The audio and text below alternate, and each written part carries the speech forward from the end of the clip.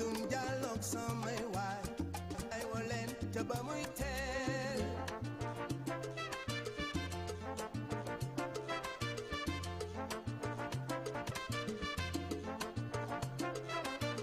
Africano que no son, es muy bueno y sabroso.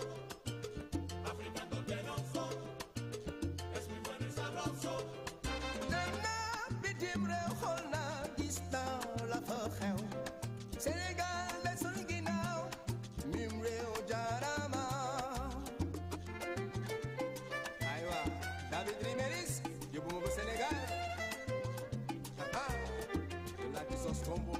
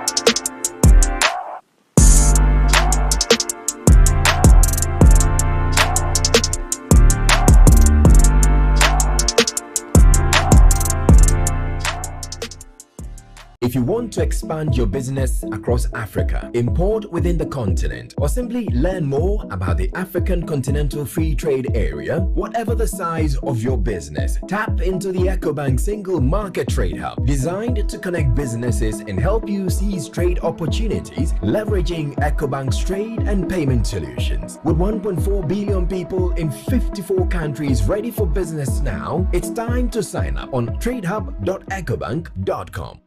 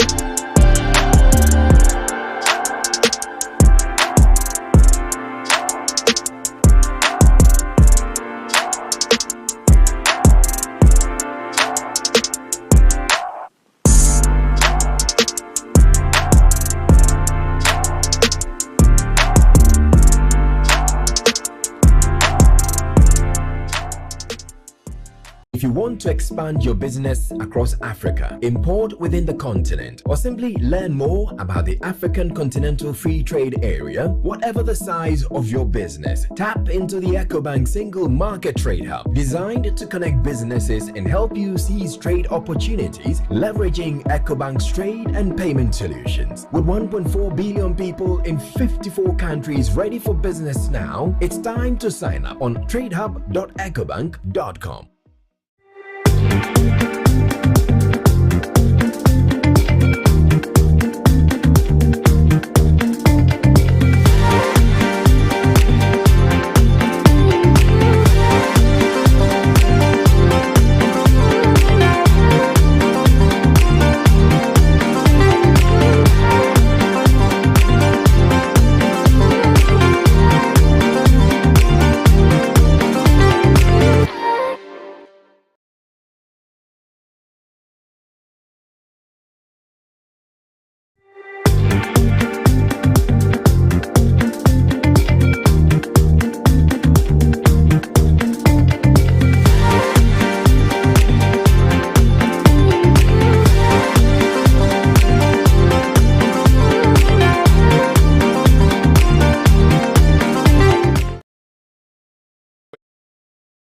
Fintech Challenge 2023. We'll give you a proper introduction to this event shortly, let you know what the mouth-watering prizes are that await our finalists. But for now, we're going live on social media, Facebook and YouTube, as we go down to the wire to find out who carries the day. So on social media, we're live. Ecobank group page, that is on YouTube and Facebook. Ecobank group page for our Anglophone viewers on social media currently. And again on YouTube, Ecobank Fintech Challenge page. Ecobank Fintech Challenge. On any of these, you can join us, connect with us as we celebrate this mammoth event. The hashtag for the event is Ecobank Fintech Challenge 2023. Hashtag Ecobank Fintech Challenge 2023. In the course of the live stream, don't forget the hashtag Ecobank Fintech Challenge 2023. We'd love to hear from you. Oui, n'hésitez pas à nous laisser des commentaires. Nous essaierons de les lire au fur et à mesure de la journée. N'hésitez pas à réagir, à nous poser des questions, à nous faire des suggestions. Merci beaucoup. So in a few minutes, we kickstart the event. Thank you. Nous allons commencer dans quelques minutes. À tout à l'heure.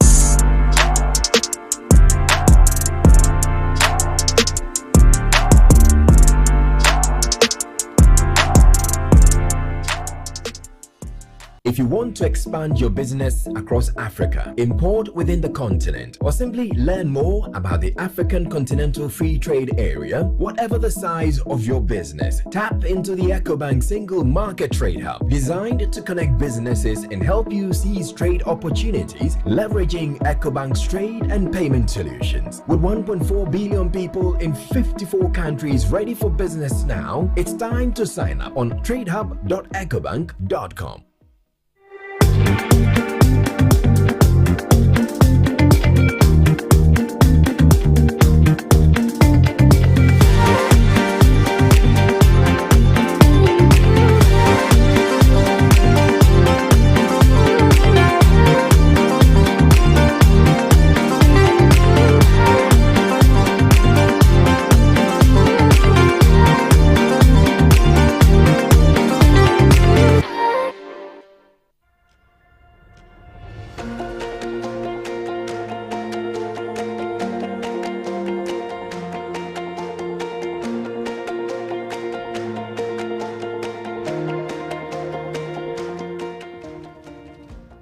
Hello, my name is Gavin Tipper. I'm the Chief Executive Officer of Arise, a company owned by Nor Finance, Nor Fund, FMO and Rabo. We take strategic minority positions in banks, non-bank financial institutions and fintechs in sub-Saharan Africa. We have a portfolio with a value in the order of $1 billion, comprising shares in 9 banks and 1 fintech. The Ecobank Challenge plays a very important role in advancing fintechs in Africa, and we're once again very pleased to be a sponsor of the challenge. Fintechs are able to complement and supplement existing banking practices. They often bring a new approach to traditional banking, providing operational efficiencies and innovative solutions to many existing challenges. Effective collaboration between banks and fintechs has the potential to create significant value, and hence our interest in and support for the sector.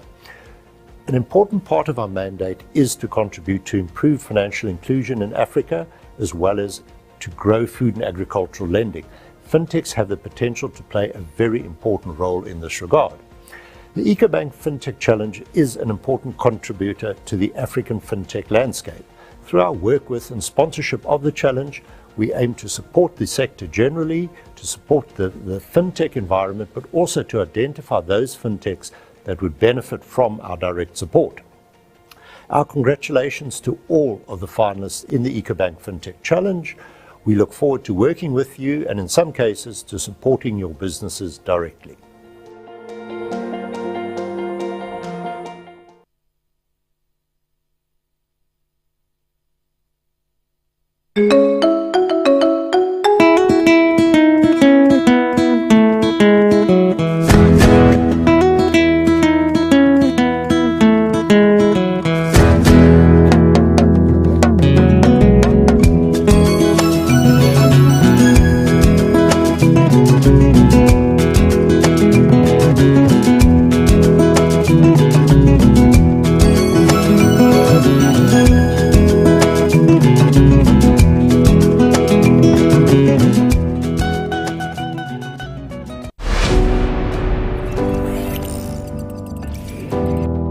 The intelligent world has arrived.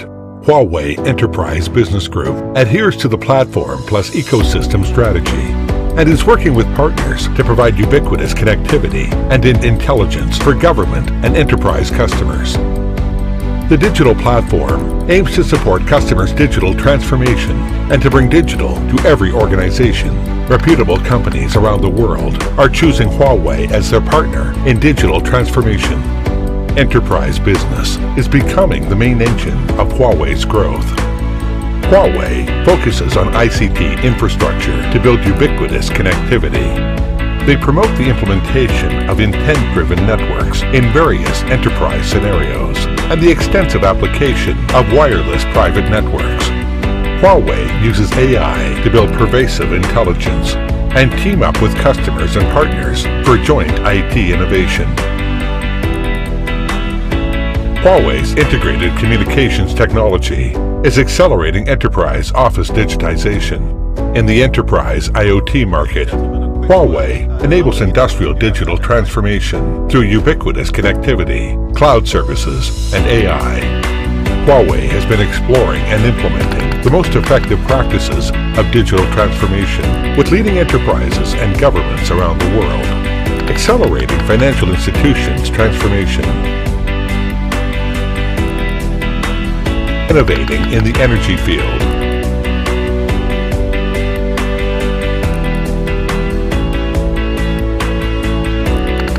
advancing transportation digitization,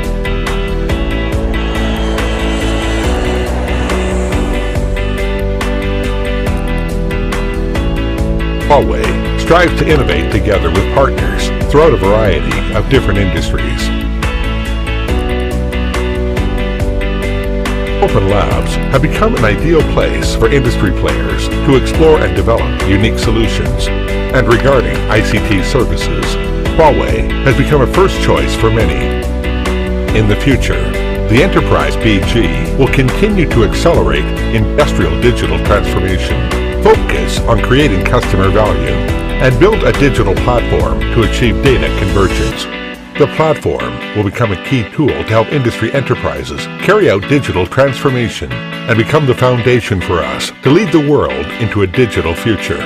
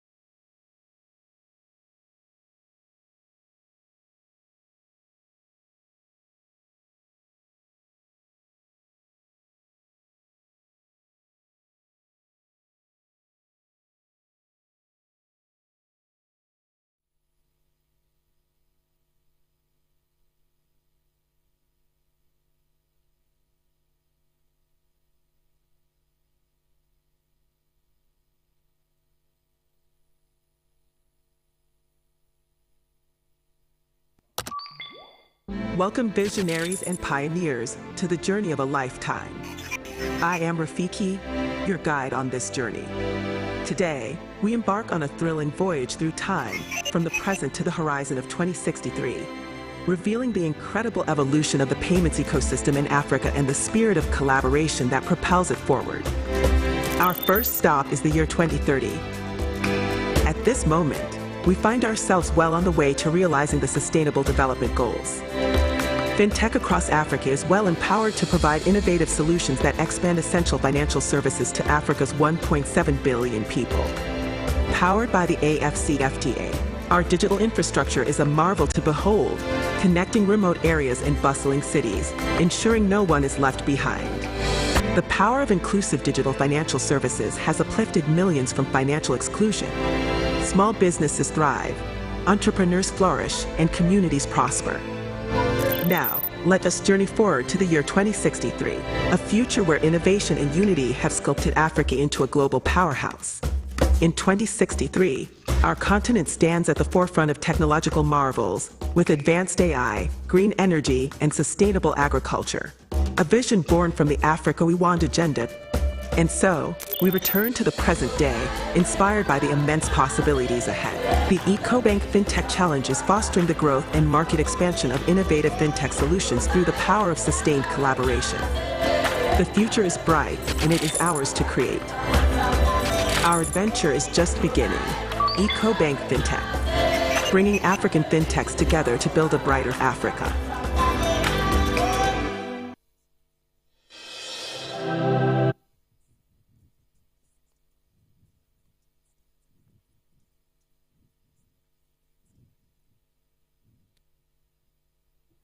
Good morning, everyone. Oh, that's not exciting at all. Good morning, everyone.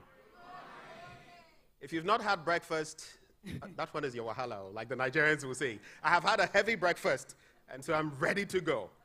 Non, mais depuis ce matin, tu parles que de ça, en fait, Benjamin, l'estomac, le ministère de l'Intérieur. Bon, on va recommencer. Bonjour tout le monde. Bonjour. Voilà, ça c'est un meilleur bonjour. Est-ce que vous allez bien? Est-ce que vous êtes en forme? Est-ce que vous avez l'estomac plein? Non, vous dites? Oh.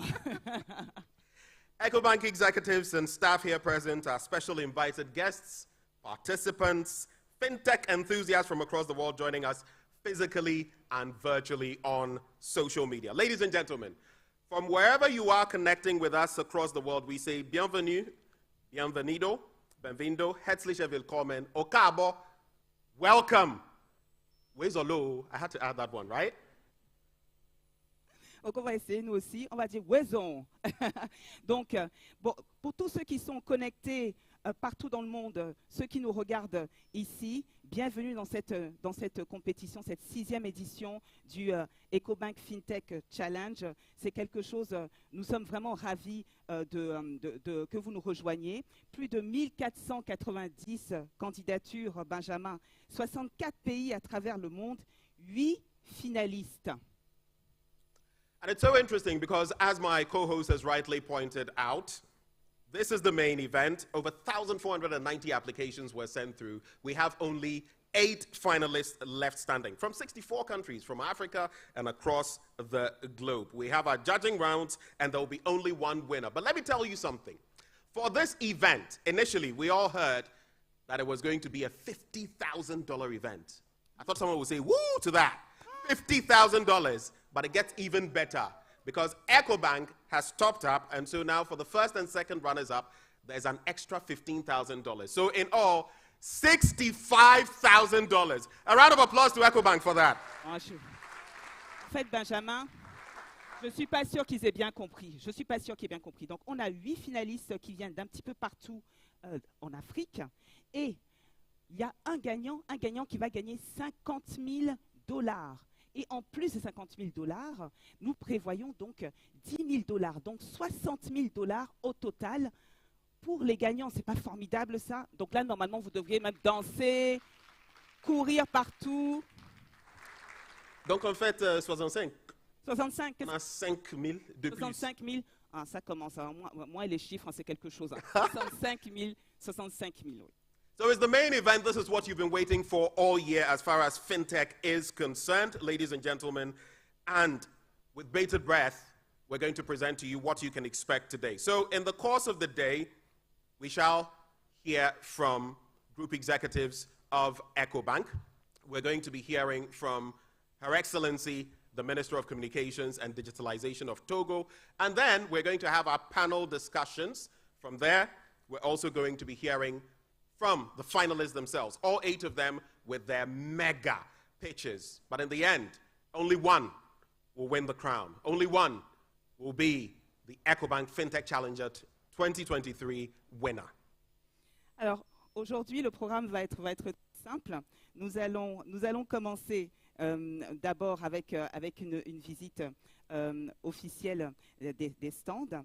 Nous allons donc recevoir notre invité d'honneur qui est Madame Sina Lawson, ministre de l'économie numérique et de la transformation digitale.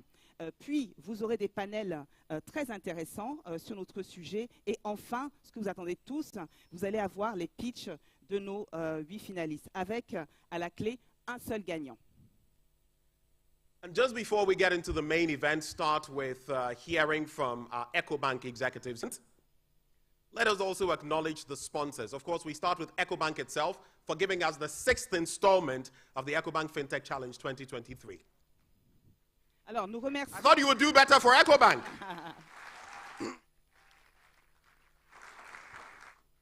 Alors, nous commençons. Angela, yes. That we forgot to do. Do you know what it is? No.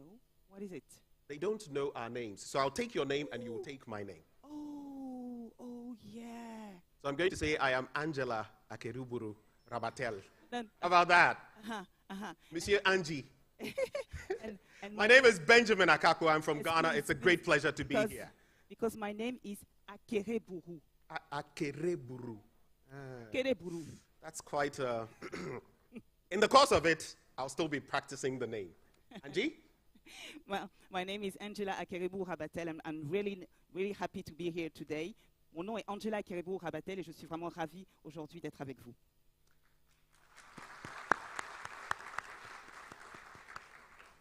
So without further ado, we're going to be waiting with bated breaths, expectant for the arrival of Her Excellency the Minister.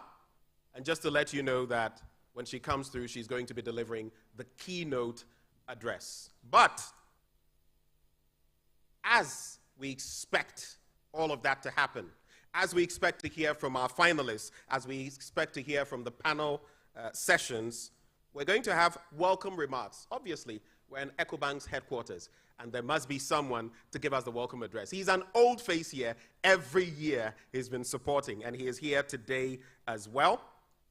He is going to deliver the welcome address. Ladies and gentlemen, let us, with a rousing round of applause, welcome the Group Executive Operations and Technology, Dr. Thomasin Fashina. Let's do it for him.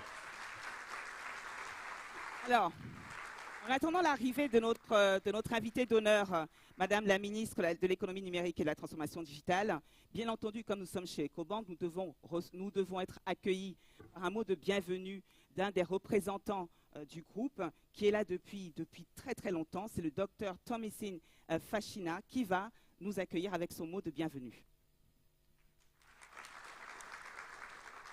Good morning, everybody.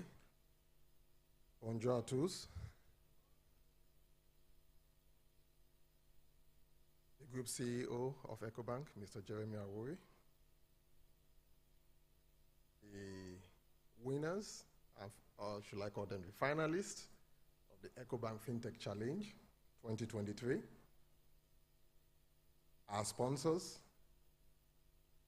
our Ecobank executives and colleagues, media representatives present, ladies and gentlemen. I'm delighted to welcome all our finalists and esteemed guests, both present and those following the grand finale virtually, to the 2023 Ecobank Fintech Challenge. This year, again, we are extremely happy and proud to welcome you all to the Pan-African Center to celebrate the best of innovation and entrepreneurship across Africa. It would not have been possible for us to be here today without the hard work and innovative mind of our 8 finalists, who emerged from an impressive pool of 1,490 fintechs drawn from 64 countries across Africa and beyond. This is a great milestone they have been able to achieve, and they all deserve a big round of applause.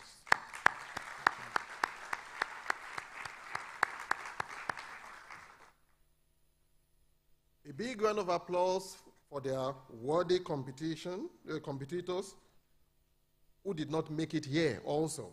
So we clap for those that the 1,481 that didn't make it here.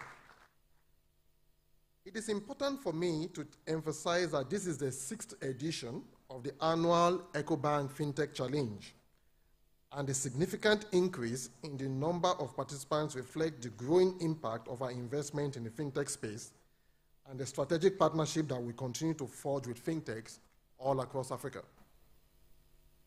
From the first edition in 2017, we've had more than 5,000 participants applying for the competition, out of which 52 finalists were inducted into our Ecobank Fintech Fellowship Program. I'm proud to inform you that this number will go up to 60 today, with the 8 finalists automatically joining the fellowship. Today, we are proud to have 12 of these fellows already partnering with Ecobank, and 10 who have successfully integrated with our API on our Pan-African sandbox. Over the years, we have seen remarkable solutions emerge from this competition. Innovations that are reshaping the way we think about banking, payments, investment, lending, and financial inclusion.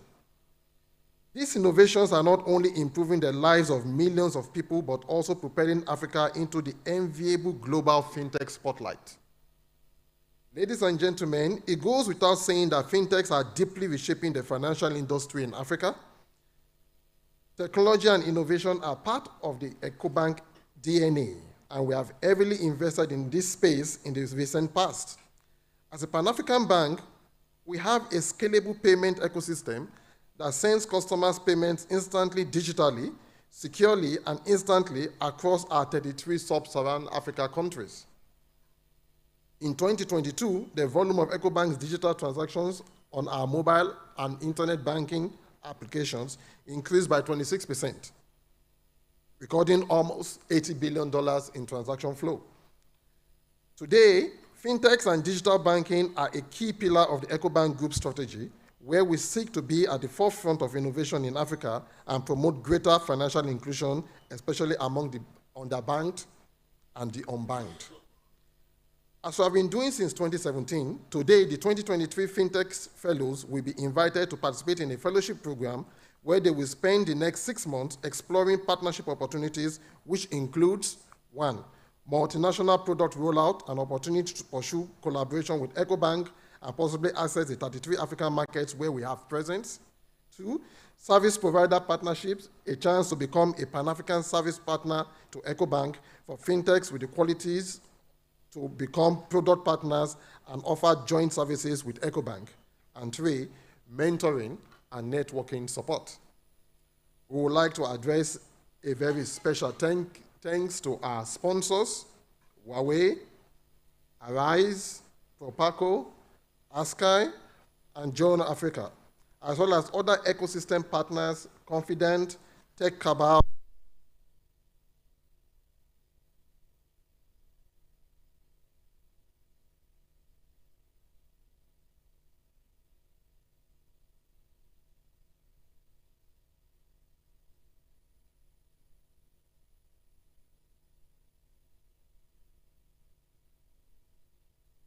Thank you very much.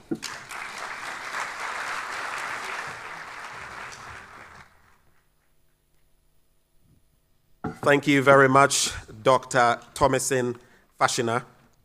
Like I told you, he's been here all the way and today as well. Et ce que je retiens, Benjamin, de ce que vient de dire le docteur Thomasin, c'est que Ecobank étant une banque ultra digitalisée, les fintech et la technologie sont vraiment le pilier de cette banque panafricaine.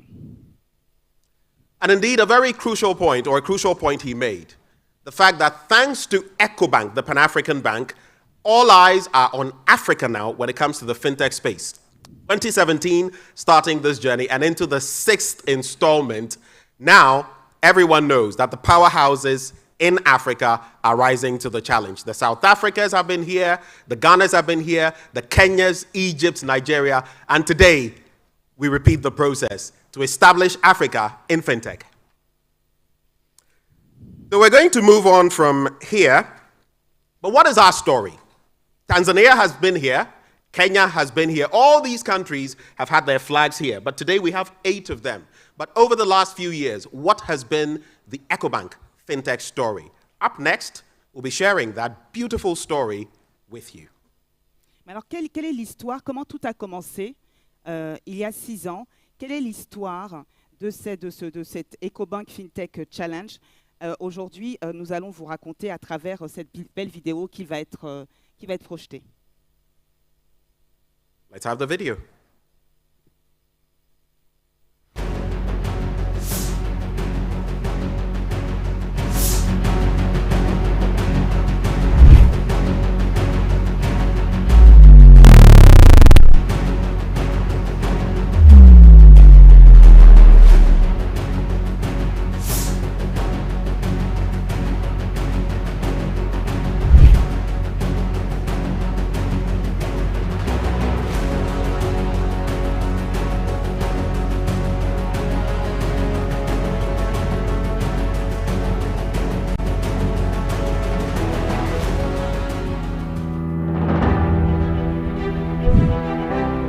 Reason we got into this is it speaks to the vision of our banking group. We want to be the bank that Africa trusts. We want to be the bank that is promoting financial inclusion across Africa and generally empowering Africans with banking services. We started working on our digital strategy at digital transformation and offering solutions to the market. And we realized that the fintechs were doing the same. And we came to the conclusion that rather than compete with the fintechs, we could partner with the fintechs such that we are able to collaborate and co-create solutions that the African can use and can afford. Thank you, Ecobank, for this challenge. It's so important to see young Africans. We Africans, we need to dream big. We need to try, and we will see that the sky will be our limit. This is an excellent opportunity, and this is also one of the unique collaborative opportunities for fintechs and also for strategic partners. The entire situation has given us an opportunity to learn the shortness of the period, the importance of the project and the competition, meeting people, and the entire time frame. It's been an interesting journey. The alternative would have been me dropping an email to someone and expecting to God that they pick up my story, or me literally coming to the door and dropping proposals. And now I've been given the opportunity to actually speak to the right people that can allow touch and pay scale across Africa. We will continue to train the finalists. We will also make sure that we give them the opportunity to get in touch with our partners, be it investors or be it accelerators. And of course, the ultimate goal is for us to come to concrete partnerships with them so that we can all bring innovation to the market and grow together. The winner is Touch and Pay! Collect your money, wake up, collect your money, I'm happy that Ecobank has given us the opportunity, believing in Africans that we can actually do it. I really appreciate you, sirs, and make sure that we together are already coming up with crazy ideas to make Africa great.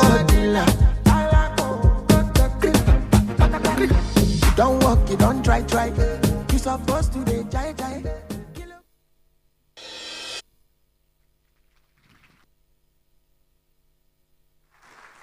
Especially the finalists should be excited by that, because that is what your future looks like for today. That is what awaits you today. Where are 8 finalists? Okay, I see them there. Are you excited already? You don't sound it, because the most excited will get the prize. So that has been our story over the last 6 installments of the Ecobank Fintech Challenge. Let me just let you know that shortly we'll have Her Excellency, our guest of honor, the Minister of Digital Economy and Transformation, with us in a bit. But before that, we love our sponsors, and we'd like to acknowledge one of our main sponsors for this event, in the person of Isaias Waldemariam Hailu. He is Chief Executive Officer of ASCAI. Alors vraiment, très intéressante cette storytelling du Ecobank Fintech Challenge. Ecobank décide d'apporter une solution au lieu de considérer le fintech comme un concurrent. Et donc aujourd'hui, c'est grâce à ça que nous avons nos 8 finalistes qui attendent impatiemment de monter on stage. Mais en attendant, comme nous aimons beaucoup nos sponsors, nous allons donc recevoir Monsieur Isaias Waldemariam Hailu, directeur général de ASCAI. Je vous en prie, accueillez-le, applaudissez-le s'il vous plaît. Thank you very much, sir. If you will do us the honors of sharing with us a few words. Please, let's welcome him. Let's give him all the motivation he needs. There he comes. Let's keep clapping. Let's keep clapping till he gets here. Clapping is good for you, yeah?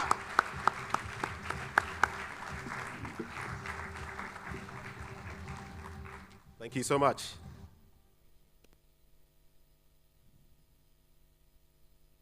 Her Excellency, Honorable Minister Lawson, Minister of Digital Economy, who is going to join us in a few minutes. Excellency, Honorable Jeremy Oweri, the Group CEO of ETI, Excellencies, representatives of the diplomatic mission, fellow sponsors like Huawei, the media partners, distinguished ladies and gentlemen, all protocols observed. Financial transaction has been as old as human history. People need to transact in little or much. That's how we live together. And in this information era and digital economy, the transaction needs to be conducted through the digital avenue. And here are so many young and motivated people who would like to enhance and innovate the way we transact in our lives. And in today's challenge, I wish all the contestants all the best under the sun. So I wish you all the success in your challenge. And the winner and the finalists will have small surprises from ASKY, the Pan-African airline. You know, the velocity, the speed on how fast money circulates is what creates value.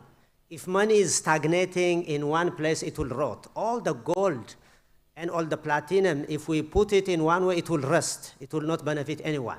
But when it keeps changing hands and circulates, that's what creates value.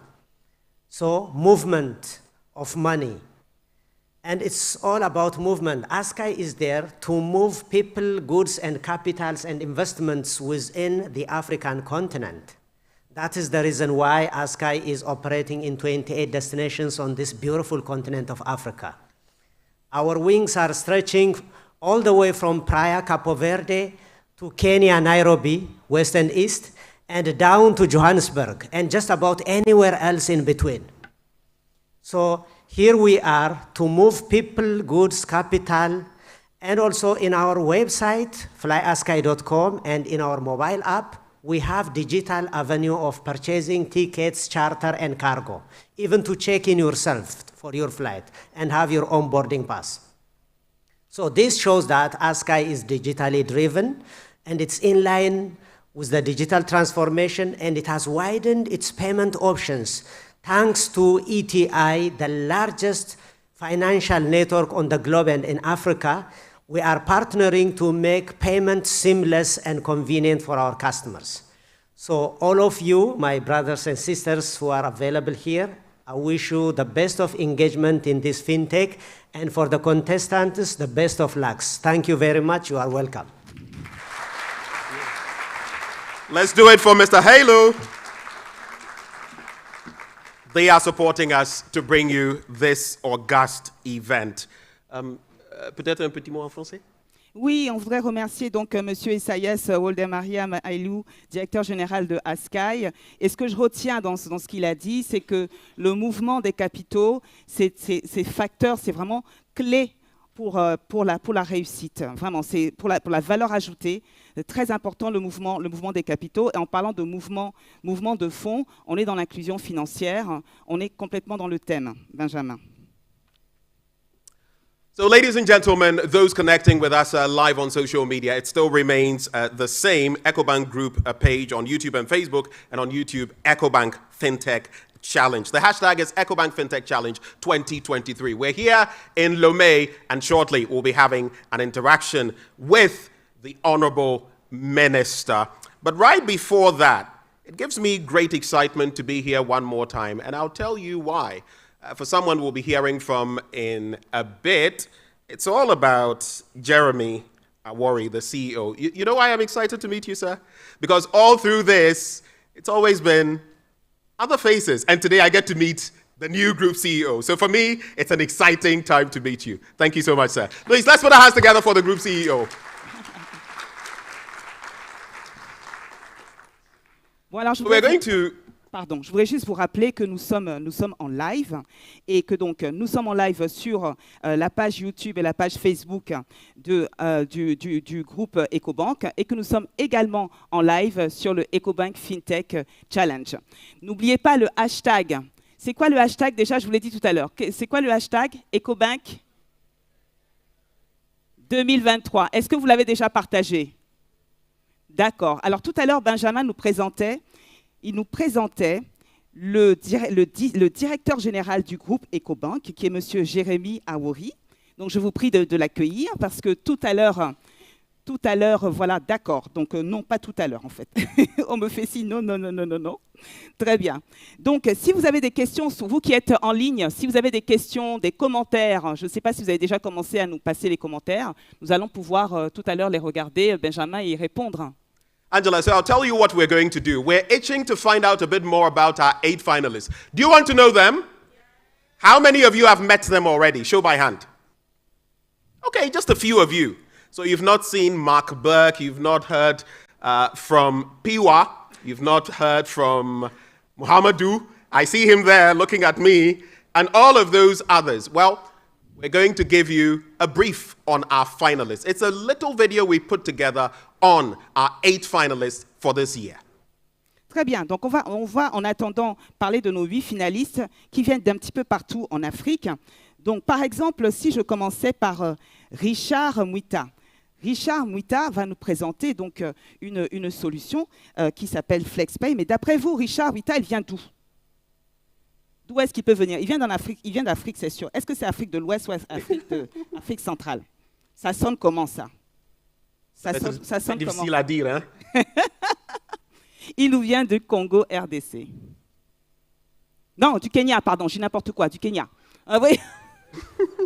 The look on his Ladies and gentlemen, it's the 6th installment of the Ecobank Fintech Challenge, and it's hotter, bigger, and better, with finalists who've made the cut carefully selected from across the globe. If you're ready, then let me introduce all 8 of them to you. We start off from East Africa's Kenya with FlexPay Technologies, led by Richard Machomba Muita. Their product, a purchase platform called Save Now, Buy Later, is bridging the affordability gap for the vast underbanked African population, while driving a global movement towards conscious consumption and enhanced financial literacy. Exciting, huh?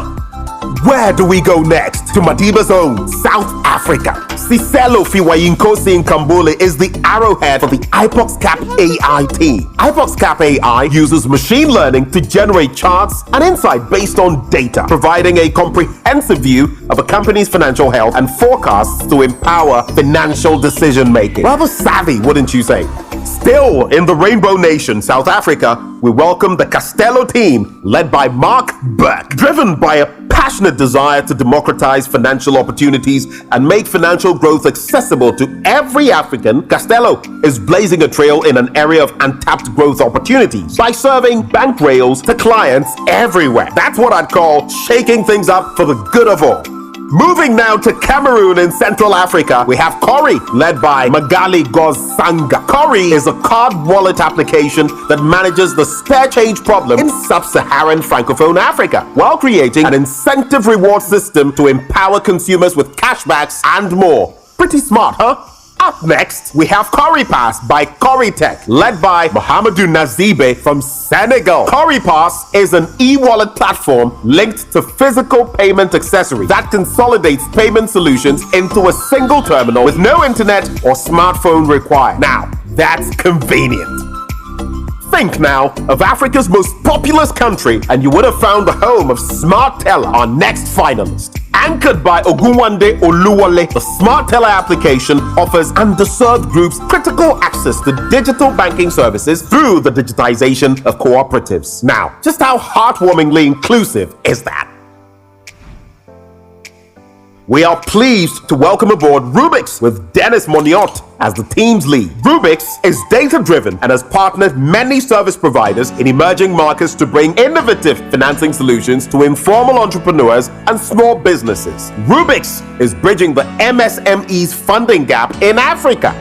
We make our last stop at the Democratic Republic of Congo with Raquel Lubo's Wolf Technologies giving us Makuta. Makuta is a simple, convenient, and secure ecosystem of mobile money, card transfers, and payment platforms across a network of merchants and mobile money operators and banks. Makuta keeps it expertly simple. And there you have it. 8 winners, but only one will be crowned the ultimate winner. Let's cross our fingers as the pitches are made and the judges decide. We wish all finalists of the Ecobank Fintech Challenge 2023 the very best of luck. Bonne chance à vous tous.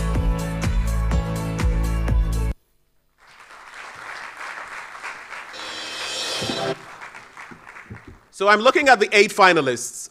Which one of you is going to win today?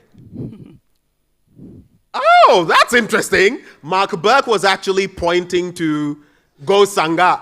That's interesting. Mais ce qui est intéressant, c'est qu'on a une femme. Si ça se trouve, Ladies first. C'est la femme qui va gagner cette année, n'est-ce pas, les femmes qui sont dans la Les femmes premières. So, ladies and gentlemen, I am very pleased to tell you that shortly, we'll be hearing from Her Excellency, the Minister, who is our guest of honor and who will be delivering the keynote address. But let's just walk you through a few of the things that we have lined up for you this morning and in the course of the day. So there are 4 panel discussions, and guess what? The first panel discussion is going to be looking at cultivating investor confidence. At such events, there are a lot of, venture capitalists and others that come through, and navigating investment landscape in the African fintech space. We're going to be contemplating that first discussion. And from there, for the second panel, Angela will take the third and the fourth. So from the second panel, we're also going to be looking at what role technologies will play in shaping the future of financial services in Africa. Very interesting. Et oui, Benjamin, nous avons beaucoup de panels aujourd'hui, mais je voudrais annoncer l'arrivée de son Excellence, Madame Sina Lawson, la ministre de l'économie numérique et de la transformation digitale du Togo. C'est notre invitée d'honneur. Est-ce que vous voulez bien l'applaudir, s'il vous plaît? Voilà, donc, sous sa direction, le Togo est devenu le premier pays de l'Afrique de l'Ouest à déployer des services 5G. Je dis bien le premier pays. Est-ce qu'on veut bien l'applaudir encore une fois, s'il vous plaît?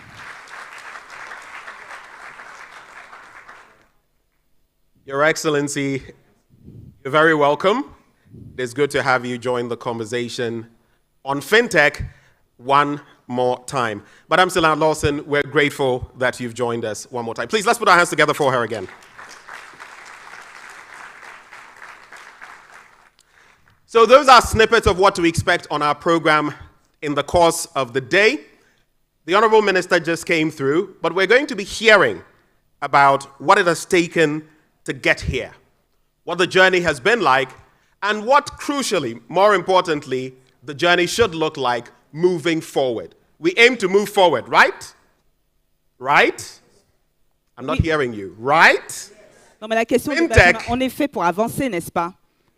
Samem. So FinTech must grow. And that is why we're now going to hear from the group CEO of Ecobank in the person of Mr.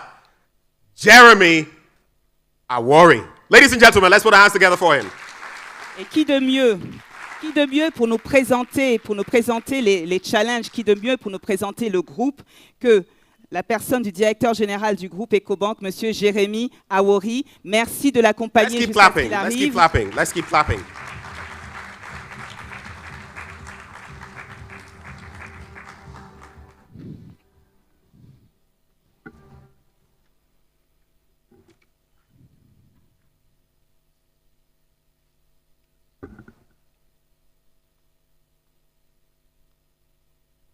Your Excellency, Madam Sina Lawson, Minister of Digital Economy Transformation in the Republic of Togo, esteemed guests, partners, sponsors, colleagues, members of the media, and most importantly, friends, a very warm welcome and good morning. It gives me real pleasure to welcome you here today to this 6th edition of the grand finale of the Ecobank Fintech Challenge 2023, which is hosted here at our Pan-African Center in Lome. I'm particularly proud also that this event coincides with Ecobank's 38th birthday, which is this week.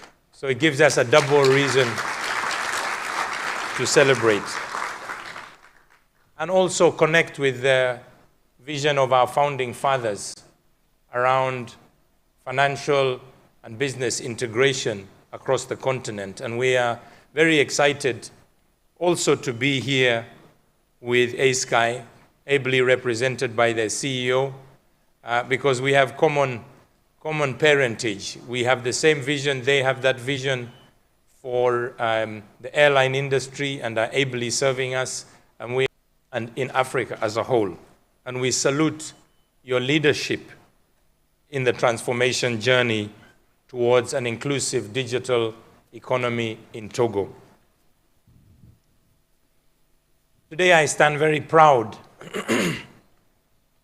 firstly as an African, but more importantly, even just as we reflect, we had almost 1,500 applications for this FinTech challenge. And it's easy to say it, 1,500, but think about it. There's 1,500 solid ideas behind that number.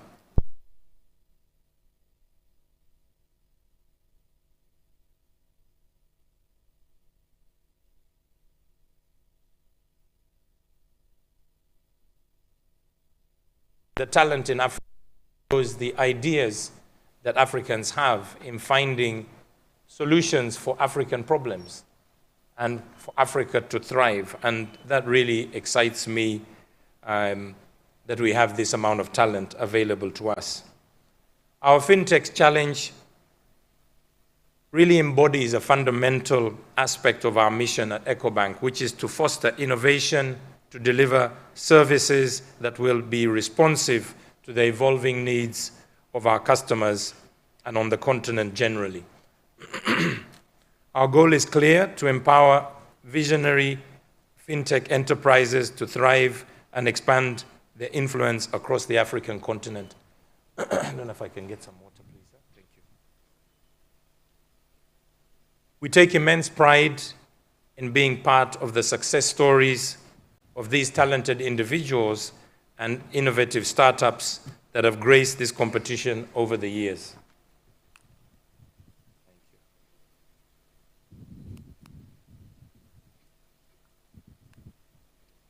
In 2022, our winner, Michael Oluwole of Touch and Pay, who is actually here with us today, has ushered in a new era of convenience for millions of Nigerians with his tap and pay solution, which seamlessly integrates with Nigeria's new Blue Line train service. We are proud to have played a role in supporting his vision. Can we put our hands together for him?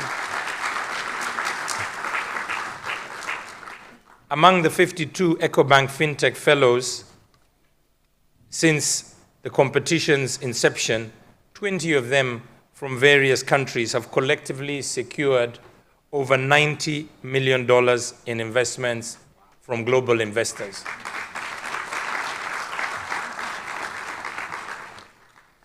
These success stories are a testament to the transformation potential of this platform.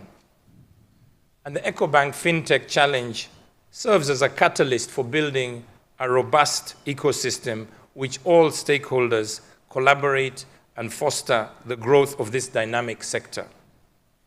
In this regard, you can be sure that our ambitions are greater than ever. Building the African tech ecosystem is critical. We are tapping into a market of over $6.5 billion of total funding, which represents an 8% increase from last year, with debt funding doubling in 2022 to $1.5 billion, a 102% increase from the previous year, to compensate a slight decline in previous equity rounds. In the meantime, in the same time, a mere 13% of total equity funding was allocated to startups founded by women, making a significant 23% decline. Closing this gender gap is one of our core priorities. That's why we are actively encouraging female entrepreneurs to take part in the Ecobank Fintech Challenge. Since the inception of this challenge, 3 women have emerged as finalists, and we have forged partnerships with 2 of them. This year, we have only 1 woman among the 8 finalists. We take pride in this fact, but we would like to see more equitable representation in future challenges.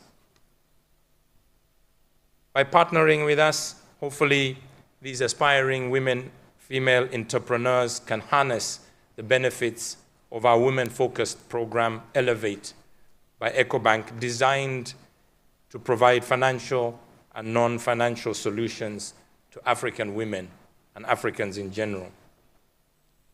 Becoming the banking partner to startups across the technological spectrum from all genders, be it fintech, or all genres, be it fintech, ags, fintechs can scale and conquer new markets, leveraging the unique opportunity of Africa continental free trade.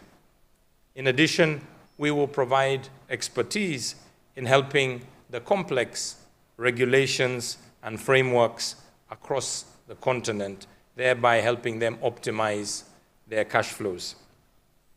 I want to take this specific opportunity here today to really thank our sponsors and our partners for not only making this event possible, but also for their significant contributions in enabling an environment for the ecosystem to thrive. At Ecobank, partnering with fintechs goes beyond banking.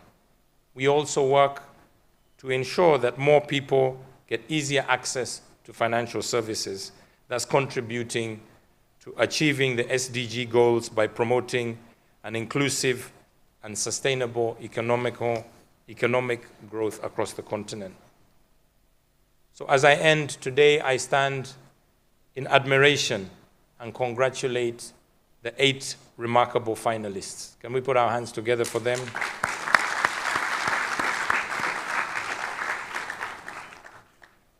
You have already demonstrated excellence and innovation, and I welcome you to the Ecobank Fintech Fellowship Program.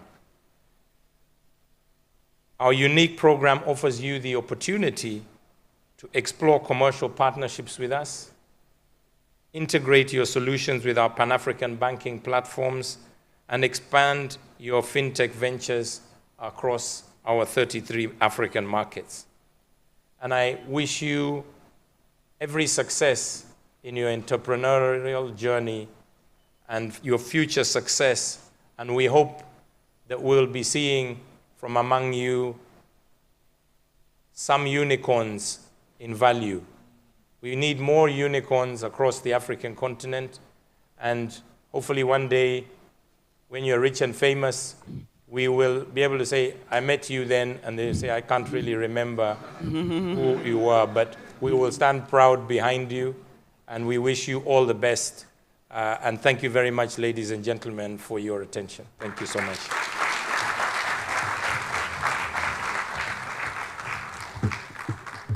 Let's do better for the group CEO, Mr. Jeremy Awori. It's interesting when he mentioned we've had over 50 of them inducted, and now 20 of them have raised about $90 million in investment. Do you realize what that means? That's your future right there. Over $90 million. Oui, et ce qu'il a dit surtout, quand vous serez riche et célèbre, vous vous souviendrez plus de nous. Mais si, il faut vous souvenir de nous. Moi, il y a un souvenir que j'ai, c'est que tout à l'heure, le directeur nous annonçait avec beaucoup d'émotion que Ecobank, le groupe, fête ses 38 ans. Et je me rappelle que petite, je me rappelle du jour où mon père est rentré à la maison et nous a annoncé que oui, la première banque panafricaine, Ecobank, était née. Et comme le disait le directeur tout à l'heure, cette banque qui apporte des solutions ne fait que continuer d'apporter des solutions depuis 38 ans. Et Fintech justement, cette compétition en est une preuve. Donc merci beaucoup, merci le groupe et bon anniversaire. Bonne célébration. I'll just say this, for whichever one of you becomes a millionaire, I only want to be your PA. So, I'm not asking for much, I just want to be your PA. We've got to one of the major, including the mega pitch, one of the major attractions of this event today. We're going to be having the keynote address. But, Your Excellency, just so you know, right after your speech, we would be grateful, and I'm alerting all of you so you are fully aware, it would be grateful if you would wait on stage for us. We'll get the finalists through together with the group CEO, Mr. Awori, for a photo op. And right after that, you'll be given a tour of their products at the booths. All right. So, ladies and gentlemen, if this were a boxing match, I would say in the blue corner. But for now, it's not a boxing match. It's that keynote address. We're going to be hearing from a very special person. If I want to talk about her The entire brochure will not be enough, so I'm going to make it very short. She is Togo's Minister of Digital Economy and Transformation. With over 20 years of experience and expertise in digital policy and regulation, she is spearheading Togo's successful transition to an inclusive digital economy. Under her leadership, Togo became the first West African country to display 5G services. And in terms of her background, academic and beyond, she is a graduate of the Harvard University's Kennedy School of Government and the Institut d'études politiques de Paris, that is what we know as Sciences Po, in 2012. Now, in 2012, actually, Forbes magazine ranked her among the 20 most powerful young women in Africa, and in 2019, she became the first African woman political figure to receive the Harvard Alumni Public Service Award. We know her. She's a fan favorite.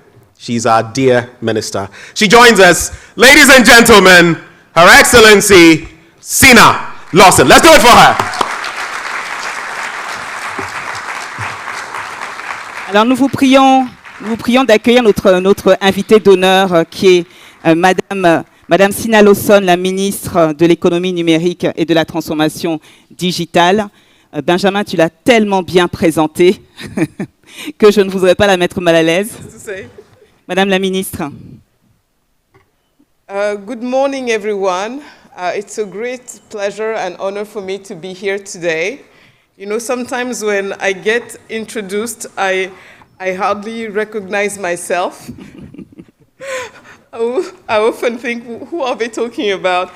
What I want to say, I'm not going to read a speech, I'm just going to talk because I think it is important to say certain things. And the reason why I was saying earlier that sometimes when I get introduced, I wonder is that when you're a minister, you're here to serve. So what really matters to me is the things that have been accomplished during my mandate. And I think that's also what matters to every one of us in this room. So it's not about me, it's not about the technology, it's really about how well we're going to be serving people. So I'm very proud to say that when I started in 2010, mobile penetration in Togo was approximately 40%, and now we're above 80 or 85%. Internet penetration was less than 5%, and we're at 85% today. Why does it matter? It matters because when we thought about, designing our digital transformation strategy, the first question we asked ourselves was, what is the purpose of digital transformation? And we came up with this idea saying, the reason why it is important to transform our countries is that our aim is to better include our citizens within the economy and society. And the best way to do so is by using digital means. So that's the purpose of digital transformation in Togo. Then we said, okay, what is it that we need to execute upon to achieve this digital transformation? We said that we needed to do 9 programs, and I'm just today going to talk about these 9 programs. The first 3 is what we call the fundamentals, what is needed, what you guys need in order to achieve your objectives, in order to feel that you're part of this digital economy. The first is connectivity. It starts there. There is no digital transformation, there is no fintech if you don't have good enough technology, connectivity. And on the continent, when you talk about connectivity, everybody focuses on mobile connectivity because that is what has worked so far. But our challenge, I think, on the continent is to move from mobile technology to embrace fiber optics, because we need to ensure that companies, startups, but companies have stable, reliable broadband at very affordable price. And in Togo, we have a strategy that we've been raising funds to execute upon, which is to deploy fiber to connect households that have already access to electricity, and this fiber would be deployed on power lines. So that's the first point that we have to say is connectivity.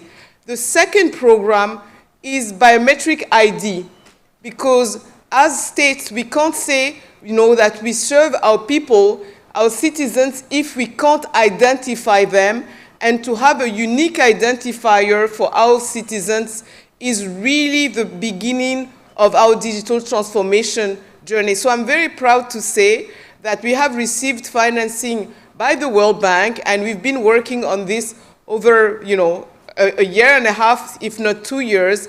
And next month, we're launching, biometric ID. We're deploying it for our citizens starting age 5, and it will be free of charge.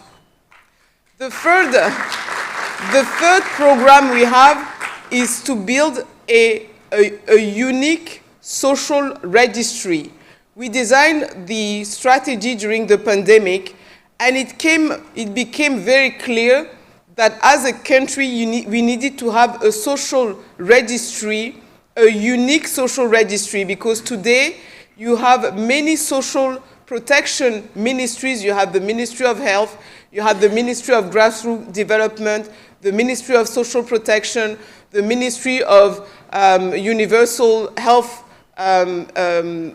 coverage, and all these ministries have social registries, and we thought that as part of our digital transformation, it was important to integrate all of them and to have a unified one, so that in case, God forbid, of a pandemic or of a crisis, we would know how to better support our citizens.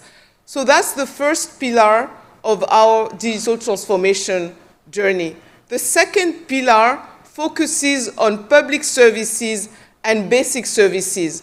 We're in Togo, West Africa, French-speaking country, and a country in which the weight of the state in the economy and society is extremely important. So when we talk about digital transformation, we need to address the digital transformation of the public sector. We said for 2 reasons. Number one, because we want to make sure that the public sector is really close to citizens. And the second reason is that it is so important within the economy that the digital transformation of Togo will be driven also by the digital transformation of the public sector. So the first program is the digital transformation of public sector. The second is of basic services. And when it comes to basic services, we're thinking of education, health, social protection. The third program is the digital transformation of payment. And here, the group CEO mentioned the unified payment interface. I think this is a great idea for Ecobank. It's a great idea for our country also. We were very inspired by what happened in India, where in the process, first, they started by digital ID. Second, they implemented the unified payment interface, and they were able, through these 2 programs, to really develop and digitize their countries. And as a continent, we need to do so, but we need to do so in a way that includes not only the banking sectors, but also mobile companies, the state, again, because of its weight and importance, and create a platform that can be helpful and engage with the fintechs. So then it is a challenge, which is how do we build that in Togo? How do we start? And knowing that Togo is also part of YMU, and so we have one central bank for 8 countries. So the challenge I have for you and everybody here is, if we were to build a UPI today, while respecting the constraint that we have as sharing a central bank with 7 other countries, how would we do it? And we are willing to really engage in this conversation and maybe with the support of Ecobank and mobile operators. So that's the second pillar. The third pillar is really that digital transformation has to support the economy. The best way to fight poverty is to increase wealth. And this pillar has 3 programs. The first is that we said we need to transform and digitize the key sectors of Togo's economy. And what are the key sectors of Togo's economy? You have agriculture, you have logistics because of our deep sea port, you have trade, including small trade because of the Nana Banks that you know the story of West Africa. You have the financial services because we house and we are the home of banks such as Ecobank. So we need to support this digital transformation. That's one. The second, and I think it is going to really encourage you guys, is that we need to support the ecosystem of startups. And so the way we want to do it in Togo is that first, I think between now and the end of this month, we are going to be adopted at the Parliament the startup law. And the startup law is going to do many things. First and foremost, it is going to provide startups with tax breaks, and I think it is important to have tax incentive. It is also going to support startups and young entrepreneurs with training programs. I think it's very important because you need these training programs, and you also need visibility. And so we have this I don't know how to call this, I think, label, but I'm not sure this is the right word in English, whereby when you are a startup that is successful or doing something, then you're recognized as such, and the public sector and other companies are encouraged to work with you, because one of the issues that you guys face is to get visibility so that we want to work with you. And one of the issues we face is that sometimes we want to work with you, but we fear that you're not strong enough, that if something happens to you, it's going to negatively impact, the public sector and so on. So we need to create a space where we can actually collaborate, because then you have a very powerful client, which is us, and you can showcase what you can do. And through this regulation, we'll be able to do so. The final program that we have is what we call valuing data. In this digital world, data is very important, and I'm not going to talk too much about it, that there's a lot of conversations around artificial intelligence. There is no artificial intelligence if there is no data. And one of the issues we have on the continent is that we didn't value data so much, and because also of our digital transformation journey, we didn't collect consistently data. So one of the programs of our digital transformation journey in Togo is really how do we value data? How do we, and moving beyond just the data privacy issue or the cybersecurity issue, what are the policies that we need to implement around data in order to be a digital economy? So this is, in a nutshell, our digital transformation strategy. And I have 2 more comments. The first one is that in executing this strategy, we want to do it in public-private partnerships, because we do understand that when it comes to service, oftentimes, the private sector is better than us at delivering services. So that's one. Number 2, one of the key things that we have to say on the continent is that execution is key. And again, that's why it is so important to work with the private sector, because they know how to execute, and we need these skills in order to go fast. So that's, in a nutshell, the digital transformation strategy I wanted to talk with you about. And I also want to congratulate all the finalists. I think it's important. It's important because oftentimes when I go on international forums or even here locally to talk, I say one of the reasons why digital transformation is so important for us within our ministry is that we think we serve a cause. I think it's very hard for young people, especially young Africans, in the world today, because every time people talk about Africa, it's to talk about the negative things or to say, oh, the poor Africans need support in order to do so on and so forth. And through digital transformation, we can, at low cost, show the world what we can do. Because nobody is going to come to support us but ourselves. And by your initiative, by the companies that you develop, by your effort, by your hard work, because it's all about hard work also, you can prove the world that you're better and you are among the best, and that you don't need anybody to pity you or to think that they can come and develop you, that you can be part of your own solution. So that's why I'm so proud of you, because you're showing not only the world but other young people that, hey, there is a way out, there is a way for us to get things done, and we're young and we carry this vision and we're executing on it. So congratulations to you. Thank you.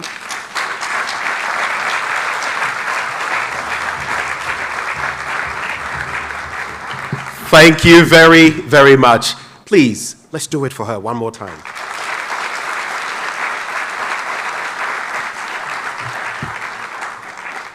Before we invite the finalists forward, Your Excellency, I just had to say this. There's something you said that really warmed my heart. Digitization, and of course in other parts of the world, that leads to digitalization. In my country, Ghana, where I'm from, we have the ECOWAS card or the Ghana card. Do you know what's interesting? When I was coming into Togo, of course, by the land route, I had actually mistakenly forgotten my passport, my Ghana card, the very thing she's talking about. That's what I used to enter Togo. And that is the power of digitization. And as we all in West Africa get these drives, integration will be better. So our applause to you for that. Please, let's put it together for her.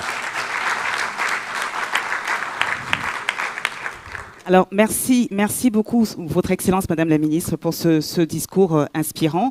Je vais essayer de résumer pour tous ceux qui sont là, mais comme mon résumé va être assez long, est-ce qu'il ne faudrait pas inviter Benjamin, pendant que je résume, inviter donc nos finalistes, inviter les personnes qui doivent faire les photos, et pendant ce temps, je résume, parce qu'il y avait beaucoup de choses très intéressantes, vraiment intéressantes. We can't wait. There's a lot that we can digest from her speech, but her time is immensely precious. She's going to be taking a look at the different packages from our finalists. So without further ado, Mr. Group CEO, Jeremy Awori, please let's welcome him aboard, as we also invite forward the 8 finalists for the Ecobank Fintech Challenge 2023. Please, let's do it for them. It's not easy. It's not easy at all. Her Excellency will join them as we take those group photographs. And let me whet your appetite. After they are done, we're going to have a stellar musical performance. You want to wait for that one. It's going to be, as we say in Ghana, buzz. It's going to be exciting. It's going to be animated. We have a gentleman on the guitar. We have another one with a fabulous voice. Ladies and gentlemen, that will be when they leave us. Mais pendant ce temps, je vais quand même, comme j'ai promis, je vais quand même vous résumer ce que nous a dit la ministre. C'était vraiment inspirant. Madame la ministre a partagé avec nous sa stratégie de transformation digitale. Parce que pour elle, pour transformer nos pays, il faut inclure nos citoyens dans les moyens digitaux. Donc, elle a parlé de 9 programmes. Le premier programme qui concerne la connectivité. Donc, vous savez qu'ici au Togo, nous avons la chance d'avoir la fibre et nous avons une connectique Internet qui fonctionne très très bien. Elle a parlé également de la digitalisation de nos papiers, donc avoir des papiers biométriques et gratuits. Elle a dit que ce serait mis en place à partir du mois prochain et que ce serait gratuit. C'est ça qui est important, c'est gratuit. Voilà. Le troisième point qu'elle a soulevé dans le programme, c'est qu'ils sont en train de travailler pour qu'il n'y ait qu'un seul dossier social pour tout le monde, parce que il y a plusieurs ministères, on a des dossiers partout, et ce serait bien qu'il n'y ait qu'un seul dossier social par personne. Le quatrième point est la digitalisation des services publics. Effectivement, vous avez remarqué que quand vous allez à la mairie ou autre, ils ne communiquent pas entre eux. Ce serait tellement plus simple que tout soit digitalisé, n'est-ce pas? Le cinquième point, les services basiques, donc éducation, santé, seront des points qui seront digitalisés aussi. Les paiements, ils sont en train de travailler sur la protection de nos paiements. Elle a parlé aussi des secteurs clés, secteurs clés au Togo, qui sont l'agriculture, la logistique et la finance, sur lesquels ils vont aussi appliquer donc ces stratégies de digitalisation. Elle a enfin parlé aussi des startups en indiquant qu'elle était très fière effectivement de nos startups. Et enfin, la valorisation de nos données. Voilà le résumé du discours de notre ministre. Thank you very much, Angela. Thank you, Your Excellency. Thank you, Group CEO. So now they're going to show Her Excellency what exactly they've been up to and what the future looks like. Ladies and gentlemen, let's put our hands together for them as they conduct her and give her the tour. And those who are going to be giving her the tour, of course, of their packages, Richard Machomba Mwita, P1 Kambule, Mark Burke, Magaligo Sanga, Mohamedou Nazib. We have Timothy Oluwale, Denis Moniot, and Rika Lubo. All 8 of them. Later, they will be right here with their pitches to show us the stuff they are made of. Oui, et tu as annoncé, alors là, les 8 finalistes vont accompagner son Excellence Madame la Ministre et le directeur général groupe d'Ecobank pour présenter leur stand. Mais tu as annoncé quelque chose d'excitant tout à l'heure. Tu as annoncé que nous aurions une performance. Nous allons avoir de la musique. Nous allons nous dégourdir les oreilles, dégourdir les jambes. Alors, nous allons recevoir qui ? Justement, je crois que vous le connaissez. Nous avons des artistes togolais. Il y a des Togolais dans la salle, n'est-ce pas? Where are the Togolese in the crowd? Les Togolais, levez la main pour être sûr. Okay, then likely you know the person who's going to be performing for us. I listened to him for the first time yesterday and I was blown away. Okay, so I'm going to put him on the spot. He says he will sing something in English and so in Ewe and French, but I'm going to push him to add something in English. Ladies and gentlemen, if you're excited as I am, of course, let's put our hands together. Shall we announce together? On va l'annoncer ensemble. La voix du Togo. Lord Carlos, accompanied by David on the guitar. Let's get ready. Let's welcome them.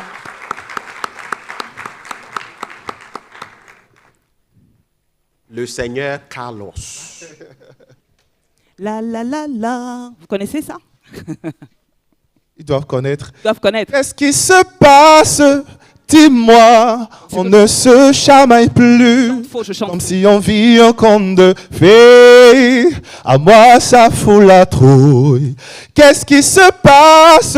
Dis-moi, d'histoire tu ne me fais plus. Comme si on vit un conte de fées. À moi, ça fout la trouille. Oh, bâtard. On applaudit. Bonjour. Donc là, on va faire une petite prestation. Je suis accompagné de David Abito, l'un des meilleurs guitaristes de la place, je vais dire de l'Afrique. On va vous faire ça acoustiquement parlant. Donc on va commencer avec santé. Vous souhaitez une bonne santé. Hein? Vous allez chanter avec moi. On va y aller comme ça. Ba-da-ba-ba-da-ba. Ba-da-ba-ba-da-ba. Moi je vais faire ba-da-ba-ba-da-ba. Vous allez faire ba-da-ba-ba-da-ba. Ba-da-ba-ba-da-ba. À vous. Ba-da-ba-ba-da-da. Encore une fois. Ba-da-ba-ba-da-ba. Ba-da-ba-ba-da-ba. Ba-da-ba-ba-da-ba. Rosa, Rosa, quand on fout le bordel, tu nettoies. Et toi, Albert, quand ton train tu ramasses les verres. Céline, Bataire, toi tu te prends des vestes au vestiaire. Arlette, arrête, toi la fête tu la passes aux toilettes. Et si on célébrait ceux qui ne célèbrent pas? Pour une fois, j'aimerais lever mon verre à ceux qui n'en ont pas. À ceux qui n'en ont pas. Ba-da-ba-ba-da-ba. Oh oh, ba-da-ba-ba-da-da. Oh, ba-da-ba-ba-da-ba. Ba-da-ba-ba-da-da. Quoi, les bonnes manières? Pourquoi je fais semblant? De toute façon, elle est payée pour le faire. Tu te prends pour ma mère? Dans 1 heure, je reviens, que ce soit propre, qu'on puisse y manger par terre. 3 heures que j'attends. Franchement, il est fabrique ou quoi? Heureusement que c'est que 2 verres. Appelle-moi ton responsable et fais vite. Elle pourrait se finir comme ça, ta carrière. Oui, célébrons ceux qui ne célèbrent pas. Encore une fois, j'aimerais lever mon verre à ceux qui n'en ont pas. À ceux qui n'en ont pas. Eh, ba-da-ba-ba-da-ba. Oh, oh, ba-da-ba-ba-da-ba. Ba-da-da-da-da, ba-ba-ba-da-da. Do-do-do, ba-da-ba-ba-da-ba. Frotter, frotter, mieux vaut ne pas si frotter, frotter. Si tu ne me connais pas, brosser, brosser. Tu pourras toujours te brosser, brosser. Si tu ne me respectes pas, oui, célébrons ceux qui ne célèbrent pas. Encore une fois, j'aimerais lever mon verre à ceux qui n'en ont pas. À ceux qui n'en ont pas. Ba-da-ba-ba-da-ba, hey! Hey, baba! Ba-da-ba-ba-da-da. Ba-da-da-da-da-da, ba-ba-ba-da-da. Ba-da-ba-ba-da-ba. Ba-da-ba-ba-da-da. Pilote d'avion ou infirmière, chauffeur de camion, hôtesse de l'air, boulanger ou marin pêcheur, envers aux champions des pires horaires, aux jeunes parents bercés par les pleurs, aux insomniaques de profession, et tous ceux qui souffrent de peine de cœur, qui n'ont pas le cœur aux célébrations. Ba-da-ba-ba-da-ba. Ba-da-da-da-da-ba-ba-da-da. Da-da-da-da-da-da-ba-ba-da-ba, hey. Oh oh, ba-da-ba-ba-da-da.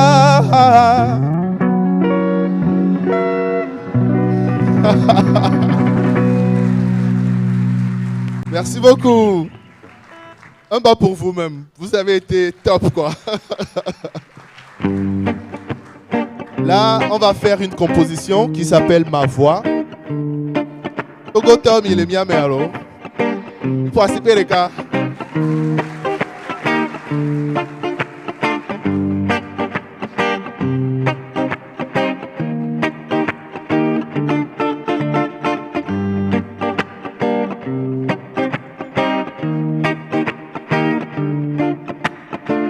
Nosiano pega meli, Yigame sube mai, mai fisi ma kwa kwechi, Didi mi la fuanchi.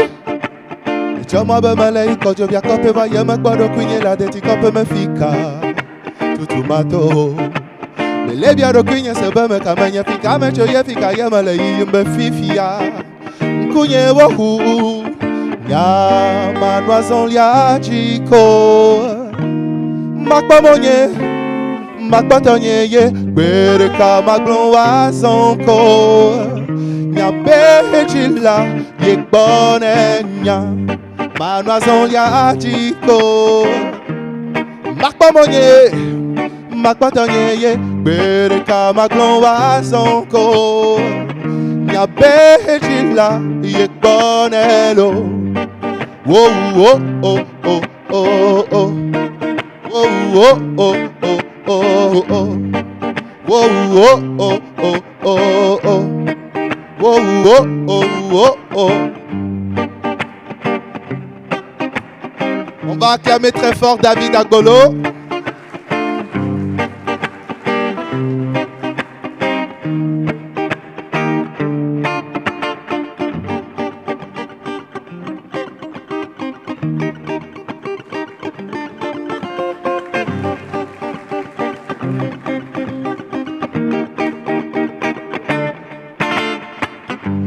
moi Gigi là.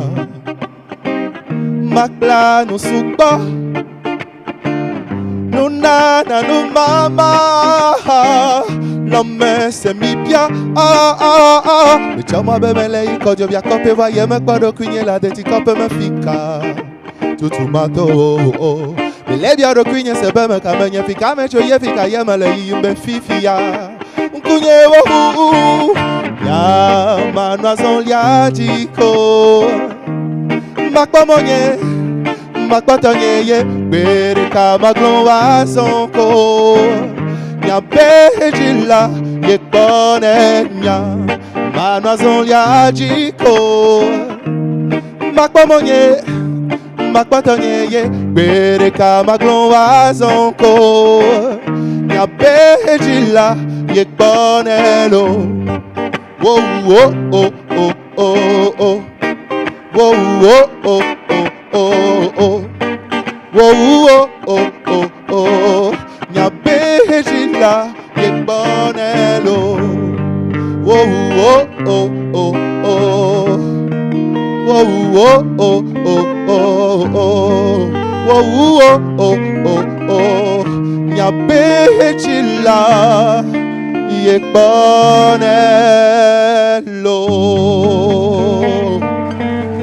Opata.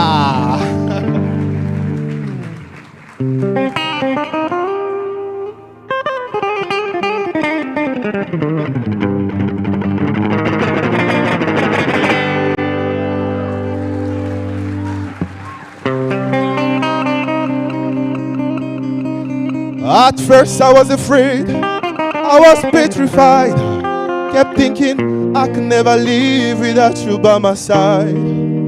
But then I spent so many nights thinking how you did me wrong. I grew strong and I learned how to get along. I saw you back from my space.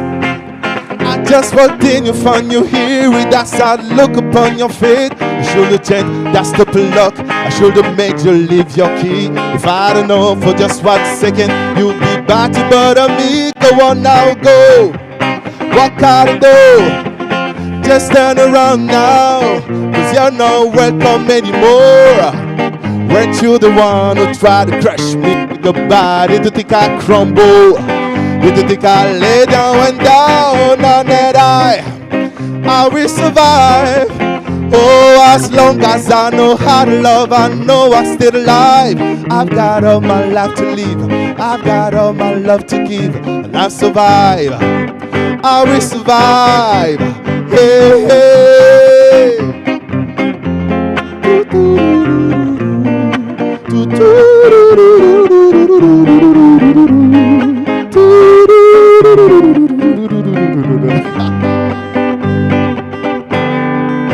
Go on now, go. Walk out the door. Just turn around now, cause you're not welcome anymore. Weren't you the one who tried to hurt me with goodbye? Did you think I crumble? Did you think I lay down and die? Oh no, that I will survive. Oh, as long as I know how to love, I know I'm still alive. I've got all my love to give, I've got all my life to live, and I survive. I will survive.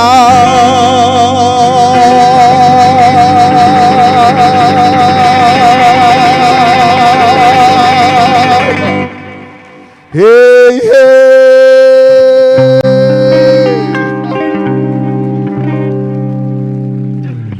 Thank you so much. Gentlemen, give it up. Lord Carlos, together with David. Did you get those tunes on the guitar? Can you do that thing again? You just took it off. Vraiment. Wow, some people are talented. C'était super, mais pourquoi vous êtes resté assis? Comment vous avez fait pour rester assis comme ça? Hein? Et justement, quand vous étiez comme ça avec vos téléphones, est-ce que vous avez bien pensé que nous sommes live et vous avez partagé le hashtag quoi déjà? Le hashtag Ecobank Fintech Challenge 2023. Merci beaucoup, Lord Carlos. C'était Lord Carlos. Merci Carlos beaucoup. Son guitariste, merci. Une seule chose, je vais dire au pata, vous allez répondre au patata. Au pata. Au patata. Merci beaucoup. As they go, I'm curious about one thing. I will not let it go. David, how long have you played the guitar? Who combien d'années? No. Venez. You are the star now. Star boy with his guitar. Rock star. Là, je suis dans mon 25 ans de carrière. Woo! 25 years. Thank you so much, David. 25 ans. Tu sais, Benjamin, tout à l'heure, j'avais pas fini quand je vous parlais de le discours inspirant de la ministre. Elle a dit quelque chose de très intéressant. Elle a dit qu'avec la transformation digitale, on pouvait montrer ce qu'on vaut au monde à bas coût. Et c'est ma petite transition parce qu'on va parler sous là, on va parler financement avec le prochain panel. Parce que le sujet du prochain panel, c'est cultiver la confiance des investisseurs et naviguer dans l'écosystème de l'investissement pour l'espace FinTech africain. Et ce panel nous sera modéré par M. Christopher Ballier-Blésiri, qui est directeur pays Togo de l'IFC International Finance Corporation. So up next, as has already been announced, we hope you are sharing your messages with us with the hashtag Ecobank Fintech Challenge 2023. But for now, we have 4 panel discussions, and we're starting with the very first one. Are you excited? Oh, you've not heard the topic yet, right? Okay, let me tell you what the topic is. Cultivating investor confidence. Crucial. Investor confidence in and navigating investment landscape in the African fintech space. So cultivating investor confidence and navigating the investment landscape in the African fintech space. And there's none other than a stalwart who joins us for this conversation. He is head Togo International Finance Corporation in the person of, are you ready? Are you ready? Are you sure? Christopher Ballier Blésiri. Let's put our hands together for him. I just found out a little secret about Christopher, but I'll keep it to my chest. Evita understands. Monsieur? Thank you, Benjamin. Thank you very much, and thank you to all of you. We will dive right into the subject, but before, I want to thank the Ecobank Group for giving me the opportunity to be in front of you today. I take a very simple message from the minister's speech a few minutes ago. She said, with the clear strategy Togo is building is really to help transform the digital ecosystem to help fintech thrive. And the other thing I have in mind is digital is a blank page for everyone on the planet. And I think it's a call for action. It's a call for you, founders. It's a call for investors. It's a call for everyone, for public players. So without further ado, I will introduce myself. So as it was being said, I'm Christopher Ballier. I'm the head of the International Finance Corporation for Togo, which is one of the largest VC investors also in emerging markets. But it's not about me today. So I will kindly introduce you to our 4 distinguished panelists. I will start by Mr. Fred Pelser, who is a Senior Investment Director at Arise. Fred, please, with a round of applause, please.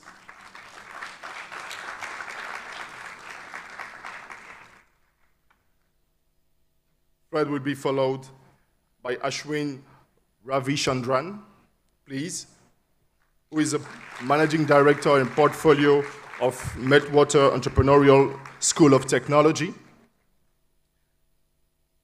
Ashwin will be followed by Mustafa Ibrahim Maloum, who is the Deputy Regional Director of Proparco for West Africa. And we will finish by our friend, Eden Majamagbo, who is the CEO and founder of Semoa. He's over there, thank you. I don't feel you. I don't feel you. Thank you. Thank you for your... Thank you very much. I will give a very brief, I'll try, introductory speech just to set the stage, and we will just dive into the subject right after.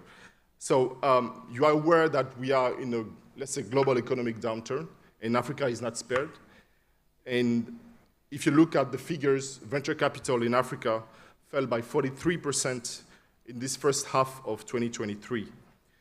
And if you look at the 4 top investment destinations in Africa, which are Egypt, Nigeria, Kenya, and South Africa, funding to tech firms in Egypt, for example, registered a 25% decrease this first half of the year. In Nigeria, it fell by 77%, from where it came from of $4 billion, around $2 billion mobilized last year.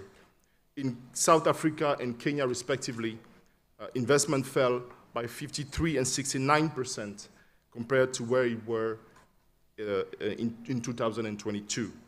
So I give you these numbers because they are ultimately questioning how we can cultivate investors' confidence in this global meltdown. And we ask also this question of how African fintech companies can navigate in this complex landscape to drive more of life-changing opportunities. Ladies and gentlemen, esteemed panelists, and distinguished audience members, a warm welcome to you to this insightful discussion. Today we are gathered here to delve into the exciting world of the fintech in Africa, where innovation and technology are transforming the financial landscape and creating new opportunities for growth and development. As we embark on this journey together, I want you to imagine a small business owner in a remote village here in Togo who for the first time gains access to financial services through a mobile banking application. And this simple innovation not only transforms a life, a business, but also empowers her to build a better future for her family. And I think this is what fintech is about. So without further ado, let us dive into this enriching discussion and explore strategies and insights and best practices and cultivate investor confidence with our panelists. Thank you very much.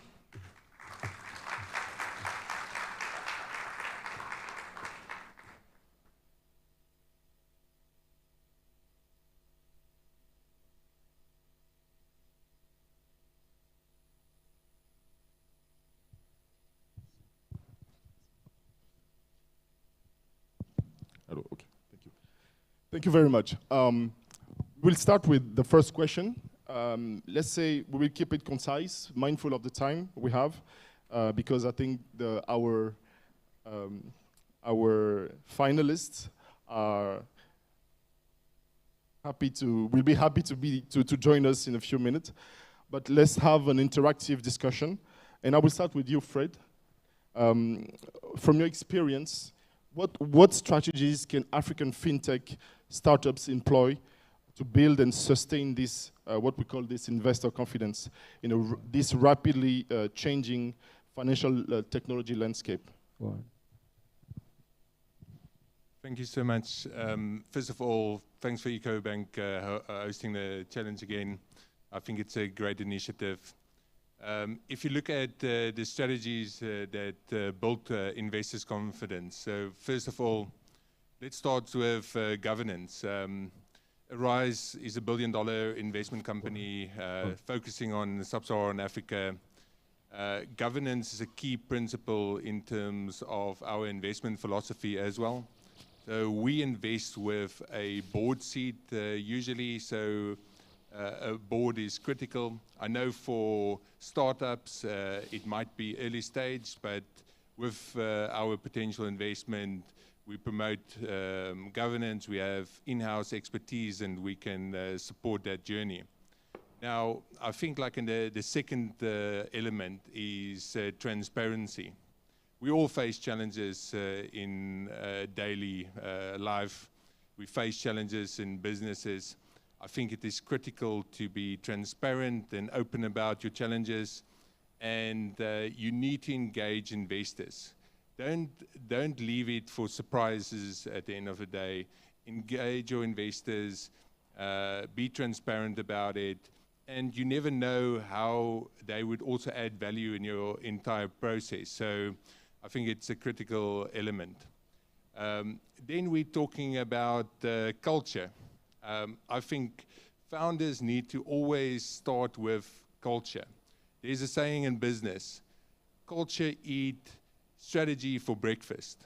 And the reason for that is that every person or every member of your team, and they need to live the values of the organization, and culture is the key at the heart of it.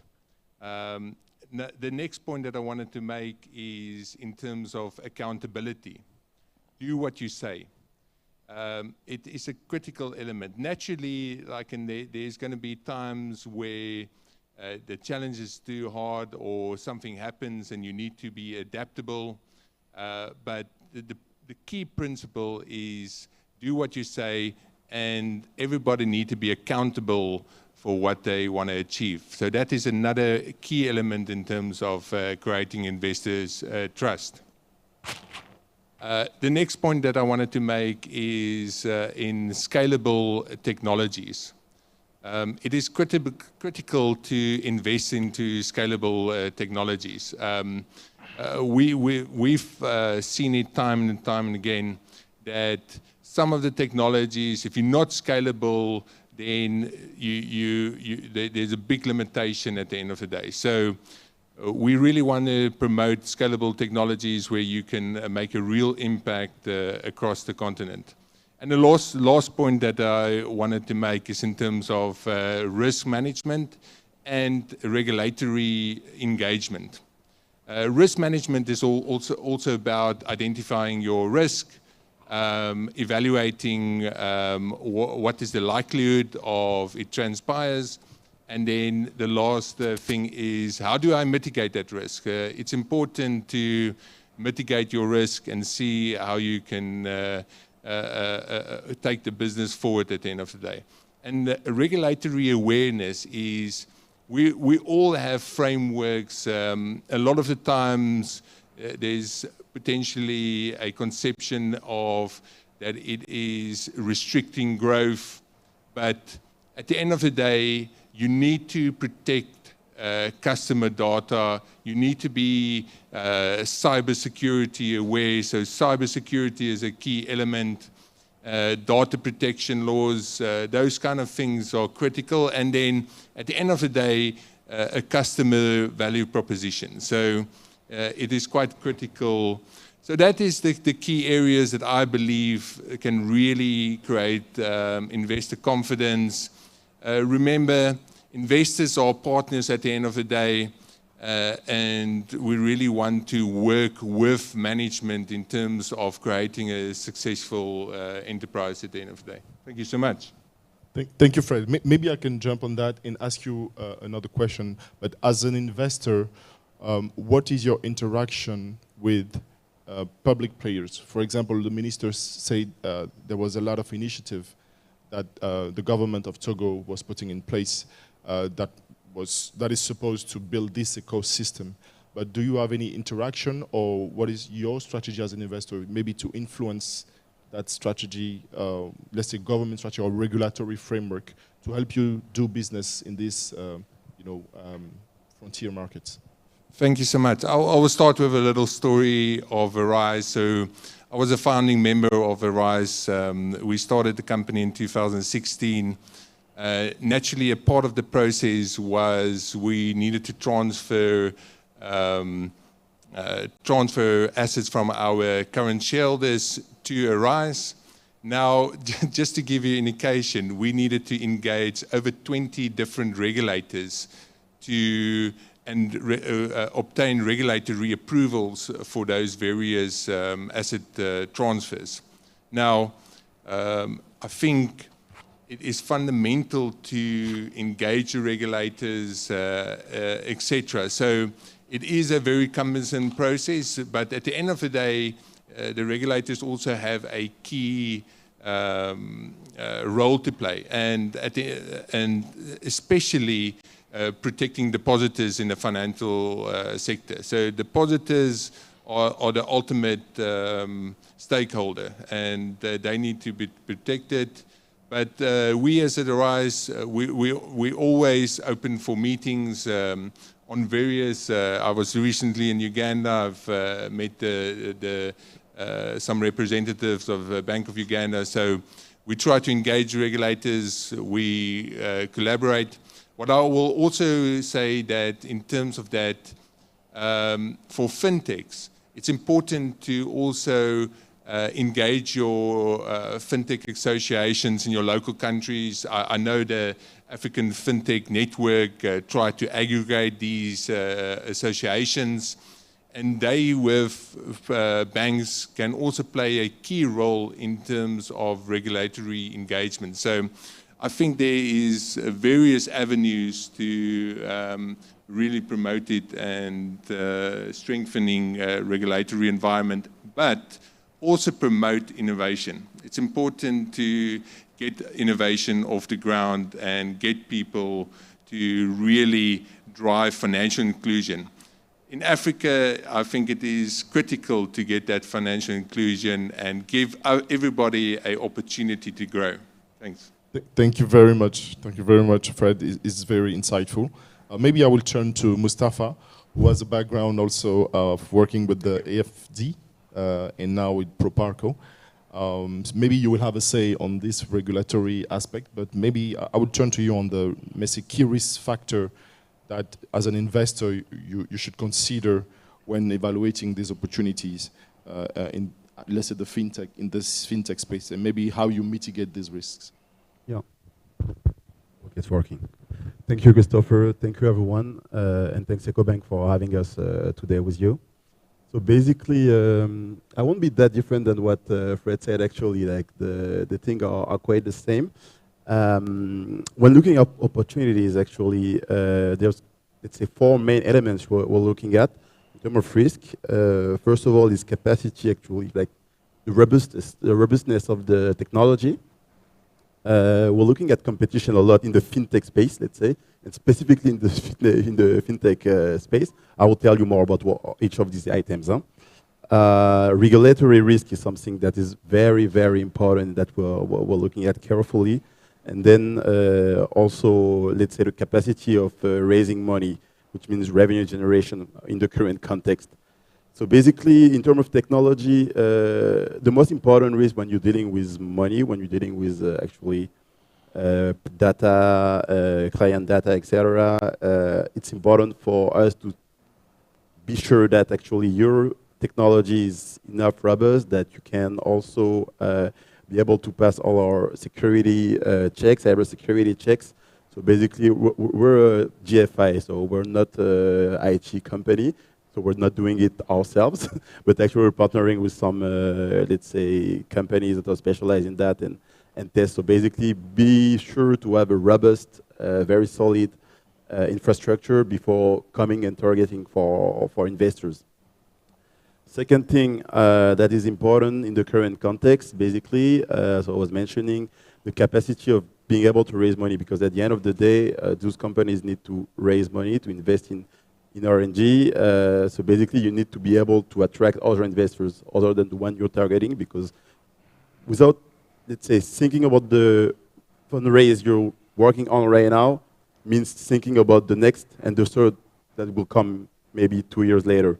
So basically, this is in the current context where we're not anymore in the context of 2 years later or 3 years back where money was cheap.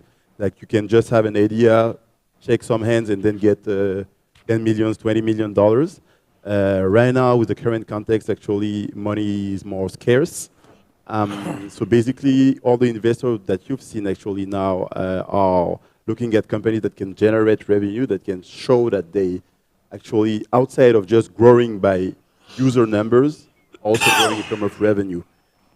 So basically, it is something very important, checking at your business model, see if you can also grow in terms of PBT, even without growing that much your customer base. Fintech competition, that's a major topic actually. There's so much fintechs in the industry, in Africa overall. And a lot of them are doing the same thing, actually. So we believe that some days, and maybe soon, there will be a concentration within the sector. So basically, we need to, and you guys need to show investors how different is your solution, what do you bring actually, what is new compared to the other.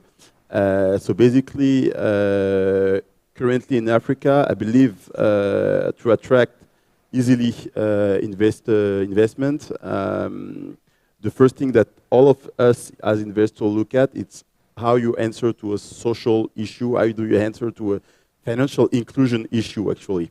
So basically, that's the key element that you need to look at. And finally, I was mentioning regulatory risk. Yeah. On this one, that is the importance of what we're doing today, actually, all today, having Ecobank, being one of the largest, actually, Pan-African bank in terms of implementation, actually partnering with fintechs, trying to, let's say, join forces in order to serve the financial inclusion issues in the continent and payment, etc. Being a fintech means actually being able to face all the regulatory constraints you can have. Actually, acting in the financing system means dealing with the regulator. And all the bankers that are in the room, I was seeing some people from Ecobank, knows that dealing with regulators in the banking system actually is very, very tough. So basically, partnering with FI is very important for us, seeing that you guys are able to pass through the FI's checks, or the bank's checks, which means that basically you're able, in terms of KYC, in terms of cybersecurity, I was mentioning before, etc. So basically, that's what we're looking at. Thank you very much. And from your point, I cross-checked with what Fred also said. You spoke about the need to differentiate yourself, the need to understand your ecosystem and the regulation, the need of partnerships with financial institutions, and also the robustness of technology. And this is very, very important. I think it's a good segue to Ashwin. Maybe Ashwin, thank you for being with us, because you have a very great experience in Ghana, which is a very exciting market. Maybe also from your perspective, given the global context today, what are investment trends in sectors within the African fintech that are, let's say, most promising? Sure. Yeah, good morning, everyone. Thanks for having me here. My name is Ashwin. I represent MEST, which is probably one of the early stage venture capital firms across Africa. We typically invest anywhere between $25,000 to $200,000, and we're typically the first check in any business. So we understand a lot of, I think, what Fred was saying around regulations, a lot, I think, what Mustafa was saying around impact and social inclusion. So I've been on the continent since 2015, and I think there is somewhat of a divergent trend. And I'm glad the minister today mentioned India, because I think India is a very good example. Obviously, comparing one country to a continent with 54 countries is unfair, but there is a large bit of similarity available today on the African continent. I think when venture capital started in Africa, it was about 2013. The easiest place for fintech venture capital to work in or to scale was the B2B market. Why is that regulation was pretty straightforward. You could work with banks. Every person today in Africa is considered to be a business too. So there is social and financial inclusion and impact as well, right? Now, what we started seeing that after a point was, and that's also there's a reason of there's such a large fintech adoption on the continent, is because everyone really wants to start focusing on these businesses, right? Really wants to focus on providing impact, working with either the multinational operators when it comes to telcos or financial institutions such as banks. What we've been observing at MES, I think, since COVID, and I think we all need to really respect COVID and I think appreciate also the amount of digitization it provided to the continent. I think it disrupted pretty much any sort of early stage innovation, really pushed forward to a large extent of reaching the consumer. So at MEST now, what we truly believe is that there's, I think, three really interesting trends coming out in the fintech space. The first space which we really think, again, with low regulation and high social impact is the embedded finance space. So Mustafa recently joined, I think, one of our investments called Complete Farmer, right? And one of the pitches which Complete Farmer made was the fact that they've been an agricultural tech company for the last 6 years, but now are looking at embedded finance to financially include farmers into the pyramid as well, right? So that's very, very attractive today. Because again, low regulation, high social impact. You already are an existing business, you're able to go out, and you're able to get more and more businesses, and you're able to get more and more individuals involved in the business as well. The second thing which we're really starting to see right now on the continent is the rise of regulation as a service when it comes to fintech. If you look at Nigeria today, banking as a service seems to be a very popular thing. I'm not sure if you guys have been following the recent news of a company called MTech, which is basically providing sandbox access to about, I think, 4 or 5 government interfaces today. And for us as investors, that's very exciting. Because then what they've done is they've taken Fred's equation of regulation, they've taken a lot of what Mustafa is saying around trend management to actually build upon a safe and secure manner. Whether that will give you a lot of access to go to market, we don't know yet, right? But at least as an entrepreneur, you're not thinking about which license do I need to apply, like which sort of deposit taking I need to look at, right? The final trend which we really think is going to start, and this is also coming off, I think, a lot of what I think the minister said today in the morning regarding UPI, which is the Unified Payment Interface in India, right? There is going to now be a large, I think, trend now moving towards the B2C and B2B2C in the fintech space. It is time right now for us to start looking at individual citizens of the continent, individual people on the continent, and actually seeing the sort of value we can provide to them. There's a reason why mobile money and Safaricom today are really successful. They solve a very singular pain point of the consumer, right? They're able to push that needle forward, people are able to come in, people are able to put money, and thereby you can also start looking at that. So right now, the first thing which we're looking at in the B2C space is obviously electronic money issuing, which means wallets, working with the banks. Again, it's a little regulatory, I think, hardship, but if you do overcome it, that's also really exciting. So I think in general, looking at 3 different trends right now in the market, really trying to see what sort of, I think, disruption it can bring to the continent. That's amazing. I think you touched on a very interesting point, and what I also get from what you say is, integration, having solution that can be between, let's say, governments, fintechs, and end users at the end of the day, because that's what it is about, finding solutions to maybe farmers or women businesses, and that's incredible. And I think you also spoke about, the need to have like sort of digital platforms, where you have integrated services with payment services, where public and private players can connect and offer solutions. That's amazing. I will come back to you, and I think this is also a good transition to Edem, because Edem is one of the founder of a fintech which provides, let's say, very innovative solutions, and has maybe all of what has been said in terms of regulatory, who faced sort of different problems in terms of regulatory issues, integration with financial institutions, capacity of generating revenues, robustness of technology, competition, everything. So, from your perspective, Edem,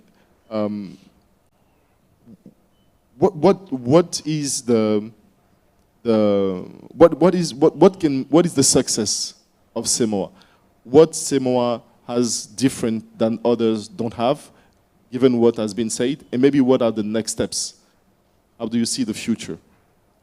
Okay, thank you very much. Hello everyone, I'm Edem, so from Semoa. Just to talk to you about Semoa a couple of seconds. We are Pan-African Fintech. We are based here in Lome, and we are really focused on creating solutions for financial institutions. And that's make us take a position of what we call fintech for banks. So we exist since 2016 now, 8 years. We had several opportunities to die, but we refused to, by adapting and by shifting our position. And one of the things that Ashwin said a couple of minutes ago is the main point. Well, when we started our journey, we were incubated in what they call Village Innovation by Crédit Agricole in Nantes. I had the chance to spend 2 years over there, and we were trained to pitch people in order to raise money. That was the national sport in France in 2016, 2017. But the main project that we had is to develop fintech in Africa. And it meets a lot of difficulties in order to raise funds, in order to develop what we need to develop.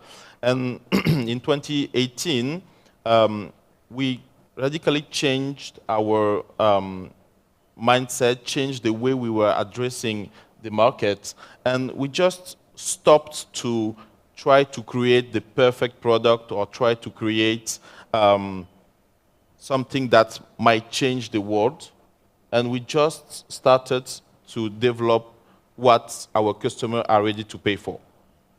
So the strategy was to develop the activity, to develop our activity on the turnover. And what we did, in the introduction, you said, okay, guys, you have almost everything we are talking about, but we still not have investors. So what's going wrong? And there is something going wrong in Francophone Africa because this week there was a DeFi summit in Accra, and 2 of our collaborators were there, and people in Ghana was just surprised to see such a fintech having such solutions like WhatsApp banking, addressing straightforward the challenge of financial inclusion. So Anglophone countries are still looking at Francophone countries like being, how can I say, backwards. And this needs to change. And one of the things that the Minister of Digital said this morning is that we need to show our capability of achievement, because we achieved to create a 30-people company based on essentially partnership with banks. Today, we have 15 banks as customers at CEMOA. And our first investor at CEMOA, it's a bank not having even 1 share in our cap table because of our position of development on turnover. So it's a very important thing because, yes, it's matches what Mustafa said before, like having the bank checking all the compliance needs, checking the security and those kind of things. Okay, but by the end of the day, we are still looking today at €1 million in order to develop in whole Africa, and it's still a challenge because first will tell us, okay, the amount is too small, other will say, oh, the amount is too big, and we are still between 2 chairs and just jumping, and okay, fine, that's the market, that's maybe not fair, but we still continue on our way, and well, we still maintain the fight. I believe the solution is coming. And I think this kind of audience is the right, let's say, stage to have this kind of solution. And maybe I will turn to Fred and Ashwin, since they are let's say, the typical investors people are looking at in the sense. So we spoke about investors' confidence, but I think one of the major issue we see in Africa is local investors. You know, how do we pull African money investing in African solutions? And since you are both large investors on the continent, maybe you have a view on that, and maybe a solution for Eden, who is looking for €1 million.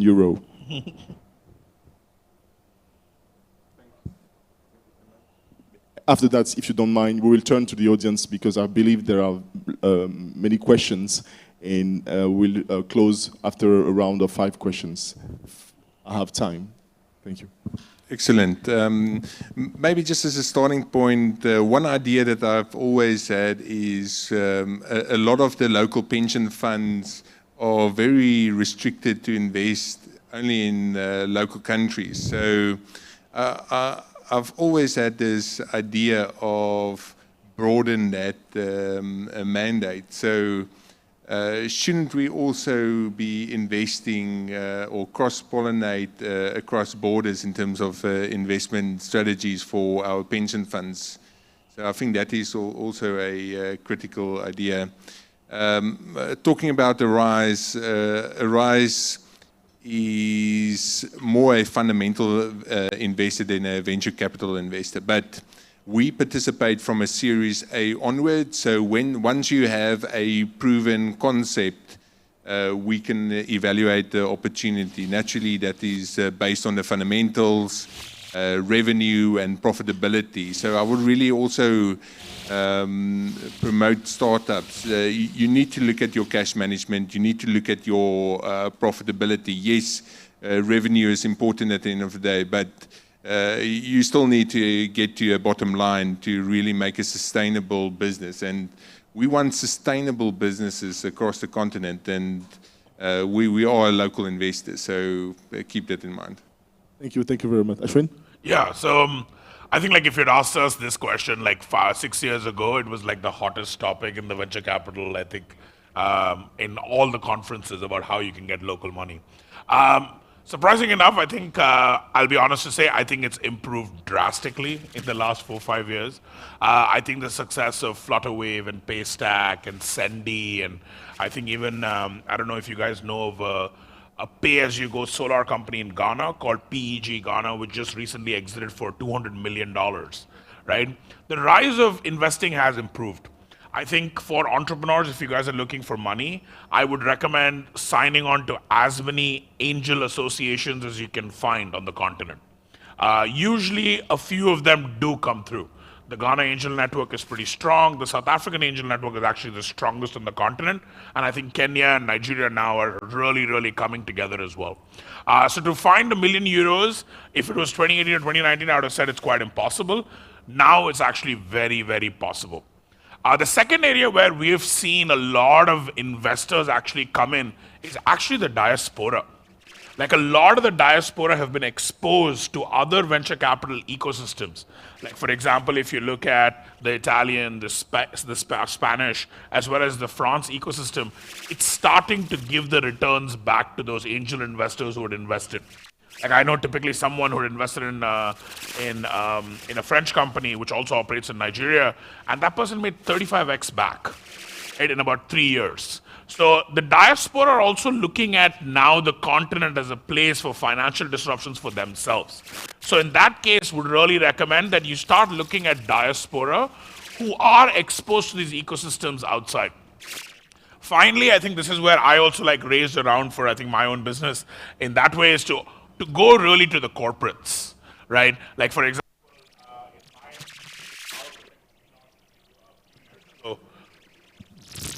hello? Yeah, so in our fintech, which we launched a few years ago, we actually have banking executives who are part of our cap table, right? They bring me the necessary experience, they bring me the necessary insight, the necessary risk, so that now when I go talk to a bank, I'm able to understand what is the best conversation the bank wants to have and not waste the bank's time as well.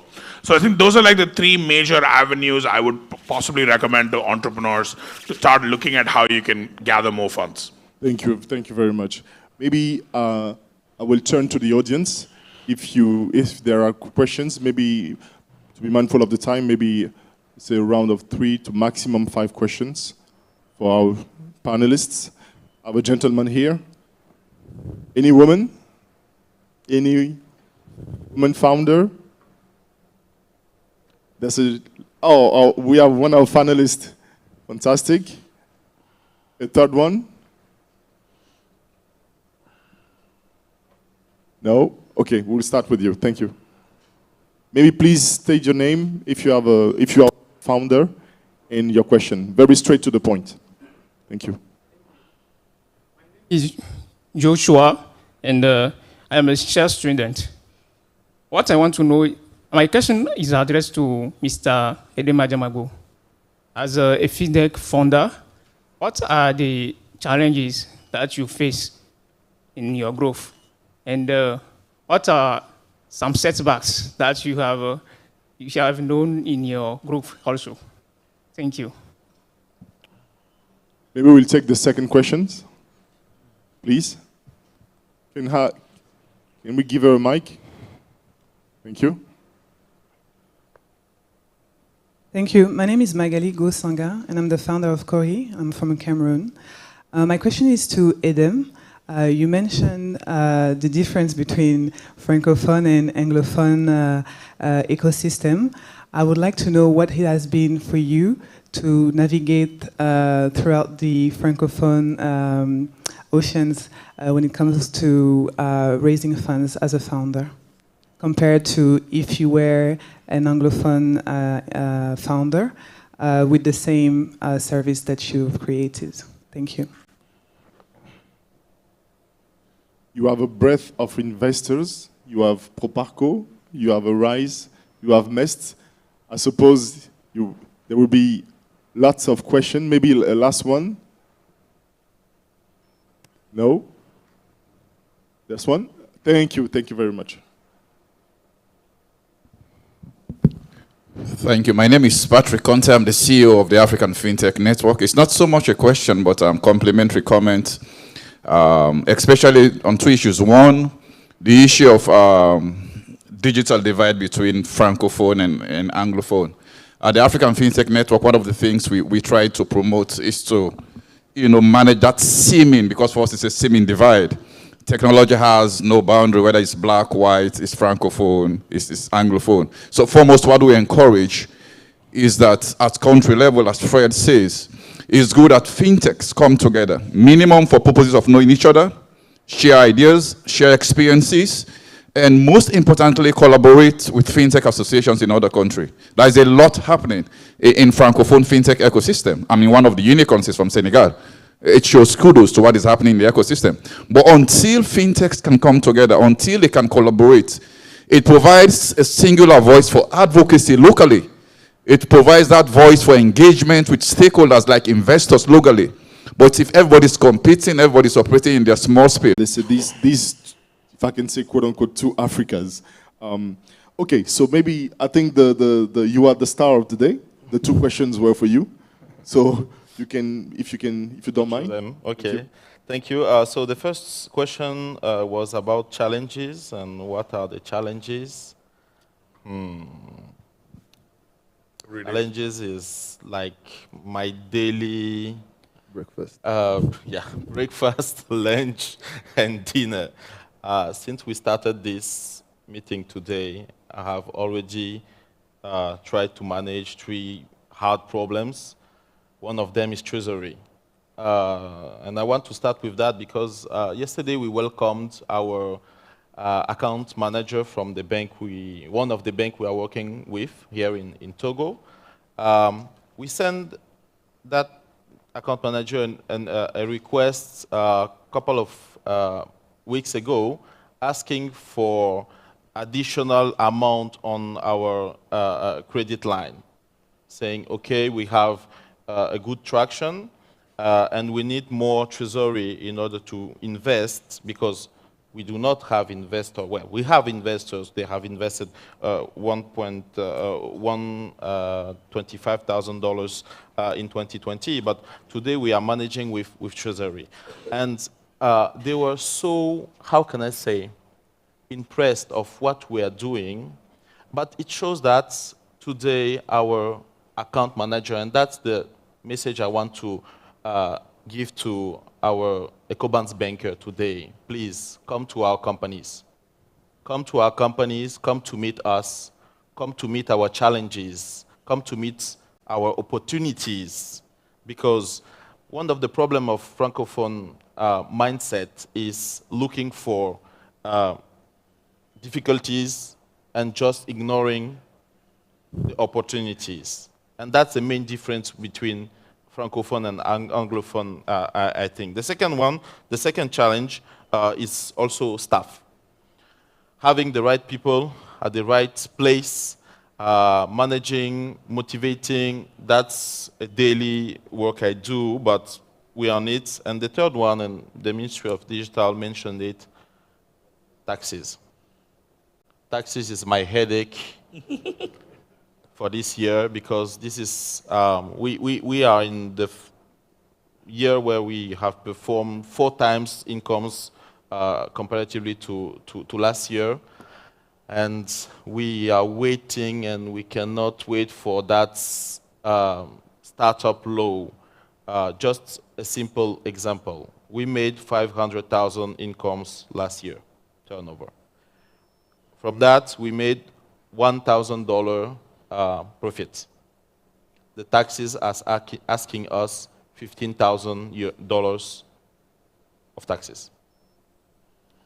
We cannot develop digital economy with those kind of tax law, and that's why we are working with the Ministry of Digital in order to implement specific regulations in order to improve the development. And we just finished on the second questions, raising funds in Francophone Africa comparatively to Anglophone.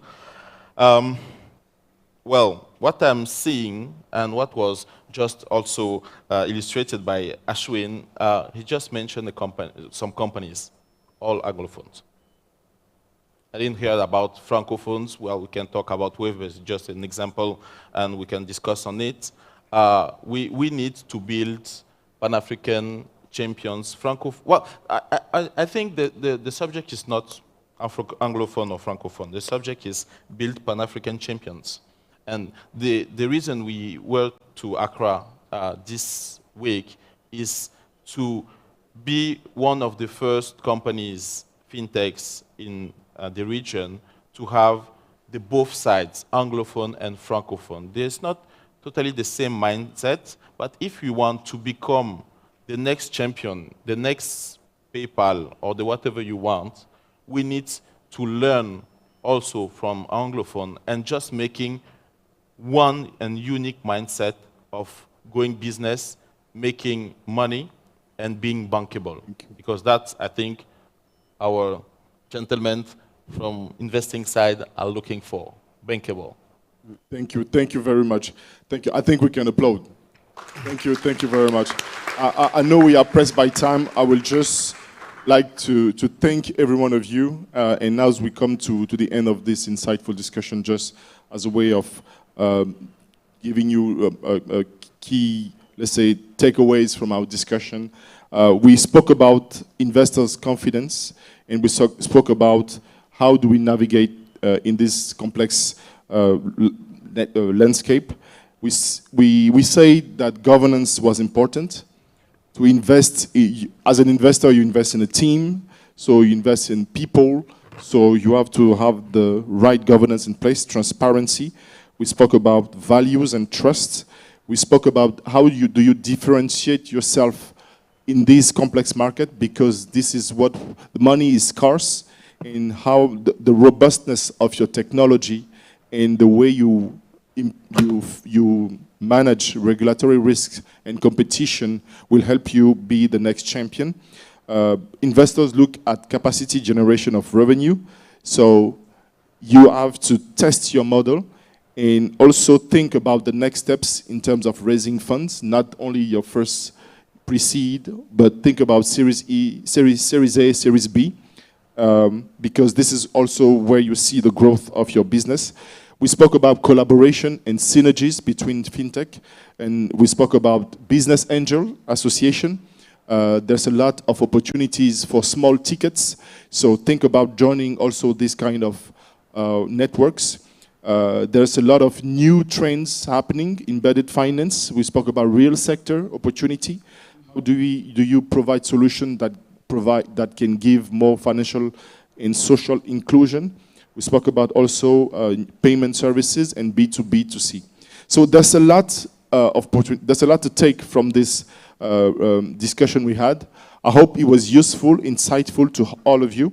And I would like to express my sincere gratitude to the Ecobank Group for giving us this opportunity. We are called experts, but we are not experts. I think you guys are on the ground experiencing the real problems. You are the experts. So I would like to close on this note. Thank you very much. Merci de les applaudir très très fort.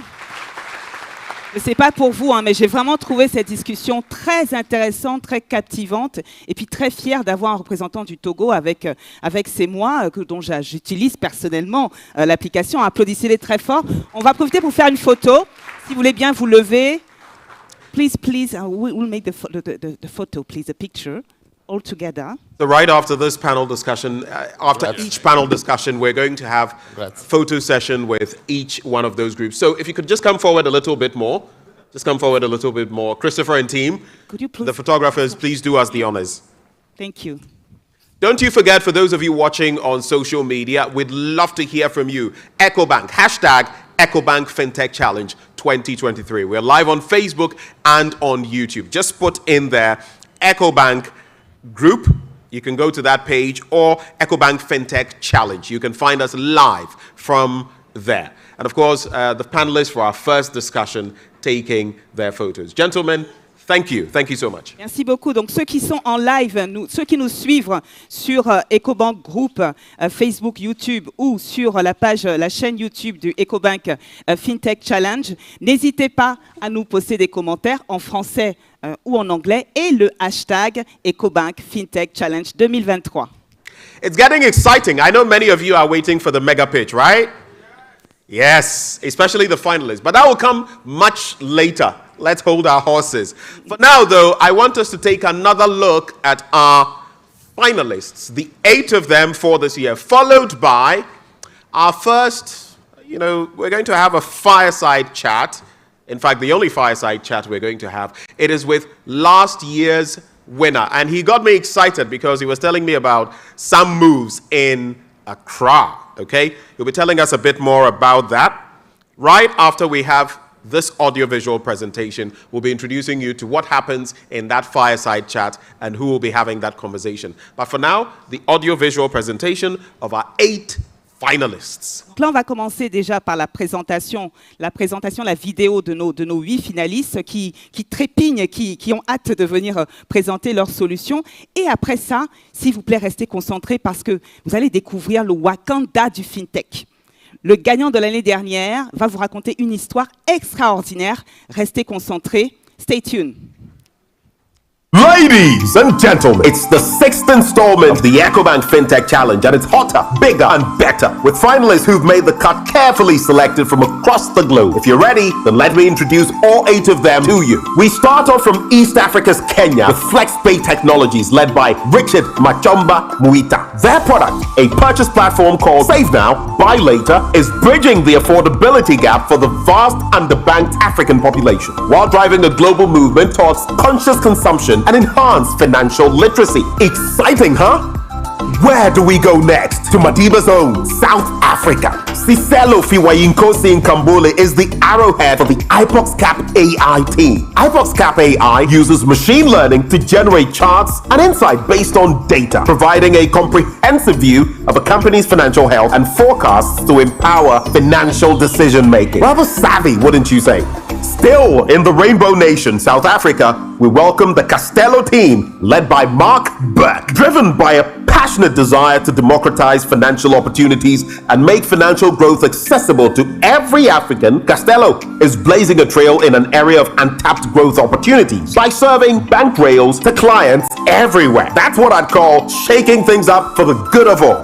Moving now to Cameroon in Central Africa, we have Cori, led by Magali Gozanga. Cori is a card wallet application that manages the spare change problem in sub-Saharan Francophone Africa, while creating an incentive reward system to empower consumers with cashbacks and more. Pretty smart, huh? Up next, we have CoriPass by Coritech, led by Mohamedou Nazibe from Senegal. CoriPass is an e-wallet platform linked to physical payment accessories that consolidates payment solutions into a single terminal with no internet or smartphone required. Now, that's convenient. Think now of Africa's most populous country, and you would have found the home of Smart Teller, our next finalist. Anchored by Ogunwande Oluwole, the Smart Teller application offers underserved groups critical access to digital banking services through the digitization of cooperatives. Now, just how heartwarmingly inclusive is that? We are pleased to welcome aboard Rubix with Dennis Moniot as the team's lead. Rubix is data-driven and has partnered many service providers in emerging markets to bring innovative financing solutions to informal entrepreneurs and small businesses. Rubix is bridging the MSME's funding gap in Africa.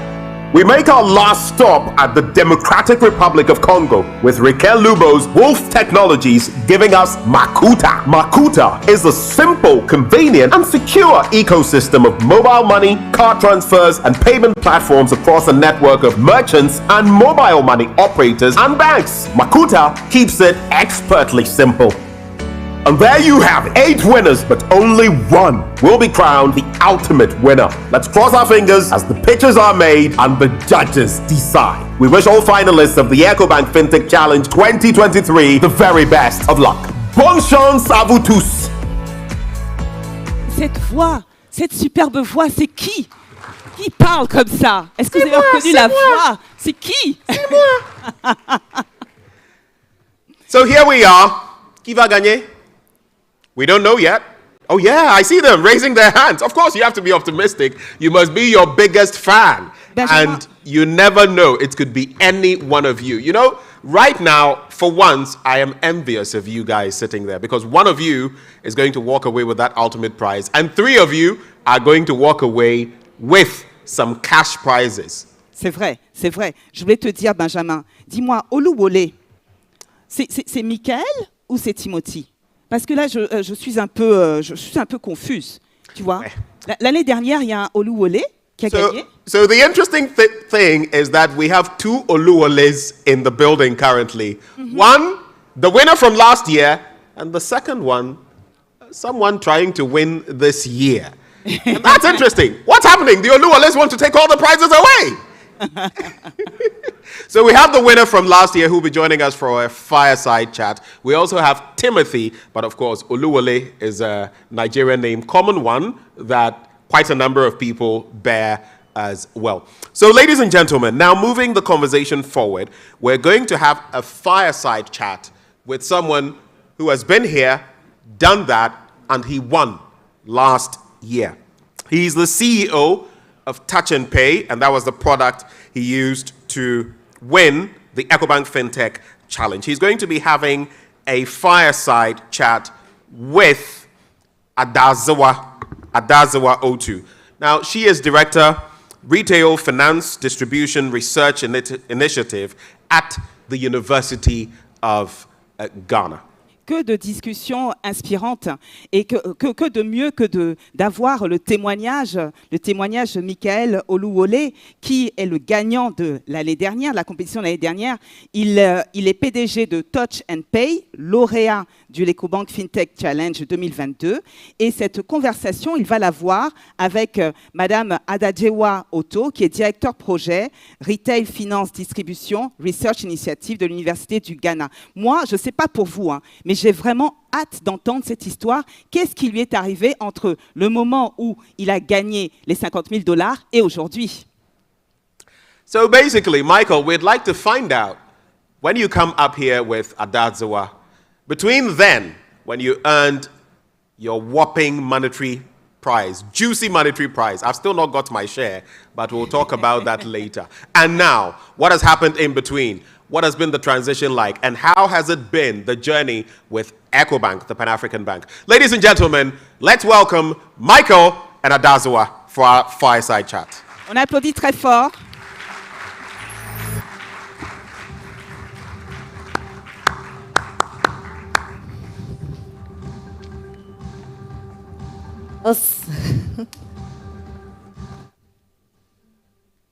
Hey. Allez, on les applaudit encore pour les encourager.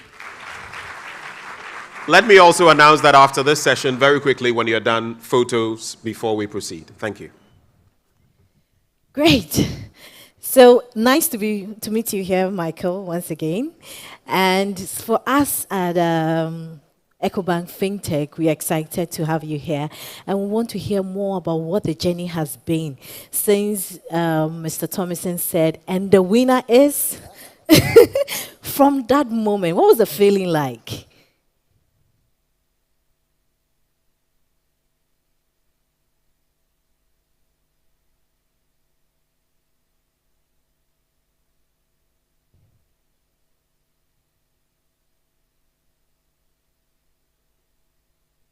Yeah. Right. Okay, now that you are loud and clear, what was the feeling like? It was a euphoric feeling, exciting. It was a well keenly contested event. My fellow people competing had fantastic solutions. And I mean, I felt proud. I felt honored to have been chosen out of the remaining 5 people that contested. So it was really exciting. And I think to break the ice, I think the first thing that happened when I got back home to Nigeria was the tax office was waiting for me. Before the money landed. I got an email right the Monday next saying that, oh, we noticed that you won the Ecobank Fintech Challenge. Make sure you pay your tax. But I think the most important thing that goes to show is Ecobank single-handedly is the only platform that brings fintechs across multiple African countries to a single platform. I don't think there's any other platform, and it is closely monitored. The visibility that Touch and Pay as a company got from that, both from the Francophone and the Anglophone speaking countries, was huge across the continent.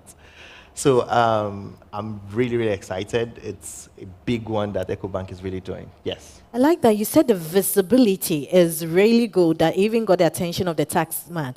Aside the taxman, tell us more about this visibility. Who caught your attention, or whose attention did you catch? So look, I see it this way. The last 1 year is like graduating from a college, a prestigious college, right? Now you wear that badge to say, yes, I participated in this and I did this. And, oh, you won this.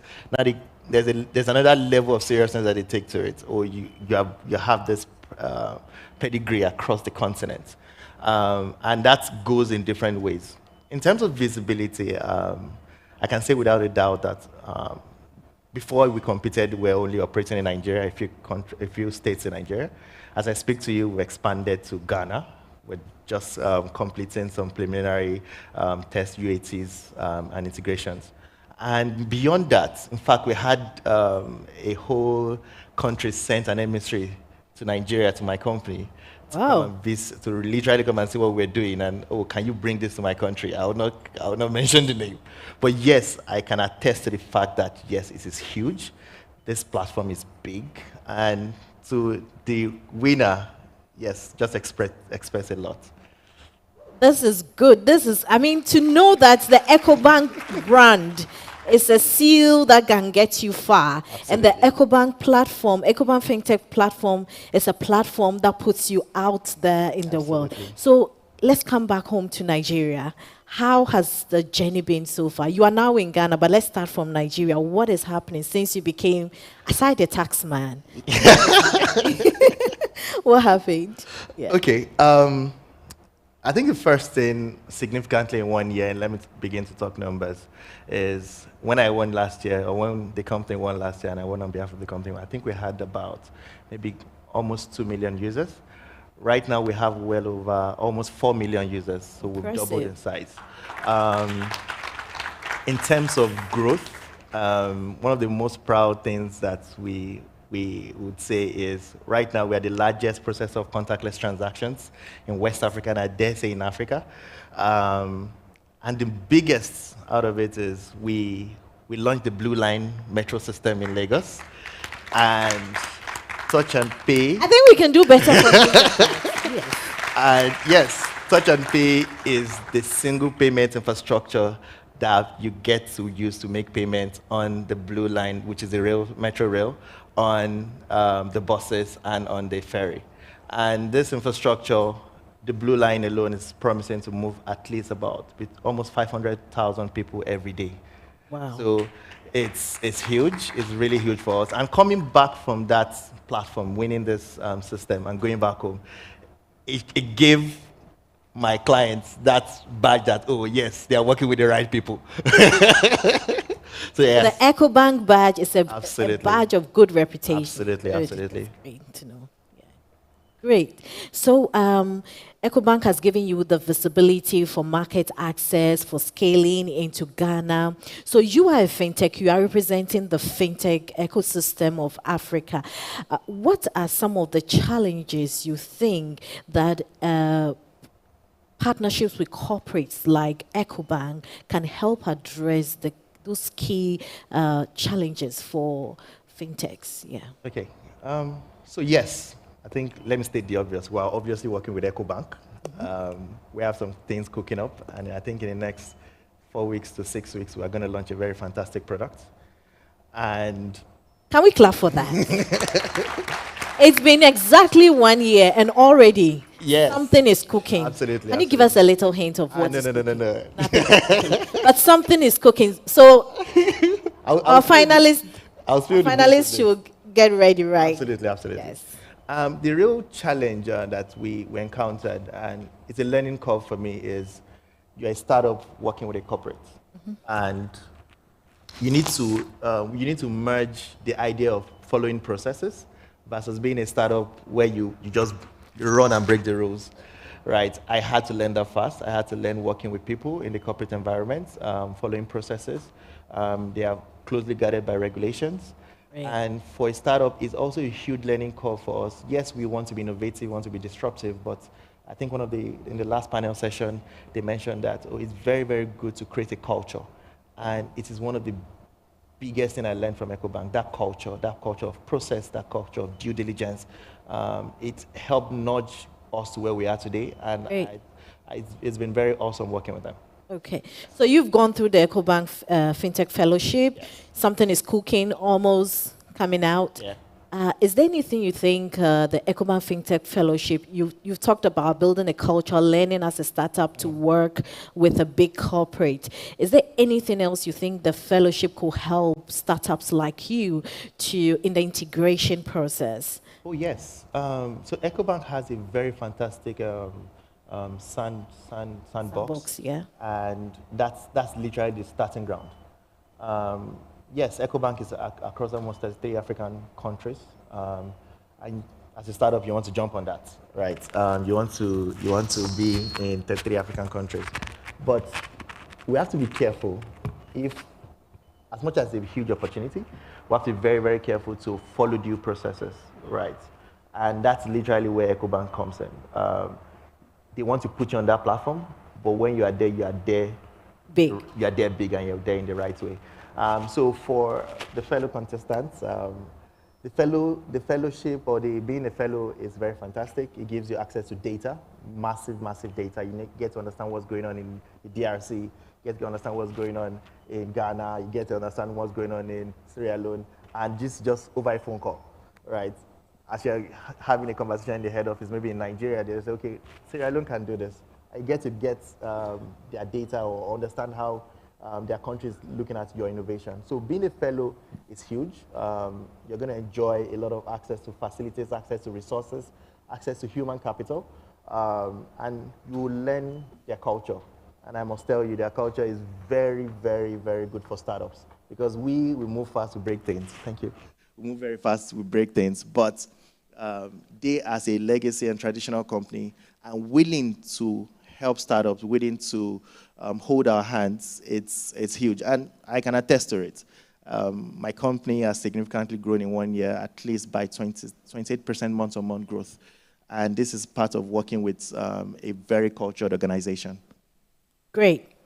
So one word to describe your experience, 1 year working with Ecobank, being an Ecobank Fintech Fellow, one word.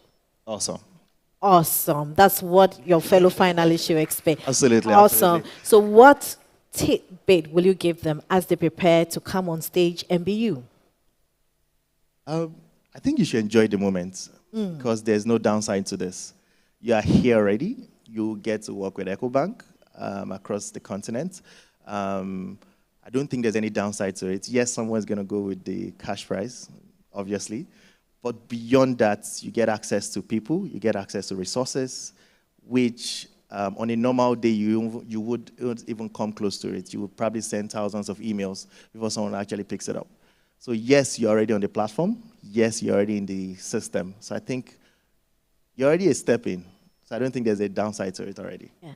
And just to add that you don't have to be a winner to benefit from the great opportunities that this fellowship presents. There are people who have integrated with Ecobank who were not the winners. Yes. So it's a great opportunity to be in this fellowship. And just to let you know that we have a video of the Blue Line integration and the Oyster of Nigeria, the Oyster card of Nigeria. And is it ready? It's actually showing now. Great. Touch and pay solution with Blue Line. It's on. Actually, it has been on.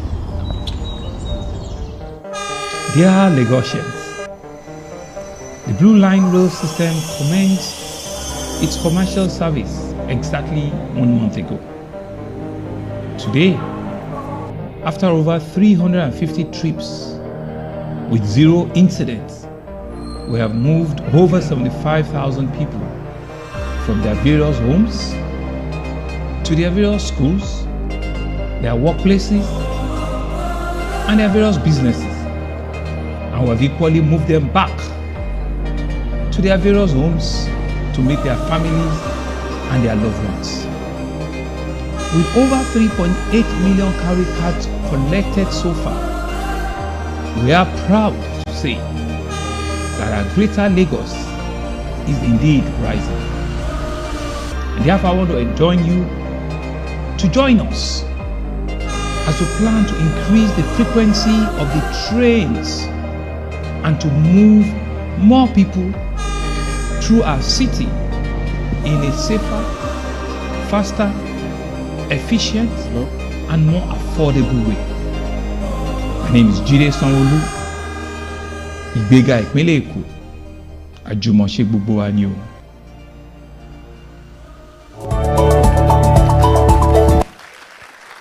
Michael, this is big.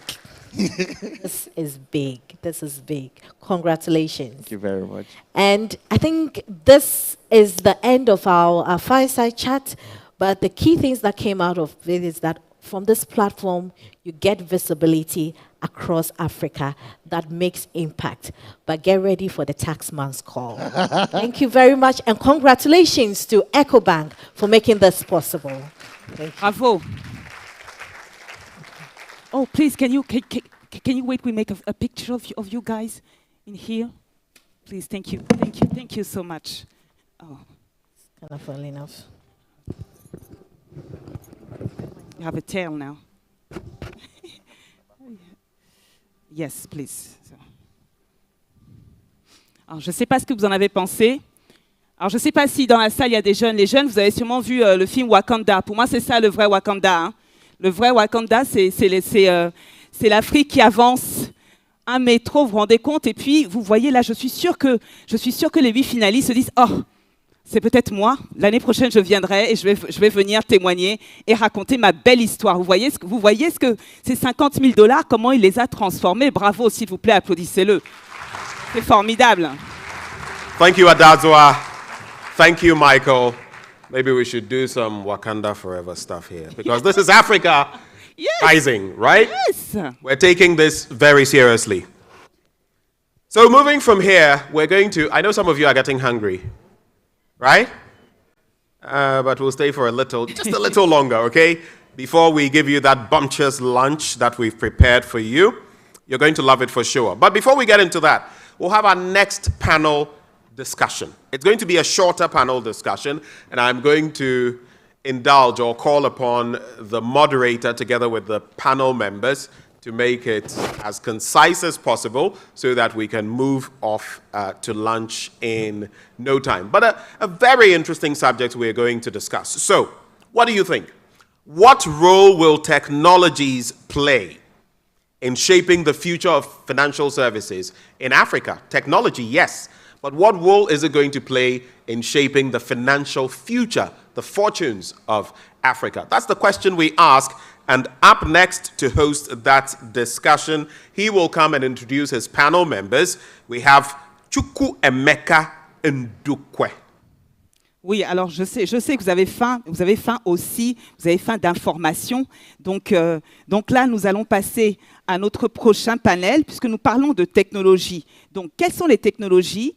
Quel rôle les technologies vont jouer pour façonner l'avenir des services financiers en Afrique? Ce sera un panel très intéressant, riche, mais court, et qui sera modéré par Chukwuemeka Ndukwe, pardon. Alors, je ne voulais pas écorcher votre nom, toutes mes excuses. Hein. Je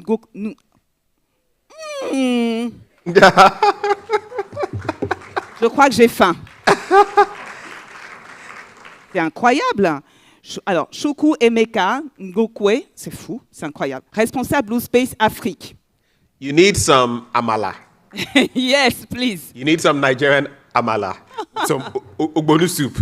Ladies and gentlemen, Chukwuemeka Ndukwe. Please, let's put our hands together for him. Thank you very much. Hello, everyone. Hello, everyone. How you guys doing? I hope everyone is having fun. I would like to thank the team at Ecobank for making this possible. When I saw the topic for the panel discussion, I was really excited because it's something that's really dear to my heart. How is technology changing the financial infrastructure and the financial future for Africa? You know, my recent memory, I remember walking to the bank with my mom when I was very young. Then when you go to the bank, you would have to first of all line up for about 20 to 30 minutes to get something called a tally. After the line for the tally, then you join the line for your service. So going to the bank was usually a 6-hour activity. And that's not that long ago because I'm not that old, despite evidence to the contrary. So what has changed today? You don't have to walk into the bank for the majority of the financial transactions that you have to do today. And even when you do walk into the bank, it's 15, 20 minutes for most transactions. So, but that's not the end, right? More and more technology keeps coming out. Banking keeps getting, and financial transactions keep getting, shortened. So the question today we're going to tackle is to understand the ways and what future technologies are going to do. Now, listen, technology and innovation loves challenges. And what's the one thing we know we have a lot of on the continent? A lot of challenges. And that's why it's no coincidence that the African financial space also seems to be one of the most innovative financial spaces. So to join me in having this conversation today, I'd like to invite first and foremost Michael Oluwole, who's the CEO of Touch and Pay Technologies and the winner of last year's Ecobank Fintech Challenge. Please give him a round of applause as he comes on board. Where's Michael? While Michael prepares to come on board, I would like to also welcome David Fang. He's the Vice President of Huawei Southern Africa Enterprise BG. He would also be participating in the conversation today. And then I would like to also invite Steven Sado, who's the Regional Manager for Partnerships and Payment Enablement at Flutterwave. Please give the panelists a round of applause, please. I know we're all tired. Just give them some form of encouragement.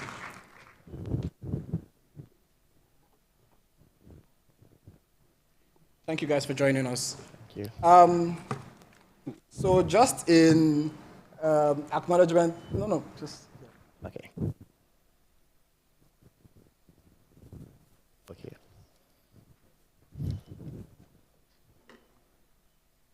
Hello. So I'd like us to jump right into it. I'll start with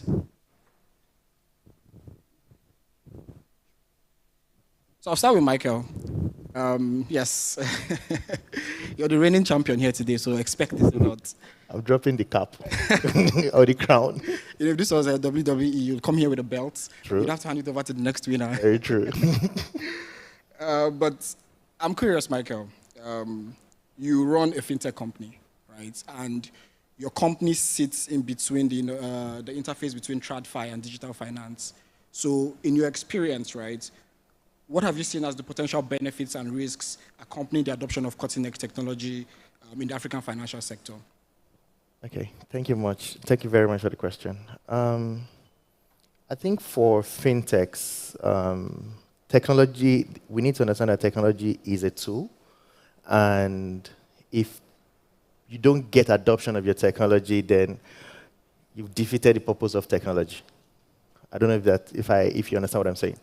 So look at it this way. The reason I saw something recently, there was the horse industry in the 18th century, where people use horses to move from one point to the other. There was a full industry around it where they have carriages, the blacksmiths who make the horseshoes. Then came automobile. And overnight, the entire blacksmith carriage industry died. And you had automobile, even the horses. Now, the only place you see horses are now in stables. Right. That technology of automobile created adoption. So there's that understanding of, cutting-edge technology. Yes, you deploy it and nobody uses it. And that's a fail point. African fintechs need to understand that if you're going to deploy cutting-edge technology, you need to factor in our own ecosystem, factor in our own people, factor in our own surroundings to make sure that this technology works for our own people. And I'll tell you for free, we experienced that hugely, even deploying some of these solutions that you saw on the screen. Let me give you a funny example. So we deployed the rail infrastructure, people using the card to make payments. And the first few days, technology was perfect. What we saw was that people would tap their card, they stand behind the gates, and they are looking. The gate opens, and the gate closes, and they are saying, wow. I'm like, you're supposed to go through the gate.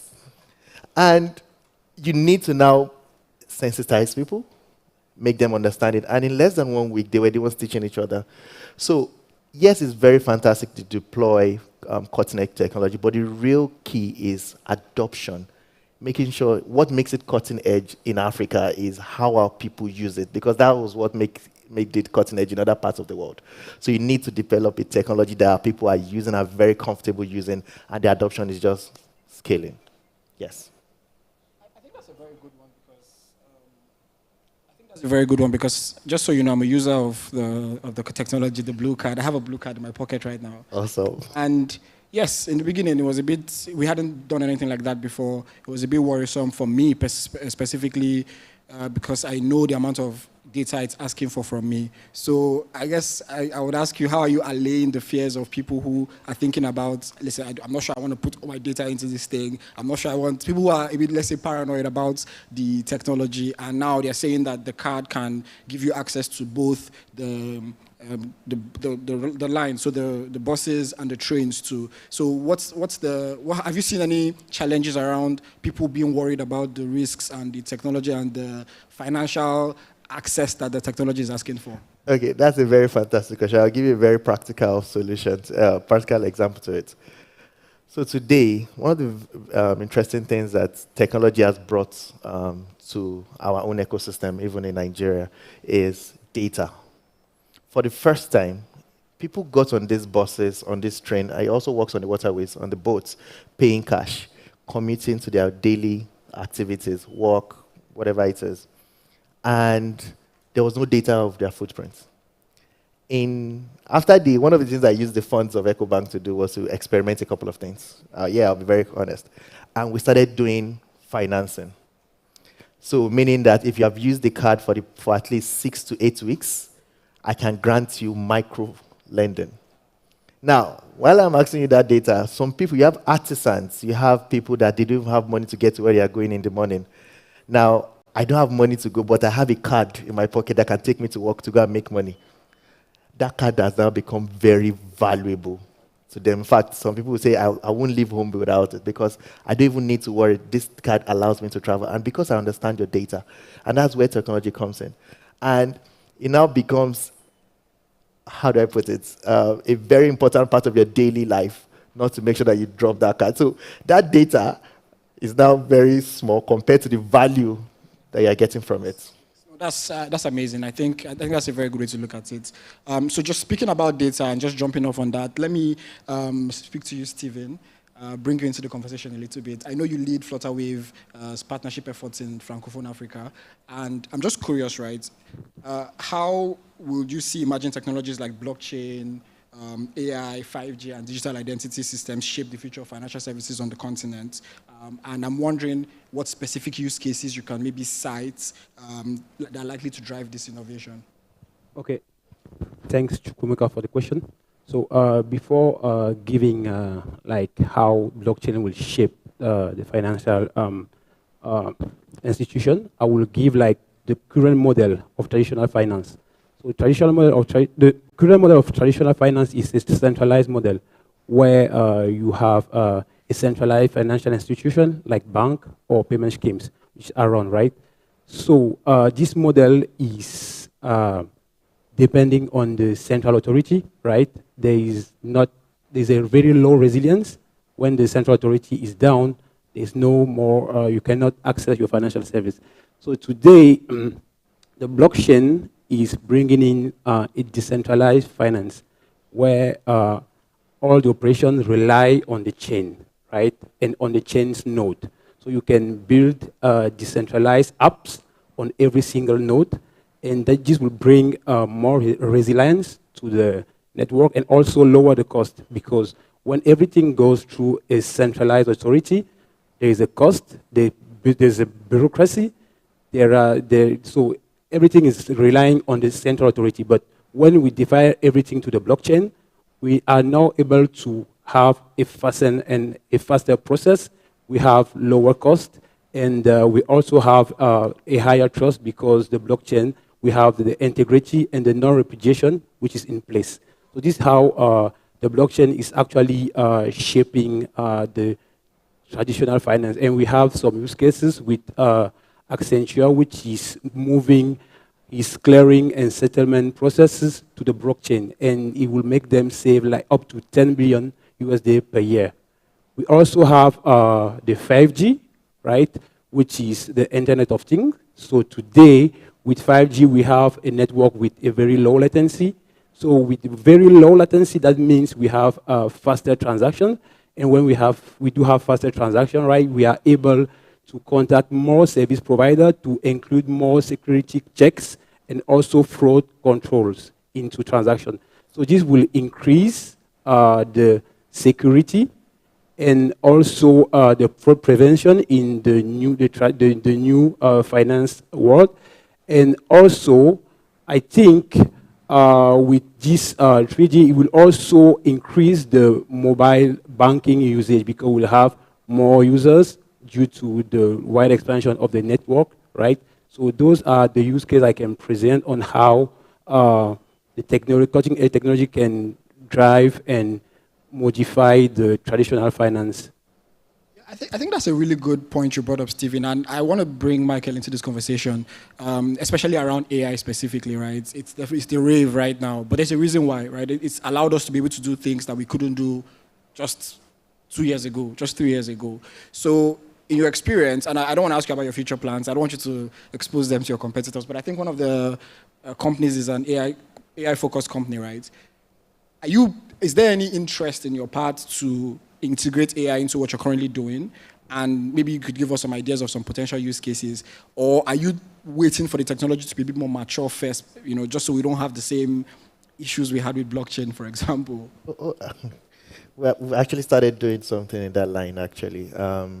So today, we started literally from bus services. And one of the value that we gave bus owners and bus operating companies was, you have 20 buses. You have people at the bus terminals, they collected cash before our existence. Now we have a digital way where everybody is to make payments. In the first operating company that we started, we had 30 buses. In 6 months, we had increased their revenue such that they had 60 buses. And in 2 years, they had 400 buses. And what we were able to do was data. We're able to tell them, oh, the highest transactions are Mondays. Once is between July and September, students are going to be on break, so reduce the deployment. End of the year, deploy towards the extremists because people are going to be traveling for traditional or for the end of the year period. And that was data. It now gets complex. All these were human sitting on data, trying to crunch. Now I have to now dig deeper into data when I want to start doing credit financing. So we've started looking at AI to see how we can make sense of this data, some things that we might have missed out on, how this data can be analyzed further. So yes, we're looking at it.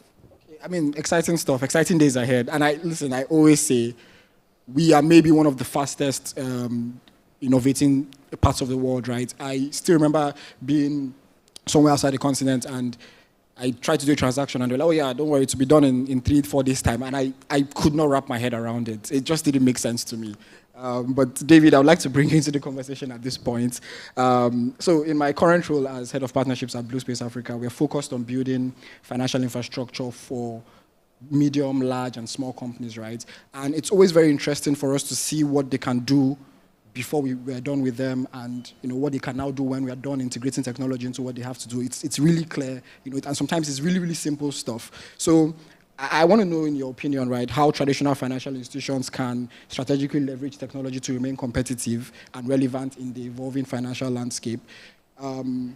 Specifically because fintechs think they're going to come and eat the lunch of traditional financial institutions. I don't know. Let's not get into that. But what challenges do you think bigger organizations will face as they try to integrate digital technology into their operations?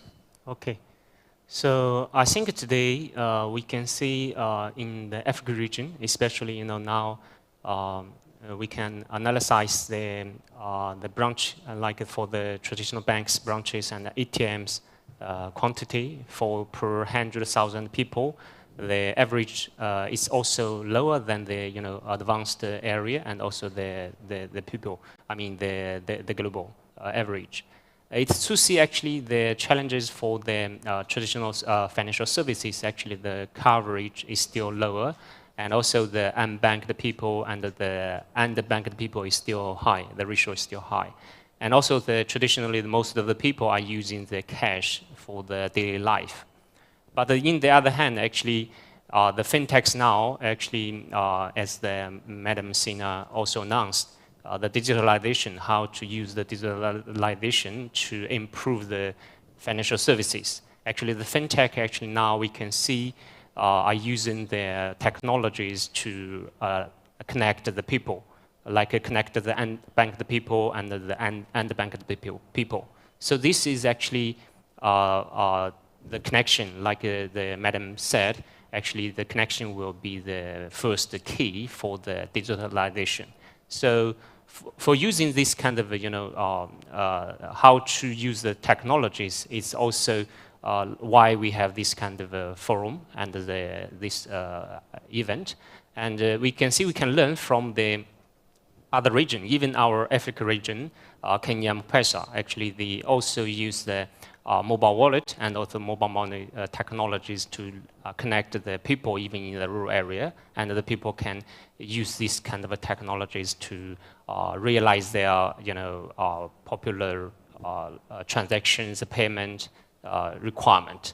And this actually, even the banks, traditional banks can use these kind of technologies to work closer with the fintech companies as well. Like I said, the traditional banks, actually the coverage with the branches and ATM is not covering the whole everywhere, but the fintechs can use the new technologies like the wired or wireless or the mobile phones to link the more actually areas. Yeah. Thank you very much, David. I think just let's stay on this for a bit, right? Because that's why we're here, right? There's a lot of fintechs, and then there's a lot of traditional financial institutions and traditional technology companies here.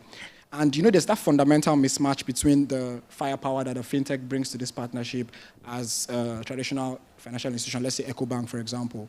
So in your experience, right, let's talk operationally, how do you think fintech specifically can prepare themselves to be able to leverage a relationship with a larger financial partner? Because if they're not careful, for a big financial institution, the partnership is one of their many partnerships. For fintech, it's their key partnership, which if they don't leverage properly, they could die. So my question is, what would you advise fintechs to be able to do to essentially manage that relationship effectively to make sure they're getting the best out of it?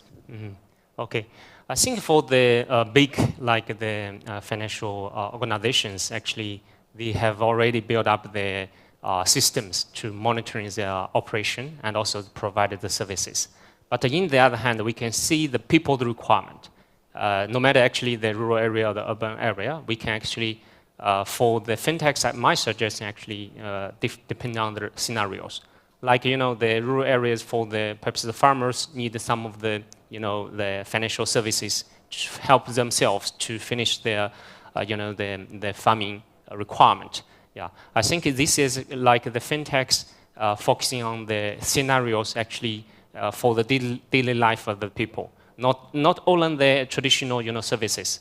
Because actually for the big organizations, actually the system for their management and for their operation is already there. But fintechs, actually we can find out more actually requirement from the citizens, from the requirement of the market. Yeah, because actually, like I said, the unbanked people and also the unbanked people in our region is still very high. But we can see the requirement is active, and the people is active. And also this African land actually, the young people is huge. We can see, you know, the population is huge. We can see the young people, the mind is very active. So we can actually talk to them to find out how the fintechs can help this kind of people, the young people, to help them like open their business or, you know, doing their business to get the financial support and the services. Yeah. I think this actually based on the different kind of scenario requirement. Yeah, this is my suggestion. Yeah. Thank you very much, David. Because again, let's talk about something that ties this all together. That's government regulations, right? So if you've worked in the fintech space before, we love our regulators. You know, we enjoy our relationships with them. But I would just speak it from the perspective of, and I would like to hear from everyone before we close the session. Give me your perspective on the current state of regulations for fintechs in you know, African countries where you operate, and how you think governments can do the regulations a bit more responsibly. That's like 2 minutes of just, you know, tackling this. So I'll just start with you, Michael. Okay. I hope the regulators are not watching this. So as a fintech, well, I'm about to give a terrible advice, but one of the things I think we did was to break the rules. And if you cannot break the rules, you would only innovate in a box. And that's literally not innovation. And what we just did differently was we broke the rules quietly. And we now had a case to present to the regulator saying that this thing can work this way. We've been following all your rules. Can we be part of the new rules? And what I learned was that when engaging the regulator, you're dealing with people not that they're not savvy, but they just have a way to protect the citizens. And sometimes I've met with several regulators where they are just 20 set of people regulating thousands of companies, right, setting the rules. And it can be overwhelming for them to even innovate. So you have to come to them from a constructive approach. And even you as a fintech, you have to also do your due diligence to say, okay, this is what I'm doing. Let me bring myself forward, not when they catch you. I think that's the error that we youths and very fintechs make. We keep doing it, then the regulators spot us. Do what you're doing. You're able to confirm and take yourself actually to the regulators and say, I am innovating, I'm doing something new. How can we do this together? And I'm a living testimony to it because we did do some crazy things. We literally started or pioneered contactless transactions for microtransactions in Nigeria. I don't think there's anybody doing as much contactless transactions as we're doing. And we had to sit with them and say, these are the rules. We had to find that balance because the regulation says you have to do PIN for every transaction. But I can't use a PIN when I'm tapping on the bus. It's going to slow down the entire process. So we had to literally sit with them and create a constructive position. And in July, you saw that they released a press statement for contactless. We literally were part of that session. And we can keep innovating with regulators, not seeing them as our enemy, but seeing them as constructive or creating constructive relationship with them. Okay, So find a balance and then try to create a constructive relationship with the regulators. So I think you've given the Anglophone perspective. I'd like to hear the Francophone one, and then we'll close out with David giving us his general overview of it, coming from where he's coming from. So even from the Francophone perspective, right, because I work for an Anglophone company, so I think it's actually the same process. When we went in CEMAC and in WAMU, we have to present ourselves to the regulator, right, and we present our activities, and now we start building a trustful relationship between the two entities. So today, the central bank in Central Africa, right, the BEAC, they invite Flutterwave at all the regulatory events. We discuss all the regulatory framework they want to implement in the region, right? And we started also this process in WAMU because we are present in Senegal and Ivory Coast. So today, we are part of the GIMPE implementation. So they want us to propose, because they know that we are a technological and innovative company. So they want to hear from us to understand how we see things. So I think, as Michael said, it's not about central bank discovering what you are doing, but you can go ahead, you can try to present, and now you can discuss on how it enters the existing regulatory framework and if there's any need of improvement and change in the process. Thank you very much, Stephen. And David, just to wrap up the conversation, from your perspective, right, how can governments responsibly regulate new financial companies without snuffing them out, suffocating them, but while also being responsible to make sure that they don't, cause harm to the general ecosystem? Okay. Usually fintechs actually are still using the digitalized way to actually provide the financial services.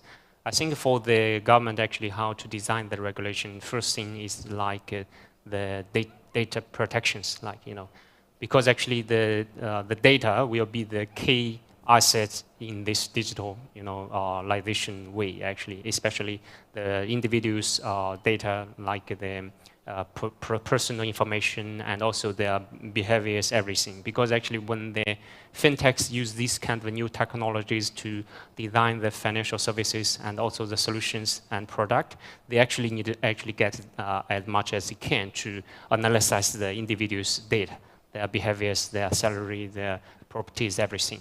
So I think for the regulation, they need actually to find out the more efficient way to provide the solutions or the suggestions for the fintechs to use this kind of data, and also perhaps to build up this kind of a mechanism to share the data. Because actually for different kind of financial organizations or the banks or the fintechs, actually you've already got different kind of data for the individuals. But if the central bank, like the central bank or the government can actually manage or hosting this kind of data, they can also provide a better service for the fintechs. Like the fintechs want to get the individual's credit information or the credit report, the central bank actually can help to give this kind of data to the fintechs to use. I think it's firstly is data protection. The other way actually to build out the platform to to provide the data, share the data to different kind of fintechs.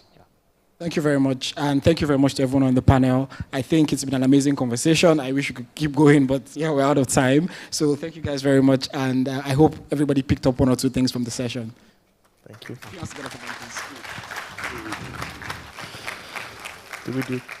Do we have maybe just one or two people with any contributions very quickly? If there are, we'll take them. We must be fair because we did that for the first panel. Anyone? If not, we shall proceed. One? Any others? Last call, not for alcohol. All right, so two. So please, just bear with me. I hope one of you can address a question to David Feng. David Feng told me that he wanted to address a question. So we'll do that quickly. Can we have some of the microphones so that we can very quickly? Two, and gentlemen, please make it very brief, and then we'll break for lunch. Let me just seize the moment to announce that when we do go for lunch, it will be upstairs, the top floor of this building. There will be ushers to guide us. You can exit through this door or that door, but we'll all go upstairs. For the finalists, panelists, moderators, judges, Specially invited guests, just wait here. Please, I reiterate, finalists, panelists, members of the jury or judges, specially invited guests, please wait here. That will be for lunch. Those will be the arrangements. Everyone else, please, let's go upstairs. Do we have the microphones now? No? Okay, could you do me a favor, sir, and maybe just come and use this microphone while we... Quelques informations pour le déjeuner. Donc le déjeuner aura lieu au dernier étage. Vous avez accès au dernier étage en passant par les sorties. Là, vous en avez une à gauche, une à droite, escalier ou ascenseur. En ce qui concerne les finalistes, les juges, les panélistes et les invités d'honneur, nous vous demandons de rester ici. Merci beaucoup. Well, thank you. Just a quick complimentary comment again on, I know there is a panel very soon that is coming up on regulations, which we're going to discuss extensively. A takeaway message I would like to reinforce when it comes to the engagement between fintechs and regulators. 3 issues. Do your homework as a fintech. Research about regulations in your jurisdictions. Go into the website, understand what is required of you. So message number 1, do your homework as a fintech. Number 2, engage as early as you could. Don't wait until regulators start knocking at your door. Start engagement as early as you could. And number 3, try to put on at times the heart of your regulator. So do your homework, engage early enough, and at times think like the regulator. So when you engage eventually, it becomes easier to integrate. Thank you. We didn't even get your name. All right. We're grateful, sir, that you joined the conversation. We had a second one, right? That was you. I thought... Okay. Can you come forward, please, so we can hear you? I was hoping someone would have brought him a microphone, but still, there's no microphone, surprisingly. Yes, the microphone is arriving. Yes.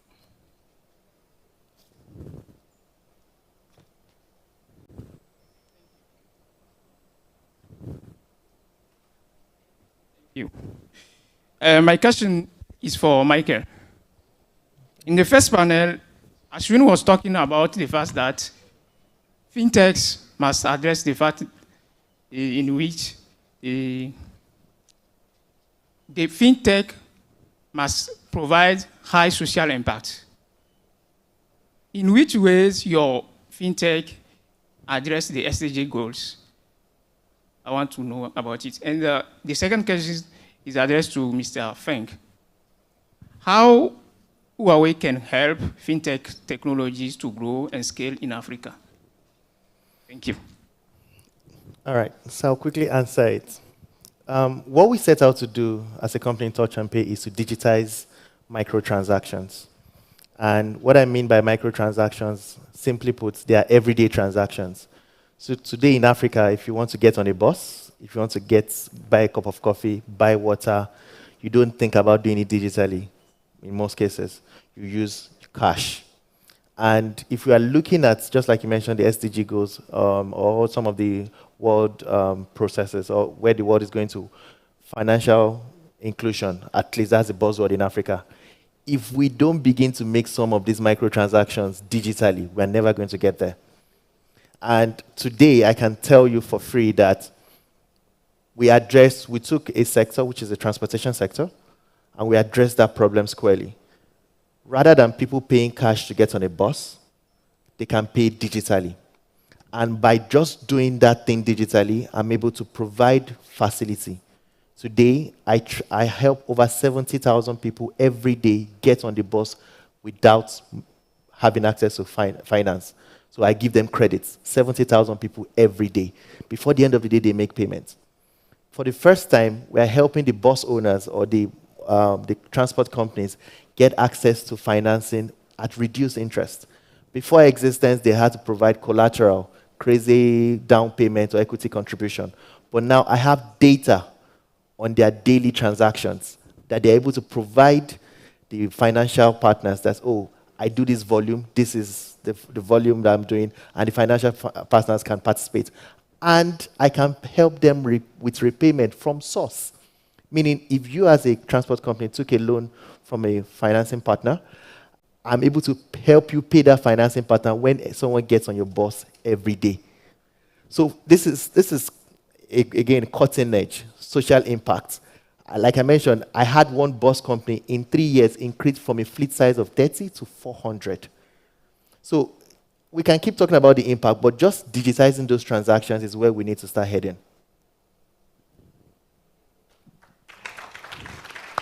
Okay. So for Huawei as actually the ICT service and the product provider, and also the smart device provider actually in the world, actually how we can help the fintech's development and also in this market.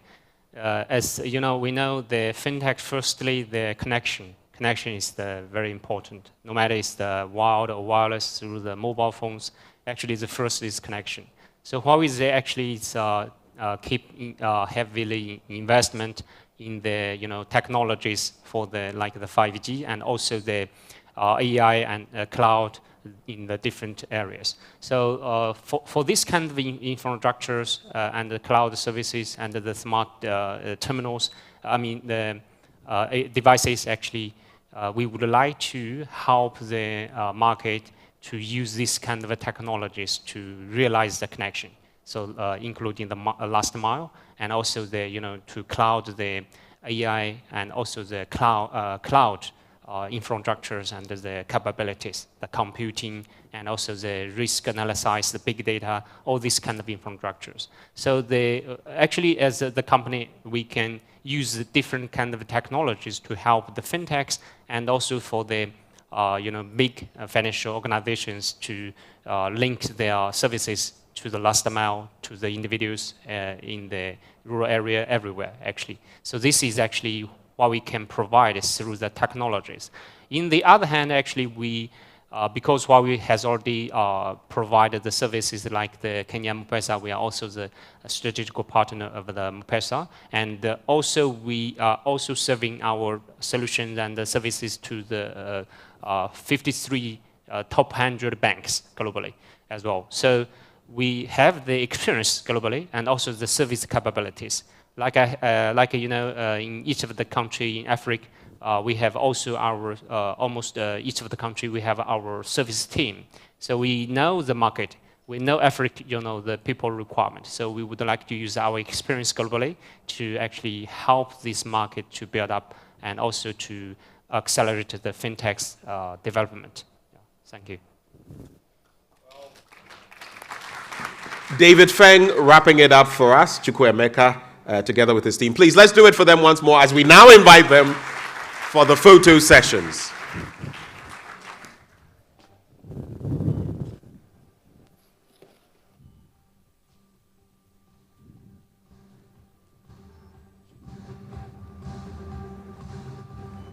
Alors, je voudrais rappeler pour le déjeuner qui va suivre, toutes les personnes qui sont habillées, qui ont un t-shirt noir, il semblerait que vous sachiez où aller manger. Vous avez une zone secrète, dont vous avez le secret. Voilà, vous savez où aller manger. Donc, le déjeuner, comme on le disait tout à l'heure, nous allons bientôt aller nous restaurer. Vous êtes restés jusque-là. Vous avez appris plein de choses. Vous avez rempli votre cerveau. Maintenant, il est temps de remplir l'estomac. Donc, comme je disais tout à l'heure, vous avez une sortie à gauche, une autre à droite, escalier ou ascenseur, et c'est au dernier étage de ce bâtiment. Quant aux finalistes, les juges, les panélistes et les invités d'honneur, nous vous invitons à rester avec nous. Nous avons encore quelque chose pour vous. Well, ladies and gentlemen, without further ado, we're going to disperse for lunch. Please go according to what we shared with you earlier. Finalists, panelists, judges, specially invited guests, you stay here. Everyone else, you go on top.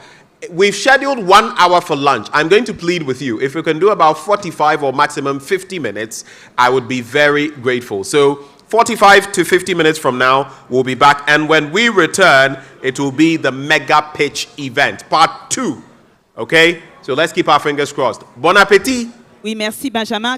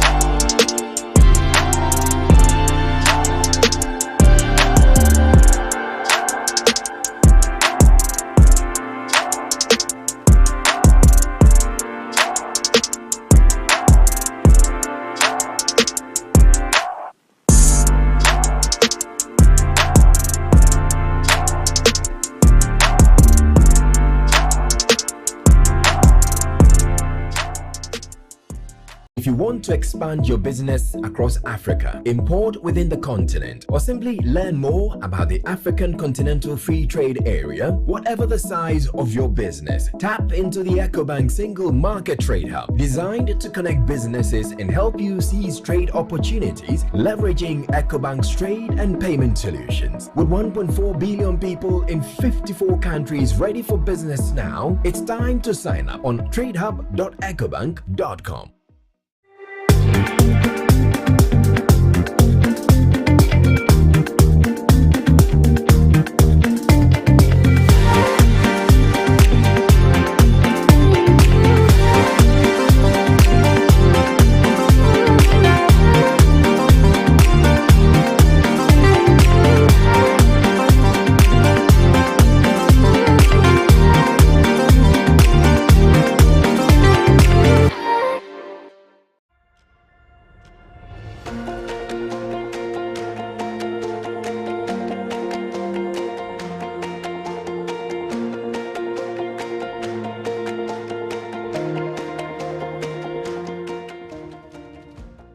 Hello, my name is Gavin Tipper. I'm the Chief Executive Officer of Arise, a company owned by Nor Finance, Nor Fund, FMO and Rabo.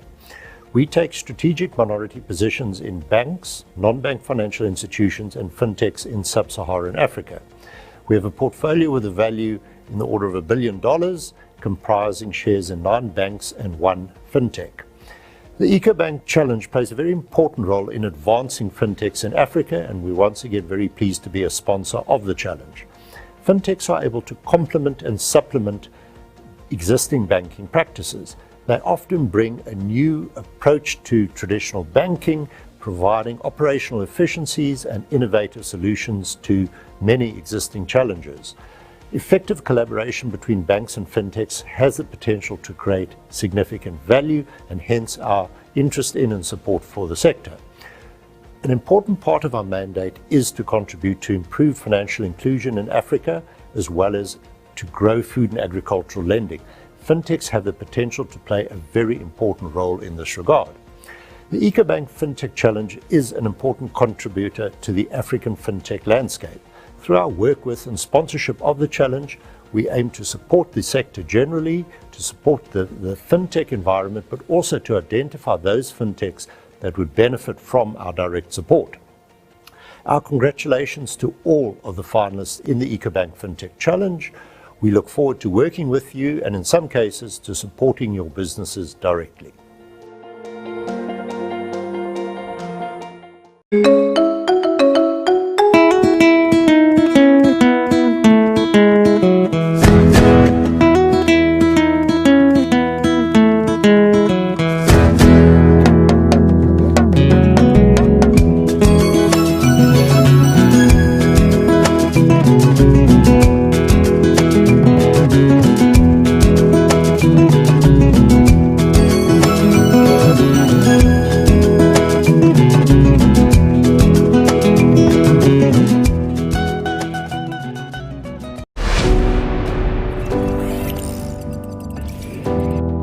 The intelligent world has arrived. Huawei Enterprise Business Group adheres to the platform plus ecosystem strategy and is working with partners to provide ubiquitous connectivity and intelligence for government and enterprise customers. The digital platform aims to support customers' digital transformation and to bring digital to every organization. Reputable companies around the world are choosing Huawei as their partner in digital transformation. Enterprise business is becoming the main engine of Huawei's growth. Huawei focuses on ICT infrastructure to build ubiquitous connectivity. They promote the implementation of intent-driven networks in various enterprise scenarios and the extensive application of wireless private networks. Huawei uses AI to build pervasive intelligence and team up with customers and partners for joint IT innovation. Huawei's integrated communications technology is accelerating enterprise office digitization. In the enterprise IoT market, Huawei enables industrial digital transformation through ubiquitous connectivity, cloud services, and AI. Huawei has been exploring and implementing the most effective practices of digital transformation with leading enterprises and governments around the world, accelerating financial institutions' transformation,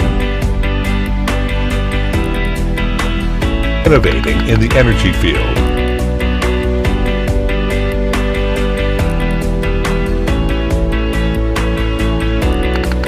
advancing transportation digitization,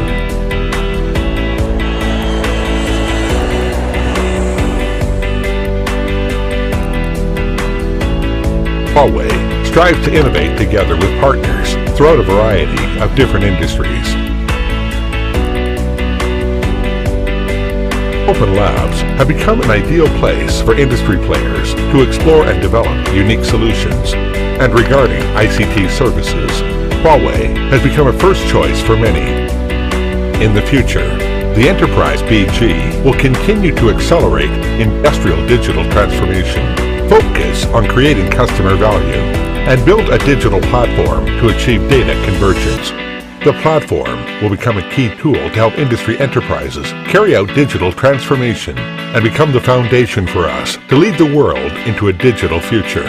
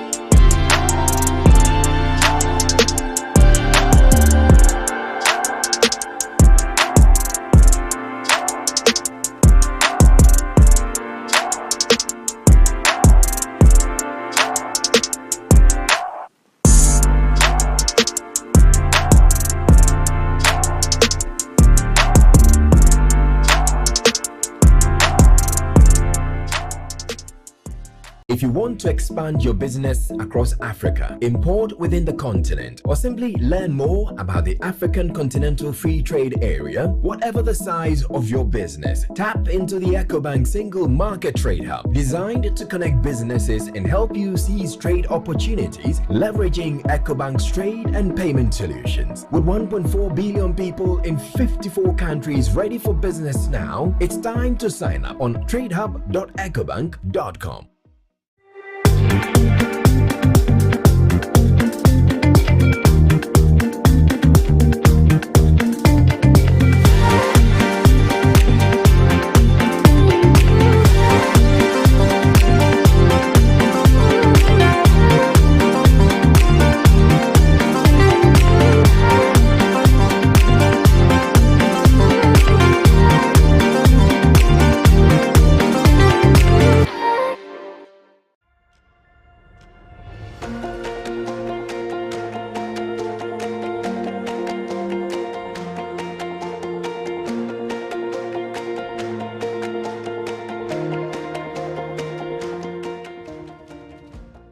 Hello, my name is Gavin Tipper. I'm the Chief Executive Officer of Arise, a company owned by Nor Finance, Norfund, FMO and Robo. We take strategic minority positions in banks, non-bank financial institutions and fintechs in sub-Saharan Africa. We have a portfolio with a value in the order of $1 billion, comprising shares in 9 banks and 1 fintech.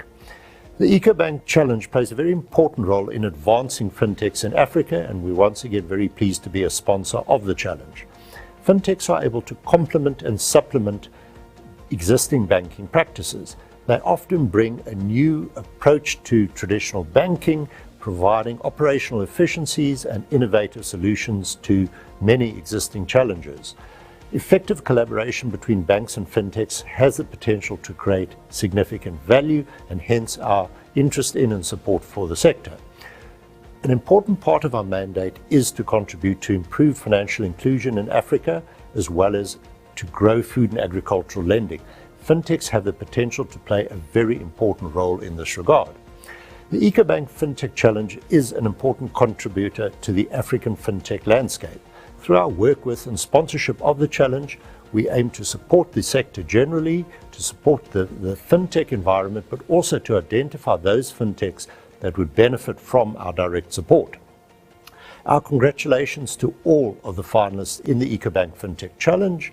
We look forward to working with you and in some cases to supporting your businesses directly.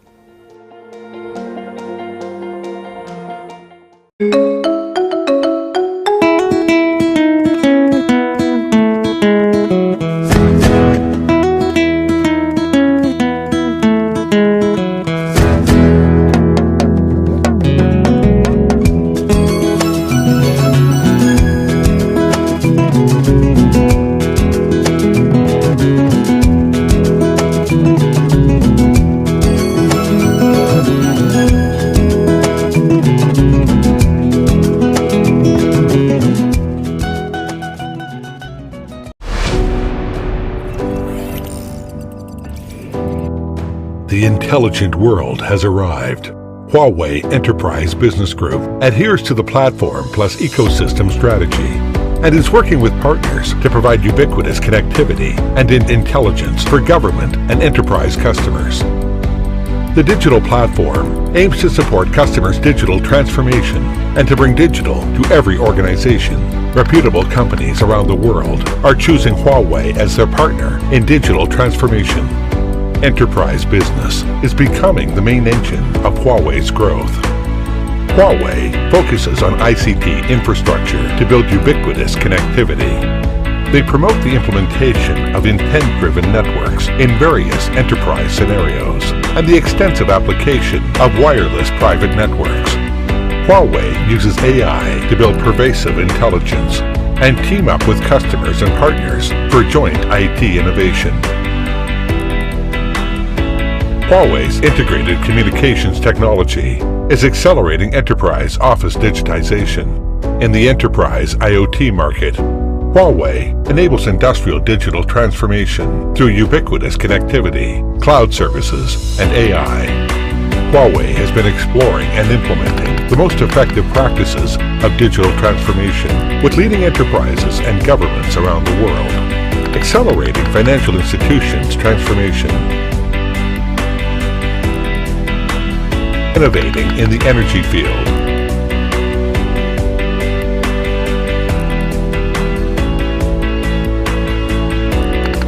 advancing transportation digitization,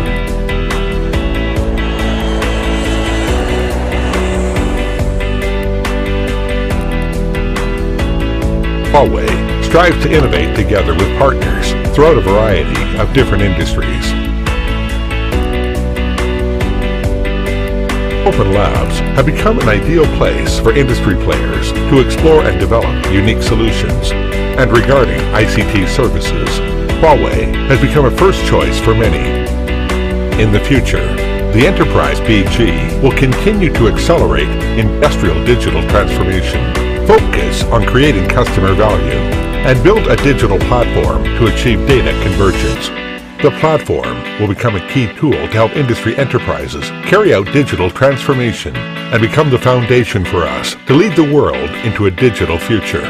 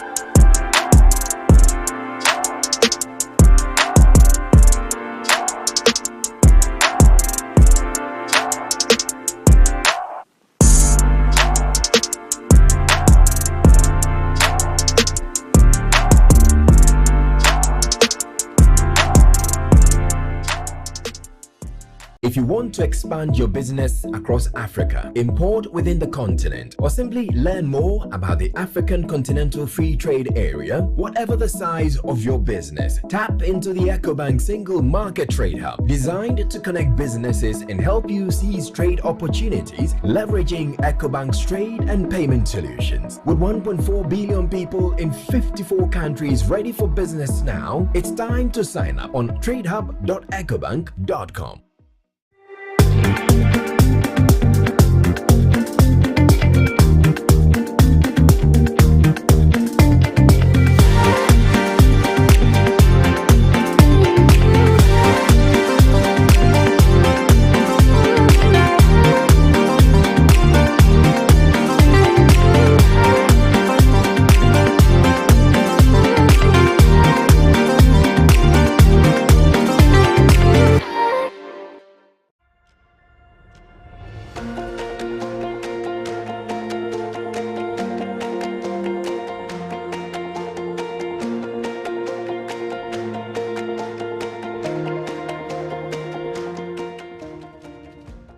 Hello, my name is Gavin Tipper. I'm the Chief Executive Officer of Arise, a company owned by Nor Finance, Nor Fund, FMO and Robo.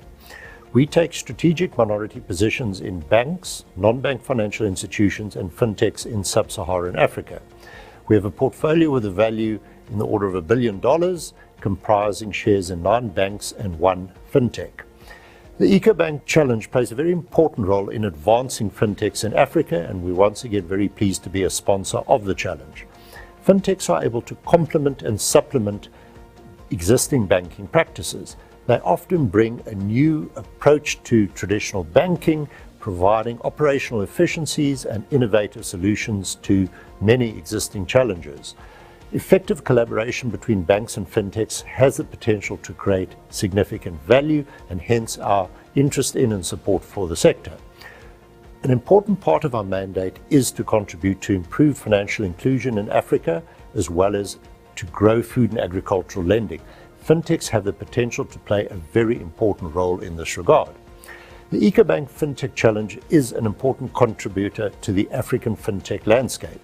Through our work with and sponsorship of the challenge, we aim to support the sector generally, to support the fintech environment, but also to identify those fintechs that would benefit from our direct support. Our congratulations to all of the finalists in the Ecobank Fintech Challenge. We look forward to working with you and in some cases to supporting your businesses directly.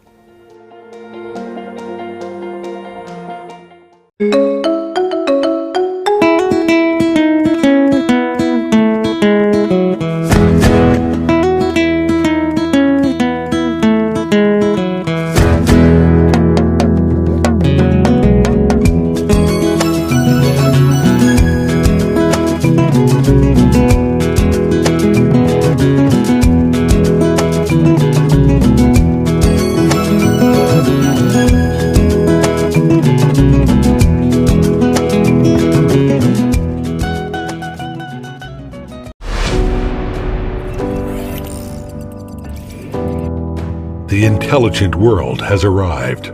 Huawei Enterprise Business Group adheres to the platform plus ecosystem strategy and is working with partners to provide ubiquitous connectivity and intelligence for government and enterprise customers.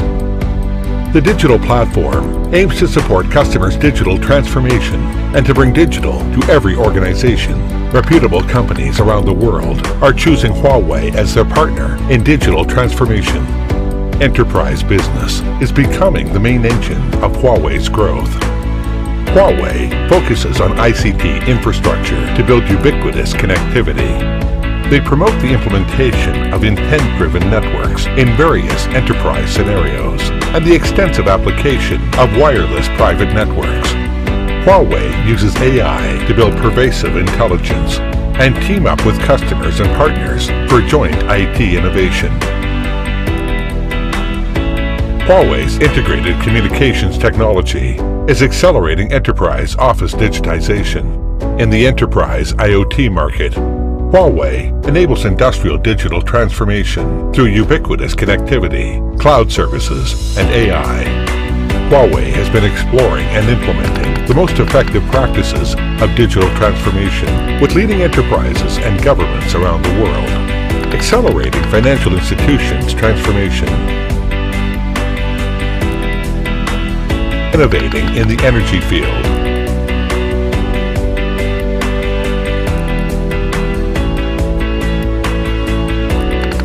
advancing transportation digitization,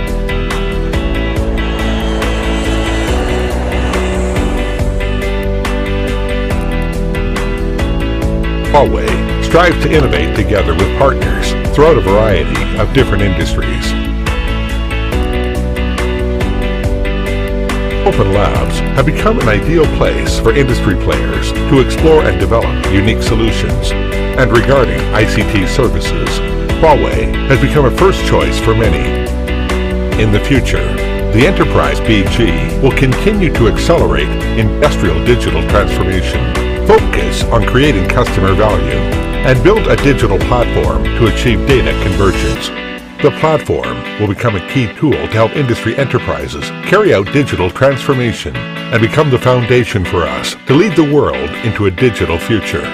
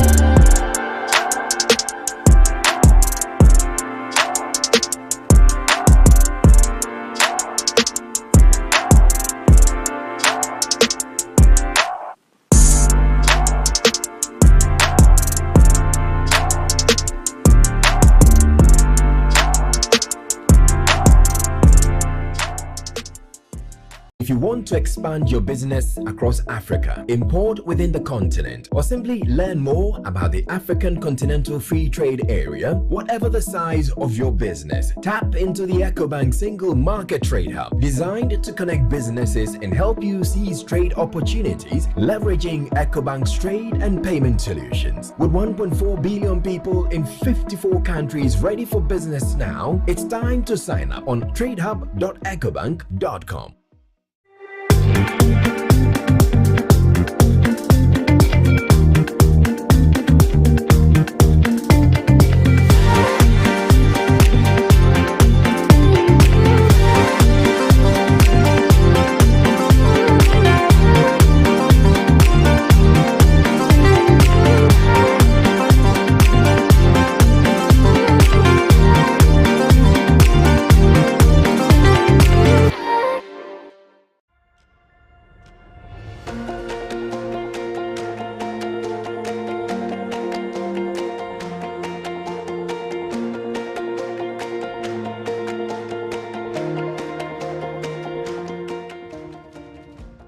Hello, my name is Gavin Tipper. I'm the Chief Executive Officer of Arise, a company owned by Nor Finance, Nor Fund, FMO and Robo.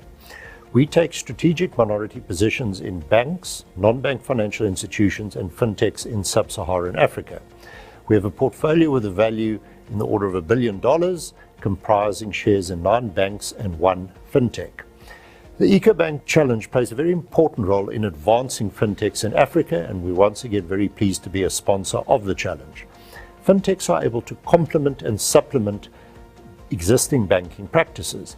They often bring a new approach to traditional banking, providing operational efficiencies and innovative solutions to many existing challenges. Effective collaboration between banks and fintechs has the potential to create significant value, and hence our interest in and support for the sector. An important part of our mandate is to contribute to improve financial inclusion in Africa, as well as to grow food and agricultural lending. Fintechs have the potential to play a very important role in this regard. The Ecobank Fintech Challenge is an important contributor to the African fintech landscape. Through our work with and sponsorship of the challenge, we aim to support the sector generally, to support the fintech environment, but also to identify those fintechs that would benefit from our direct support. Our congratulations to all of the finalists in the Ecobank Fintech Challenge. We look forward to working with you and in some cases to supporting your businesses directly.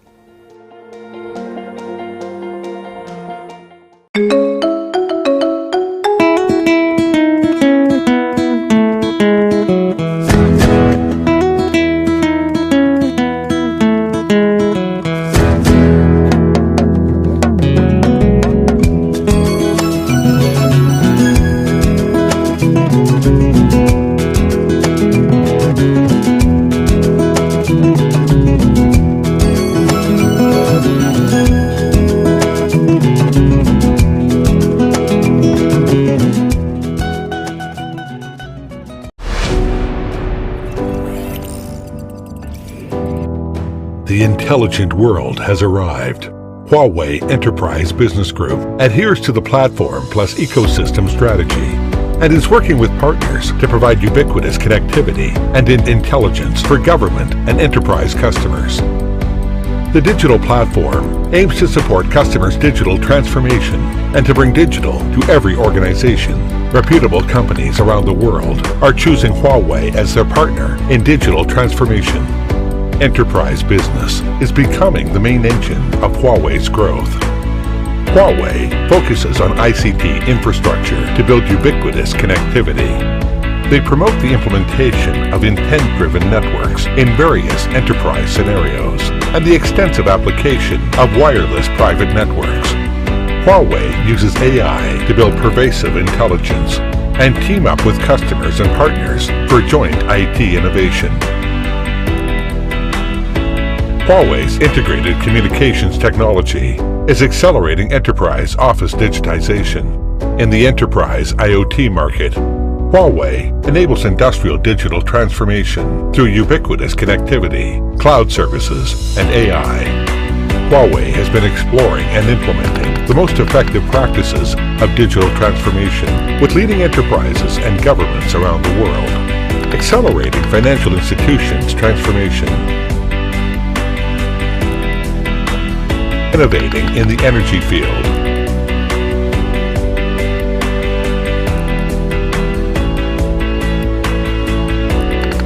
advancing transportation digitization,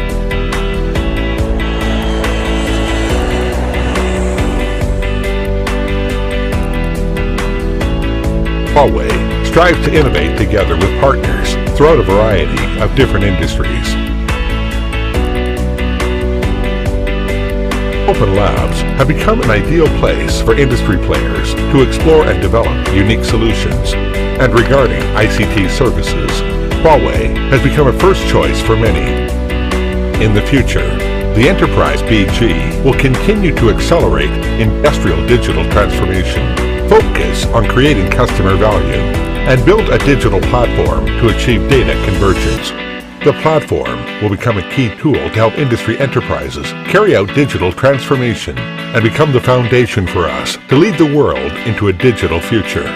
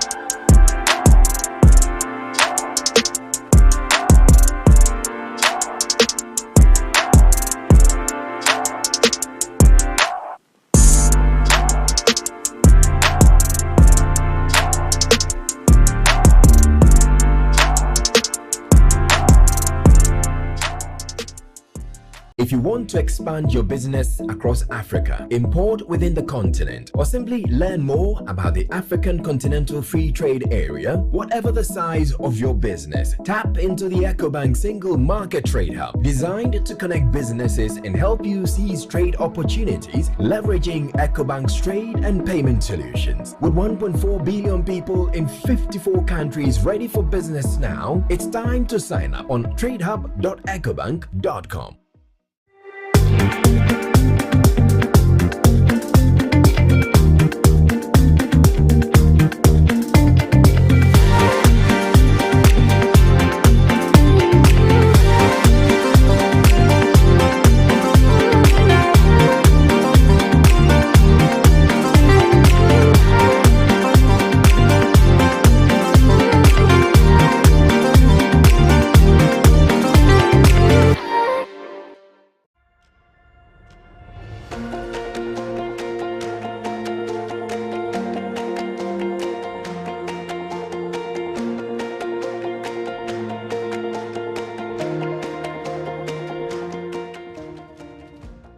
Hello, my name is Gavin Tipper. I'm the Chief Executive Officer of Arise, a company owned by Nor Finance, Nor Fund, FMO and Robo.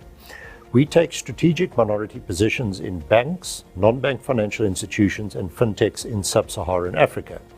We have a portfolio with a value in the order of $1 billion, comprising shares in 9 banks and 1 fintech. The Ecobank Challenge plays a very important role in advancing fintechs in Africa, and we're once again very pleased to be a sponsor of the challenge. Fintechs are able to complement and supplement existing banking practices. They often bring a new approach to traditional banking, providing operational efficiencies and innovative solutions to many existing challenges. Effective collaboration between banks and fintechs has the potential to create significant value, and hence our interest in and support for the sector. An important part of our mandate is to contribute to improve financial inclusion in Africa, as well as to grow food and agricultural lending. Fintechs have the potential to play a very important role in this regard. The Ecobank Fintech Challenge is an important contributor to the African fintech landscape. Through our work with and sponsorship of the challenge, we aim to support the sector generally, to support the fintech environment, but also to identify those fintechs that would benefit from our direct support. Our congratulations to all of the finalists in the Ecobank Fintech Challenge. We look forward to working with you and in some cases to supporting your businesses directly.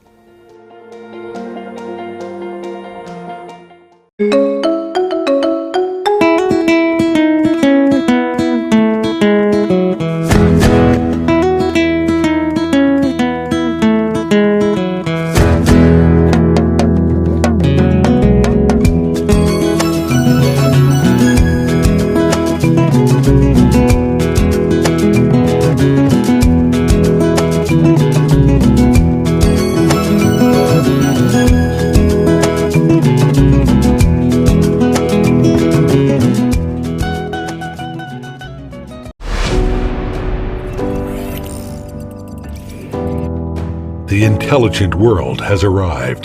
Huawei Enterprise Business Group adheres to the platform plus ecosystem strategy and is working with partners to provide ubiquitous connectivity and intelligence for government and enterprise customers. The digital platform aims to support customers' digital transformation and to bring digital to every organization. Reputable companies around the world are choosing Huawei as their partner in digital transformation. Enterprise business is becoming the main engine of Huawei's growth. Huawei focuses on ICT infrastructure to build ubiquitous connectivity.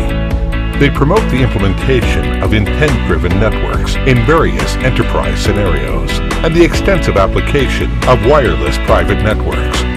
Huawei uses AI to build pervasive intelligence and team up with customers and partners for joint IT innovation. Huawei's integrated communications technology is accelerating enterprise office digitization. In the enterprise IoT market, Huawei enables industrial digital transformation through ubiquitous connectivity, cloud services, and AI. Huawei has been exploring and implementing the most effective practices of digital transformation with leading enterprises and governments around the world, accelerating financial institutions' transformation, innovating in the energy field,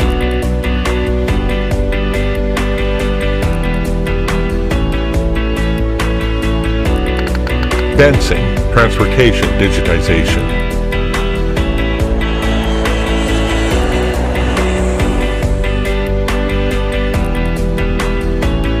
Huawei strives to innovate together with partners throughout a variety of different industries. Open labs have become an ideal place for industry players to explore and develop unique solutions. And regarding ICT services, Huawei has become a first choice for many. In the future, the Enterprise BG will continue to accelerate industrial digital transformation, focus on creating customer value, and build a digital platform to achieve data convergence. The platform will become a key tool to help industry enterprises carry out digital transformation and become the foundation for us to lead the world into a digital future.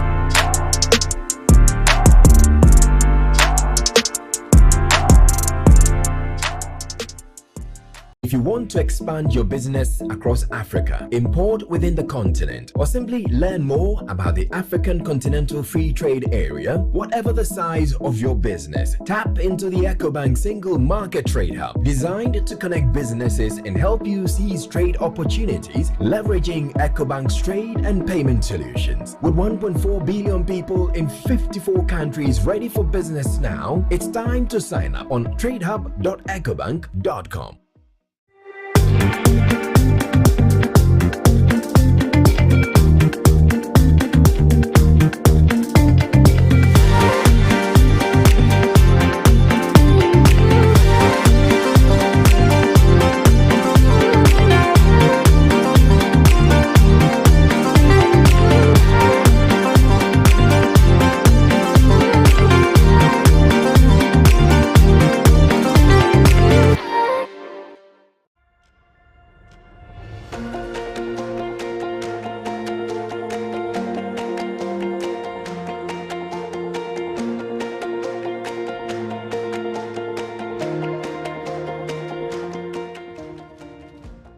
Hello, my name is Gavin Tipper. I'm the Chief Executive Officer of Arise, a company owned by Nor Finance, Nor Fund, FMO and Robo. We take strategic minority positions in banks, non-bank financial institutions and fintechs in sub-Saharan Africa. We have a portfolio with a value in the order of $1 billion, comprising shares in 9 banks and 1 fintech. The Ecobank Challenge plays a very important role in advancing fintechs in Africa, and we're once again very pleased to be a sponsor of the challenge. Fintechs are able to complement and supplement existing banking practices. They often bring a new approach to traditional banking, providing operational efficiencies and innovative solutions to many existing challenges. Effective collaboration between banks and fintechs has the potential to create significant value, and hence our interest in and support for the sector. An important part of our mandate is to contribute to improve financial inclusion in Africa, as well as to grow food and agricultural lending. Fintechs have the potential to play a very important role in this regard. The Ecobank Fintech Challenge is an important contributor to the African fintech landscape. Through our work with and sponsorship of the challenge, we aim to support the sector generally, to support the fintech environment, but also to identify those fintechs that would benefit from our direct support. Our congratulations to all of the finalists in the Ecobank Fintech Challenge. We look forward to working with you and in some cases to supporting your businesses directly.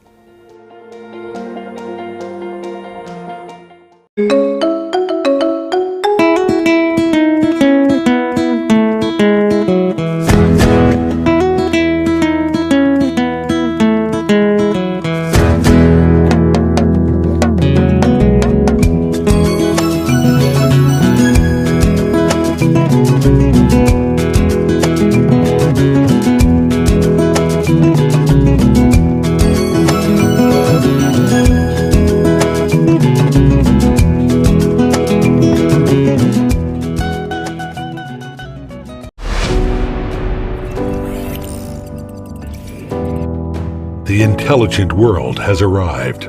Huawei Enterprise Business Group adheres to the platform plus ecosystem strategy and is working with partners to provide ubiquitous connectivity and intelligence for government and enterprise customers. The digital platform aims to support customers' digital transformation and to bring digital to every organization. Reputable companies around the world are choosing Huawei as their partner in digital transformation. Enterprise business is becoming the main engine of Huawei's growth. Huawei focuses on ICT infrastructure to build ubiquitous connectivity. They promote the implementation of intent-driven networks in various enterprise scenarios and the extensive application of wireless private networks. Huawei uses AI to build pervasive intelligence and team up with customers and partners for joint IT innovation. Huawei's integrated communications technology is accelerating enterprise office digitization. In the enterprise IoT market, Huawei enables industrial digital transformation through ubiquitous connectivity, cloud services, and AI. Huawei has been exploring and implementing the most effective practices of digital transformation with leading enterprises and governments around the world, accelerating financial institutions' transformation, innovating in the energy field,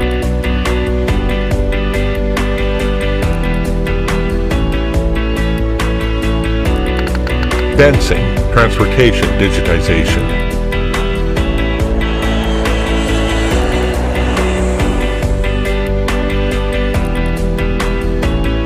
Huawei strives to innovate together with partners throughout a variety of different industries.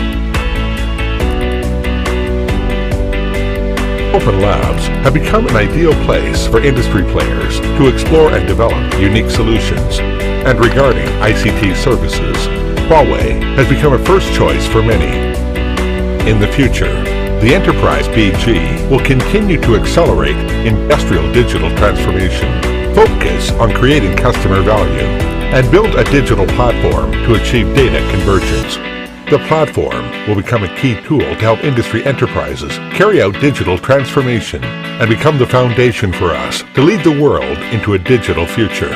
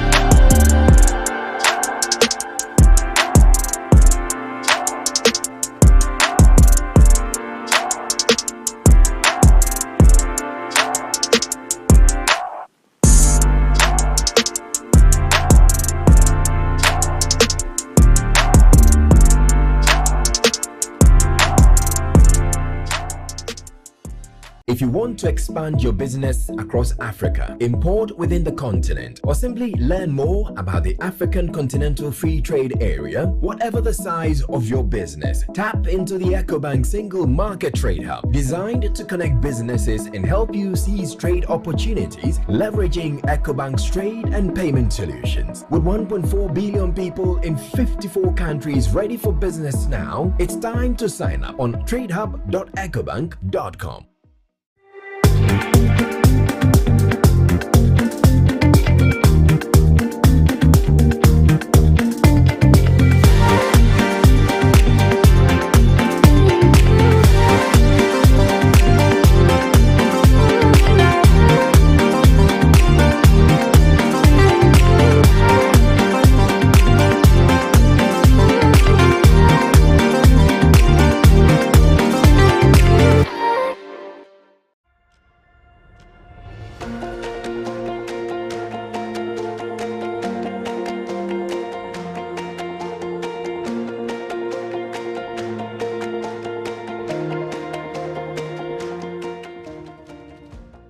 Hello, my name is Gavin Tipper. I'm the Chief Executive Officer of Arise, a company owned by Nor Finance, Nor Fund, FMO and Robo. We take strategic minority positions in banks, non-bank financial institutions and fintechs in sub-Saharan Africa. We have a portfolio with a value in the order of $1 billion, comprising shares in 9 banks and 1 fintech. The Ecobank Challenge plays a very important role in advancing fintechs in Africa, and we're once again very pleased to be a sponsor of the challenge. Fintechs are able to complement and supplement existing banking practices. They often bring a new approach to traditional banking, providing operational efficiencies and innovative solutions to many existing challenges. Effective collaboration between banks and fintechs has the potential to create significant value, and hence our interest in and support for the sector. An important part of our mandate is to contribute to improve financial inclusion in Africa, as well as to grow food and agricultural lending. Fintechs have the potential to play a very important role in this regard. The Ecobank Fintech Challenge is an important contributor to the African fintech landscape. Through our work with and sponsorship of the challenge, we aim to support the sector generally, to support the fintech environment, but also to identify those fintechs that would benefit from our direct support. Our congratulations to all of the finalists in the Ecobank Fintech Challenge. We look forward to working with you and in some cases to supporting your businesses directly.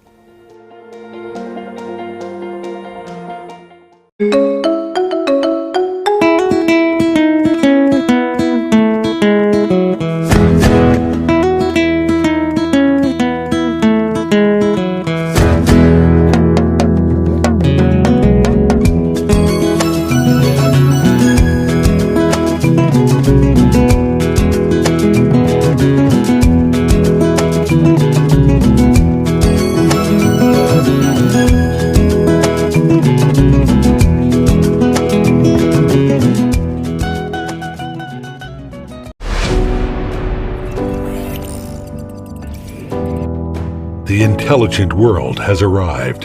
Huawei Enterprise Business Group adheres to the platform plus ecosystem strategy and is working with partners to provide Because my belly is full. connectivity Would and you like to take a look?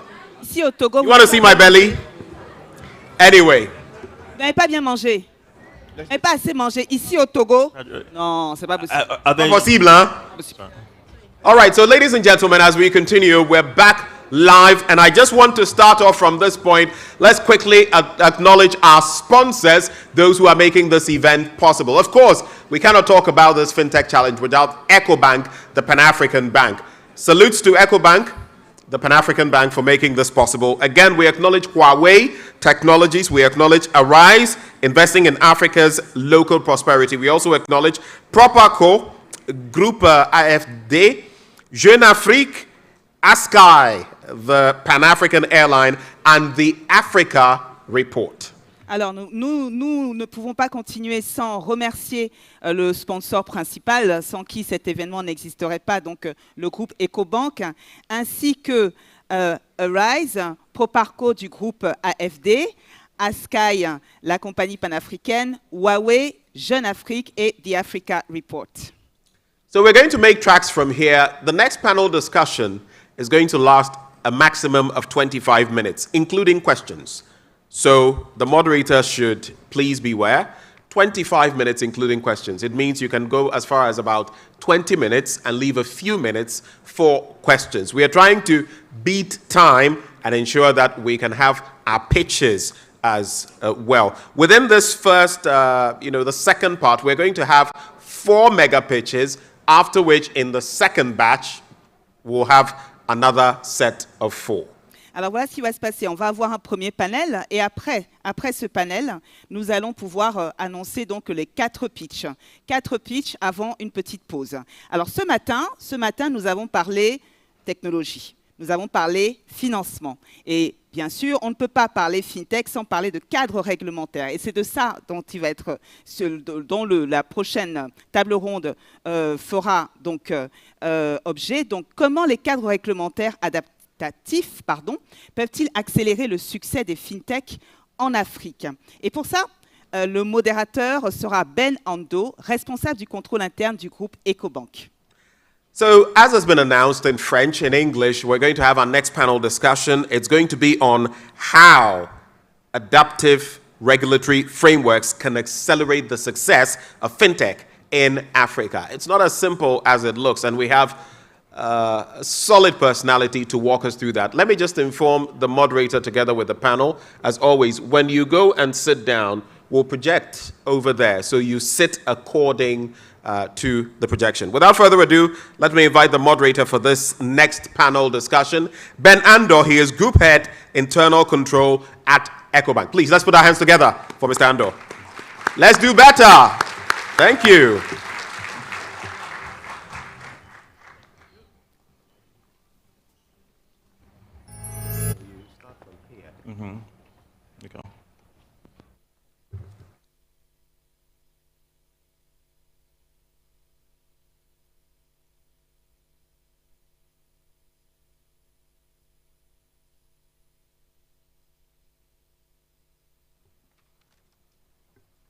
Good afternoon.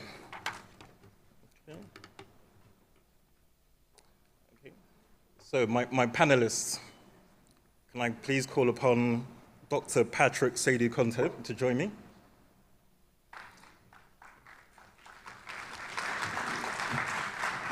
Yeah. Patrick is the CEO of Africa Fintech Network.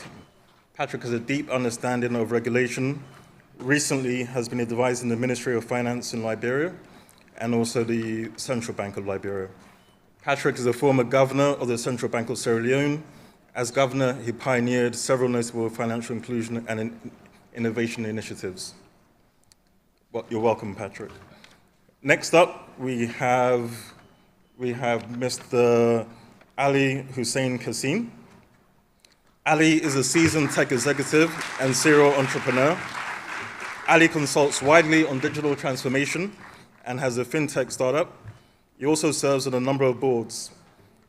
Many of you may know his podcast, Ali Talks Tech. You're welcome. Okay. Lastly, we have Mr. Arnold. Arnold is the CEO of Stack AI, a financial infrastructure company and founding member of Jumo. For the Ecobank colleagues, he is well known to us as he established the Express Loan product along with MTN. Okay. Thank you, gentlemen. Okay.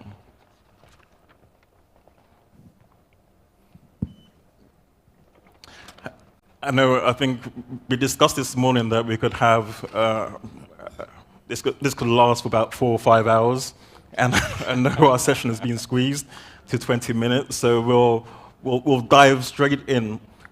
But let me start with Dr. Patrick. Can you set the context for the conversation, please?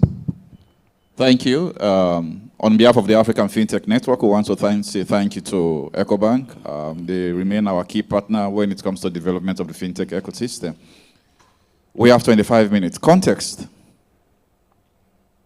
Regulations of financial services have existed before fintech. That's the fact. But what we now see, towards the eruption and disruption caused by fintech, means there has to be a change in approach when it comes to laws, when it comes to regulation. And that change in approach has to start right at the top, at governmental level, at the level of regulatory authorities, and other ecosystem players, i.e. the fintechs themselves, most importantly. So regulation is not new, only that it's now taking prominence because of the disruptive and eruptive events of fintechs. So there is need for ongoing dialogue. And one fact, that is regulations will not provide a complete panacea. It's not regulations will never cure all the challenges. What regulations are meant to do is a balancing act. An act that encourages innovation to thrive, at the same time an act that protects the systems, ensure consumers are safe, there is stability in the system. So it's a difficult balancing act for both the regulators themselves and for the fintechs. So that is why discussions about fintech regulations, as you said, can go on for days and days. But there are best practices here we have to share There are laws that are best practices. There are events that are happening that is good to understand. So this panel is meant to look at those trends, those best practices. Thank you. Okay, no, thank you. Thank you, Patrick. Ali, often when there are discussions around regulations, there's often a negative kind of tone. Too slow, too much, too little, not enough collaboration. But can you share us some thoughts around what you've seen in Africa, where there's been great examples, where we can shine the light upon great success stories, please? Sure, Ben. I think first let's start by just saying that financial services is one of the most regulated industries in the world, for obvious reasons. Then we also need to look at the fact that Africa has the lowest median age of any continent in the world. 19. 19 is our median age. So we are always talking about Africa's youth dividend. But we forget that before dividends, one needs to work towards that dividend. So we have no dividend yet. Can we just agree on that? We have a youth bulge that we need to work towards the youth dividend. Now, coming back to policy and regulatory matters when it comes to financial services, again, it's a fact that Africa is at the bleeding edge of fintech anywhere in the world. How do we change the conversation when it comes to the negative conversations around policy and regulatory matters? Let's look at Nigeria, which is one of the largest markets in Africa in any industry. You have the Central Bank of Nigeria that has issued the frameworks for open banking. Now we know that when that works, open banking is going to be a fundamental sea change between how fintechs, regulators, and the incumbent banking sector operate on. If you look at South Africa, you have really the first digital assets engagement in Africa that is of deep meaning. If you come to my home country in Kenya, you have three key players in the financial services sector. That is the Kenya Bankers Association, the Association of Fintechs in Kenya, of which I am the chair, and the Financial Sector Deepening Organization that is working towards an open banking policy framework. And there are many other examples. I've picked these three because these really are the major fintech and financial services markets across Africa. Thank you, Ben. Okay. No, thank you. So to Patrick, in terms of, from a regulatory approach, can you just talk a bit more around what you've seen specifically in Africa, and also what does good regulation look like?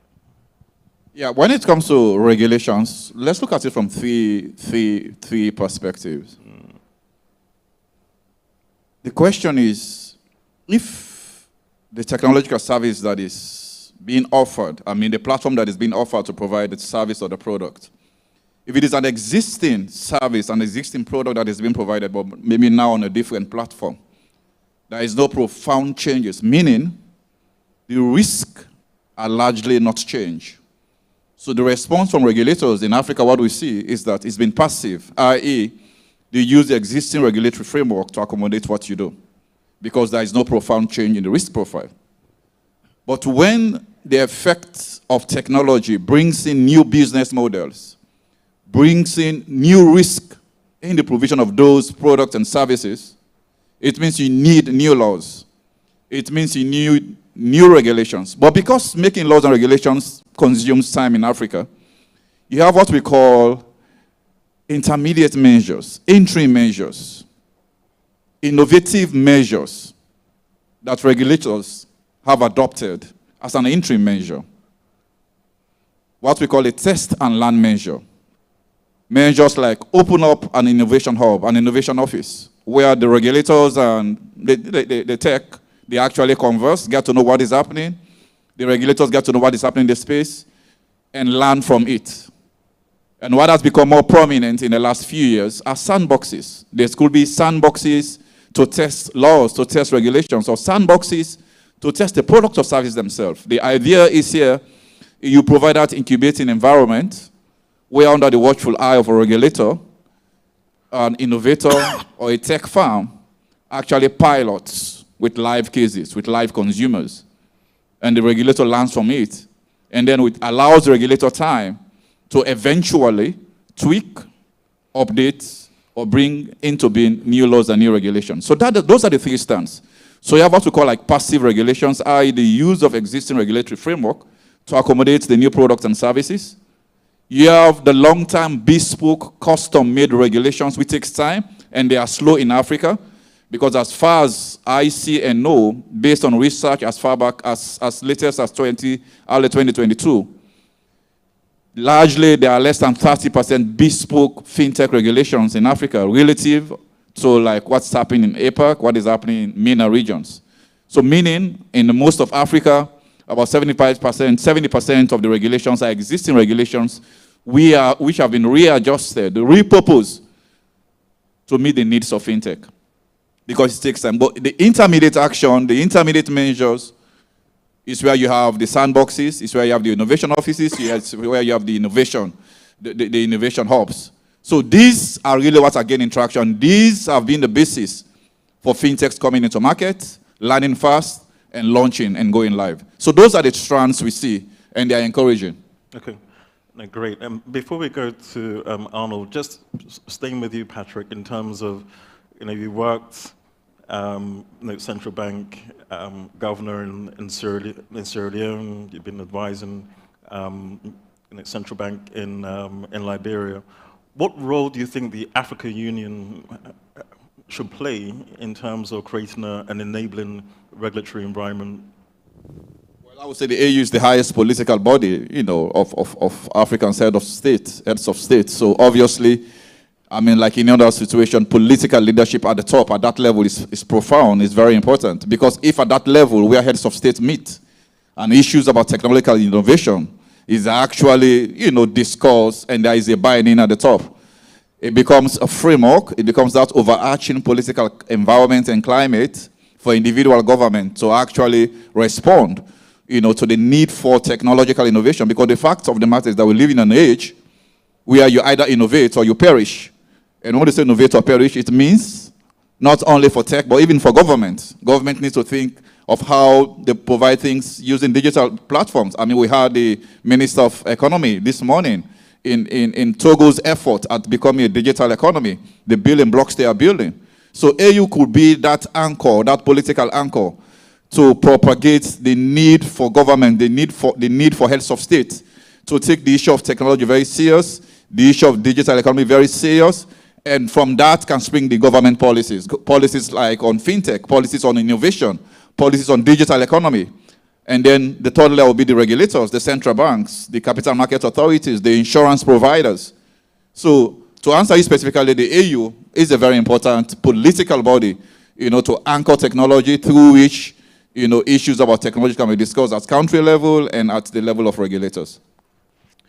Thank you. Arnold, I think Ali mentioned that clearly Africa is at the forefront of in the fintech space. But you've also worked in the UK. You were the MD of a fintech in the UK. Are there any lessons that we can learn from other markets in terms of fintech regulation? No, thank you. Good afternoon, everyone. So, like you rightly said, depending on where you are, there are different kind of appetites you see when it comes to regulation. So, for example, we know that regulators are always interested in protecting the sanctity of the financial system. And also, in addition to that, too, they have an interest in, pursuing certain social goals, such as financial inclusion and other things. So they are usually looking to steer innovation in a certain direction. And so a key role that fintechs and disruptors have to always bear in mind is that the regulators are your partners in your journey. However, you have to play in a way that still advances the goals that they have set for themselves. I'll give one example, and Ali was talking about in Kenya, like how we've actually had like really progressive regulators with the formation of M-Pesa and how they basically said, look, you guys take the lead and let's follow. 2014, I was actually there for launching a digital credit product. At the time, there was lots of opportunity for you to explore regulatory arbitrage. So in other words, areas where there's no regulation, you could actually take advantage of it. However, we've gotten to the point where regulators sit back and say, okay, all these innovations are actually going really well. How do we stay ahead of the curve, but by not stifling innovation? And I think some of the best examples we've seen are like what is happening in the UK. So one of the things that, if you look at like the rise of things like Sterling Bank, you look at the rise of Revolut, you look at the rise of Modular, it would have been impossible for any of these organizations to really start and operate, requiring a central bank license. Because the whole premise of setting up an innovation company is that, one, you need to show traction, you need to raise money to generate traction, and then use traction to go back and then and then justify to the regulator why this business model works. Now, no one is going to give you money if you don't have traction. And the regulator too don't understand what you want to do, because there's no blueprint for it. There's no case study for it. And so one of the things that I think the UK government did quite brilliantly was to give limited regulation. So saying that, okay, I'm going to allow you to do this to a certain extent, but then we will manage the process. We will go step by step with you. We'll not give you the full suite of permissible activities that you would expect from a traditional bank. And I think, and with time, they gradually ease some of those requirements and allow them to thrive. So that's one very good example of that.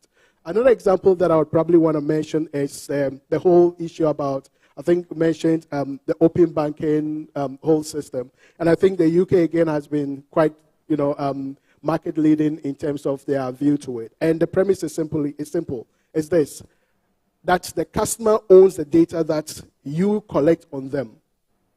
So you as a commercial enterprise, you have the right to, with consent, collect data.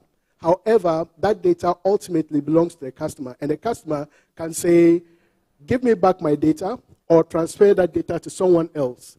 And you have a responsibility for building the infrastructure to enable any of these things to happen within a secure, seamless environment.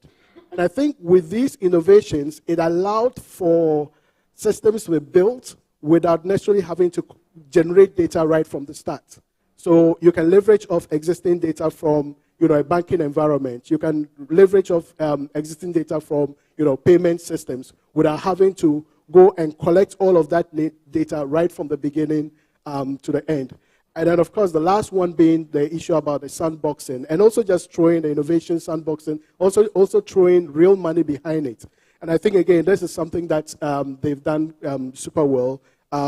One, it's developing innovation within a controlled environment where there's enough transparency, there's enough visibility, and that also gives confidence to partners that, look, this thing that is happening is actually happening within a trusted space.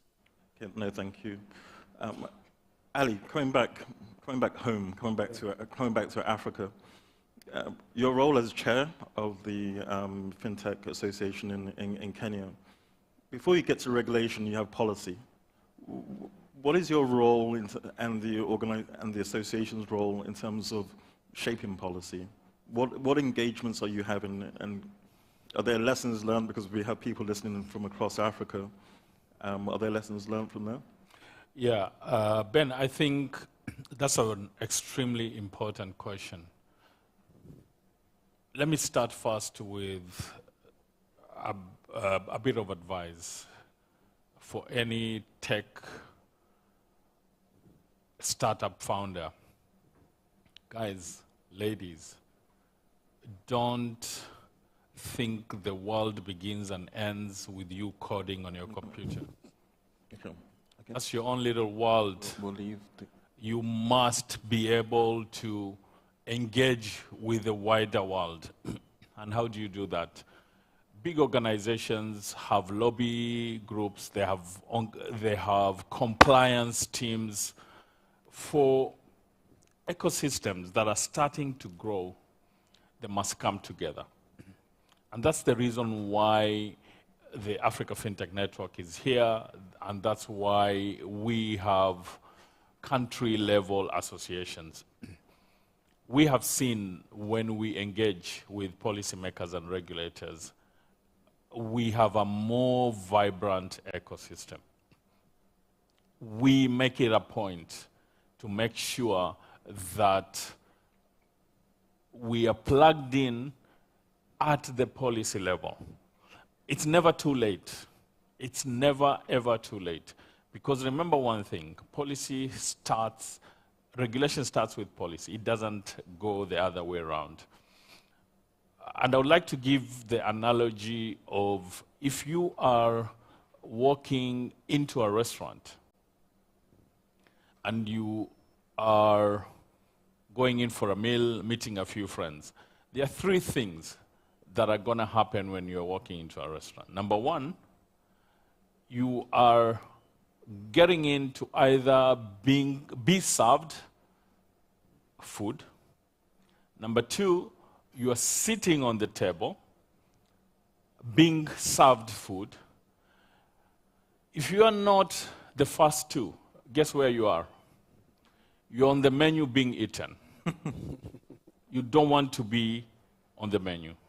Your worst case scenario needs to be the guy who's serving, but you don't want that because that guy at least gets some information. The guys who sit on the table are the ones who are getting the full meal. The guy who's on the menu has no clue what's going on because he or she is being eaten, literally. So, very, very critical. Remember what I talked about, the youth bulge and the youth dividend, and the fact that this continent is a youth continent? But guess what? Most of us don't even engage with our government officials. Even at the level of the county, at the level of the member of parliament, I always ask this question, and I don't expect answers from you guys, but remember one thing when you live here today. How many of you know your member of parliament? How many of you know your representative at the lowest level of government and actually engage with them? That's a challenge. It's not just about building products. If we're building new products and services, and this is a language we understand, you have your product life cycle, you have your product management platform, please plug in policy and regulatory conversations within that cycle. Thanks, Ben. Thank you. Thank you so much words of wisdom for our participants. I know we're nearly out of time, but I do want to give an opportunity for questions or for a question, as the team told me. Any questions from the room? Okay. No question. Okay. So I think we've got about 2 minutes. So I'll ask Arnold, and then Patrick, and then Ali, just to give a 1 minute takeaway for people that are watching and listening online in terms of the regulatory space and fintech in Africa. Yeah. No, thank you. I always say that when you are a startup trying to disrupt any space, there are three things you have to bear in mind. One is about the technology, whether it's something you can actually build. The second thing is about the market, whether the market is ready. But the third thing is around the regulatory and political environment in which you're going to operate. Without a full understanding of that, none of those two would actually come about. Explore regulatory arbitrage, but always bear in mind that there's an intention to regulate anything finance. So whether it says expressly that this service is being regulated or not, you have to operate with that at the back of your mind. Thank you. Dr. Patrick? Regulators have a difficult task to perform. They need to balance risk of protecting the system at the same time to support innovation. It's a difficult job to do. So therefore, as a fintech, it behooves you, if you need to operate, thrive, and be successful in the space, couple of actions. One, do your homework. Understand the environment in which you operate. Understand the key cross-cutting regulations, things like cybersecurity, data, consumer protection, AML, KYC issues, taxations. Just understand them generally. That keeps you ready. Because the response so far we see is that most of the regulations in Africa are not bespoke. There are existing regulations that are being repurposed because it takes time to enact new laws, it takes time to enact new regulations. So because of that, you as a fintech need to do your homework, try to understand what is happening, and engage as early as you could. Engage at the level of your association, be a member of a fintech association so that you can have that singular voice of advocacy, to engage the regulator. So know what is happening in the space, and you can put forward your issues. But regulations are here, they are meant to stay, they will not go away. So it's a matter of the fintech working alongside the associations to work alongside regulators. That way, we can collectively promote the development of the fintech ecosystem. Thank you. Okay, thank you. Last word, Ali? For me, I have 5 key things for us to think about. Number one, despite the thought that the digital financial services ecosystem is saturated, here are the facts. One, only 10% of transactions in Africa are digital. So even when you see all these potentially big fintechs, big banks, they're only covering 10% of the potential. The other 4 key things to think about is there are challenges, but within those challenges for fintechs in Africa, therein lies huge opportunities. Number one is reaching scale and profitability. 1.4 billion Africans today. That's your market. Don't think Togo, don't think Kenya, don't think South Africa. That's your market. The other one is navigating an uncertain environment. Again, a huge challenge, but for entrepreneurs, guess what? We see challenges as opportunities.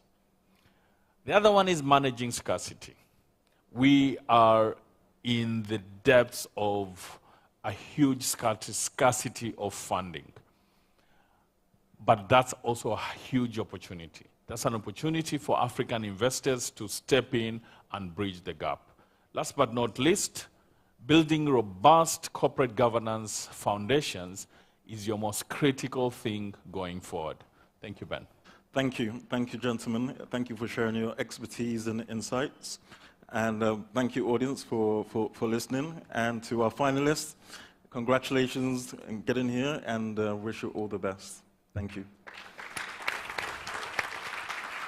They are indeed deserving of the applause. Thank you, Ben and team. Please, let's come forward briefly for those quick photographs, very quickly. Thanks. Thanks. And then we proceed. Please. Thank you. So even as that is being done, just a quick announcement that right after this, we're going to be introducing to you the lady and gentlemen who are going to determine the fate of these 8 seated there with expectant faces, hoping they are going to be the ultimate winner.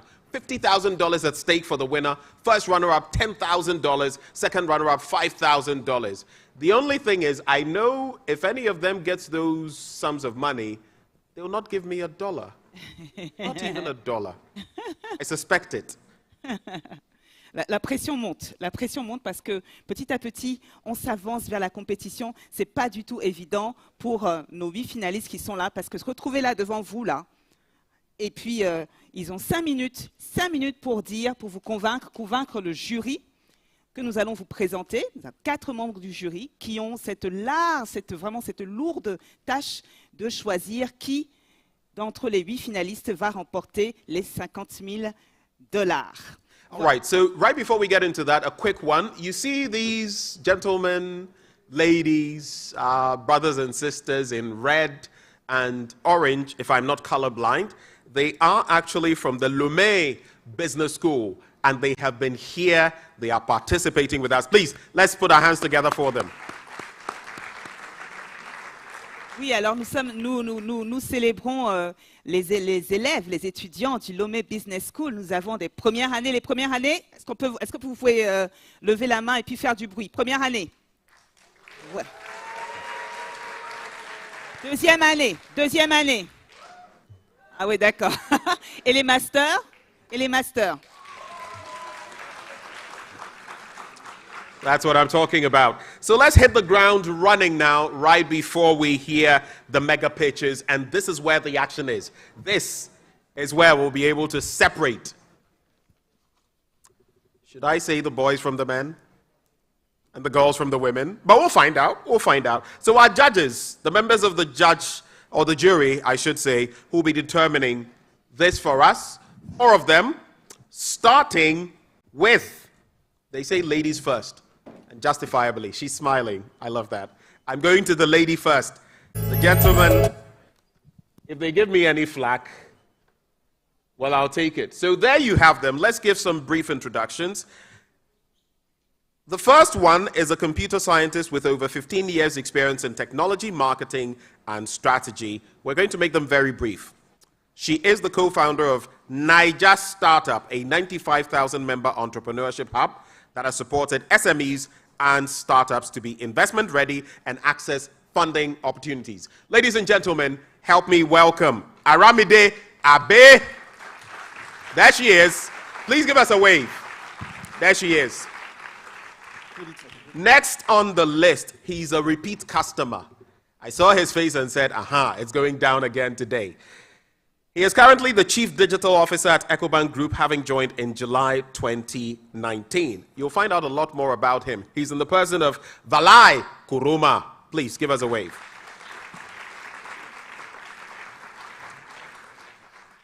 Our next member of the jury is a technology entrepreneur and investor who serves as a board member and advisor to leading fintech and investment firms across Africa and globally. He is also board chair at Edo Innovates. Ladies and gentlemen, Victor Asemota, please.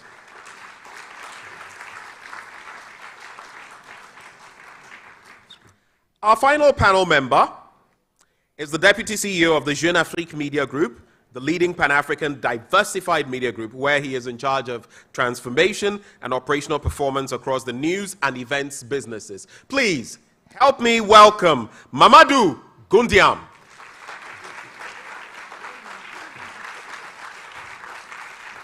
Merci Benjamin. Je vais vous présenter les 4 juges en français et je vais commencer bien évidemment par notre juge féminine. Donc, elle est informaticienne et elle possède plus de 15 ans d'expérience dans les domaines de la technologie, du marketing et de la stratégie. Elle est cofondatrice de Niger Startup, un pôle entrepreneurial de 95 000 membres qui aide les PME et les startups à se préparer à lever des fonds et accéder à des opportunités de financement. Je vous présente Aramide Abe. Au fond, alors, le prochain est actuellement directeur du digital chez Ecobank, qui l'a rejoint en juin 2019. Je vous présente Navalei Kuruma.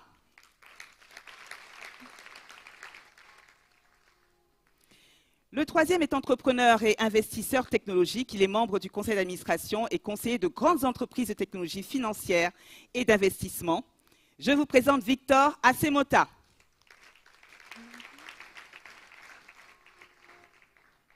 Et enfin, last but not least, le directeur général adjoint du groupe Jeune Afrique Média, qui est le premier groupe panafricain de médias diversifiés, où il est chargé de la transformation et de la performance opérationnelle des activités d'information et d'événementiel, Mamadou Goundiam. So Angela, now that we have that out of the way, our finalists are finally ready to come here. Ready or not, here we come. Ready or not? Are you ready? Have you got this? Okay. So here's what we're going to do. There's a simple procedure for all of you. I'd like you to take note. For each of the finalists, over the last 3 days that they've been in Lome, they've been round, they've done a few things, we've taken shots of them, we've followed their journeys, and when I mention each one of them, we're going to have a short video, individual video, for all 8 of them in order. So when I mention your name, you will have your video played, you'll be seated calmly. Right after the video, we'll give you some spicy music, okay, from your country. If you don't dance, minus 10 points. Jury?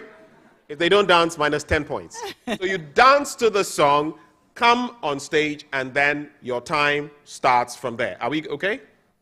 En français. On va y aller. Avant de lancer, donc nous allons présenter maintenant les finalistes qui vont venir sur scène pour leur pitch. Pendant ces 4 jours qu'ils ont été à Lomé, ils ont été suivis, ils ont été accompagnés par des caméras. Donc, on va vous proposer donc une petite vidéo avant chaque introduction. Donc, Benjamin, j'allais dire Benjamin, on va les introduire. Ça va aller assez vite. Il va introduire une première personne. Quand il va l'introduire, on va lancer la vidéo. Une fois qu'on aura lancé la vidéo, vous, celui qui aura été appelé ou celle qui aura été appelée, montera en même temps que la musique. Par contre, ce que Benjamin a retenu, ce que j'ai retenu là, c'est qu'il a dit que vous deviez danser. Donc, hein, on a Congo, on a Cameroun, on a tout ça. Strictly come dancing. Strictly come dancing. Très bien. Donc, quand vous allez être annoncé, comme Benjamin va annoncer votre nom, je ne le dirai pas en français puisque c'est la même chose. All right, so here we go. The time is now. We start from East Africa. Kenya is our first stop. And we introduce to you FlexPay Technologies led by Richard Machamba Muita.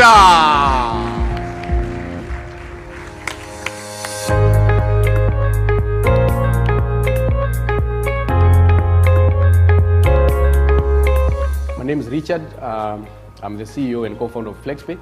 So FlexPay is a Kenyan-based company. We empower merchants to offer a merchant-embedded saving-based purchase experience to their customers, and this way we make product and services affordable for the underserved markets. The Ecobank Fintech Challenge have been incredible to us. We always wanted to partner with a major bank like Ecobank. So when we saw the call for application, we were excited and we knew this is our moment. So we applied, and the journey has been incredible. And we are here, being selected for the first time, pitching our idea to judges, and being shortlisted for the finalists. It's incredible, very incredible to us.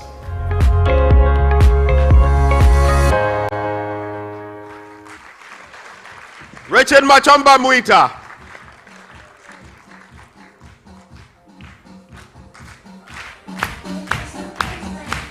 Aha! Oh yeah! Show them! Show them!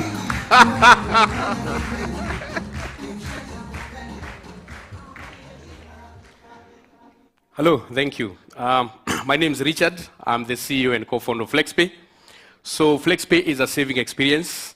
So we empower merchants to offer merchant-embedded saving-based purchase experience to their customers. And this way we make product and services affordable for the underserved market. So we realize that low disposable incomes limit the average African consumers from buying what they want outright. Additionally, in the consumption ecosystem, these customers are being pushed towards the booming buy now, pay later, which are credit-driven models and are expensive, predatory, and unsustainable. This is the reason we started FlexPay.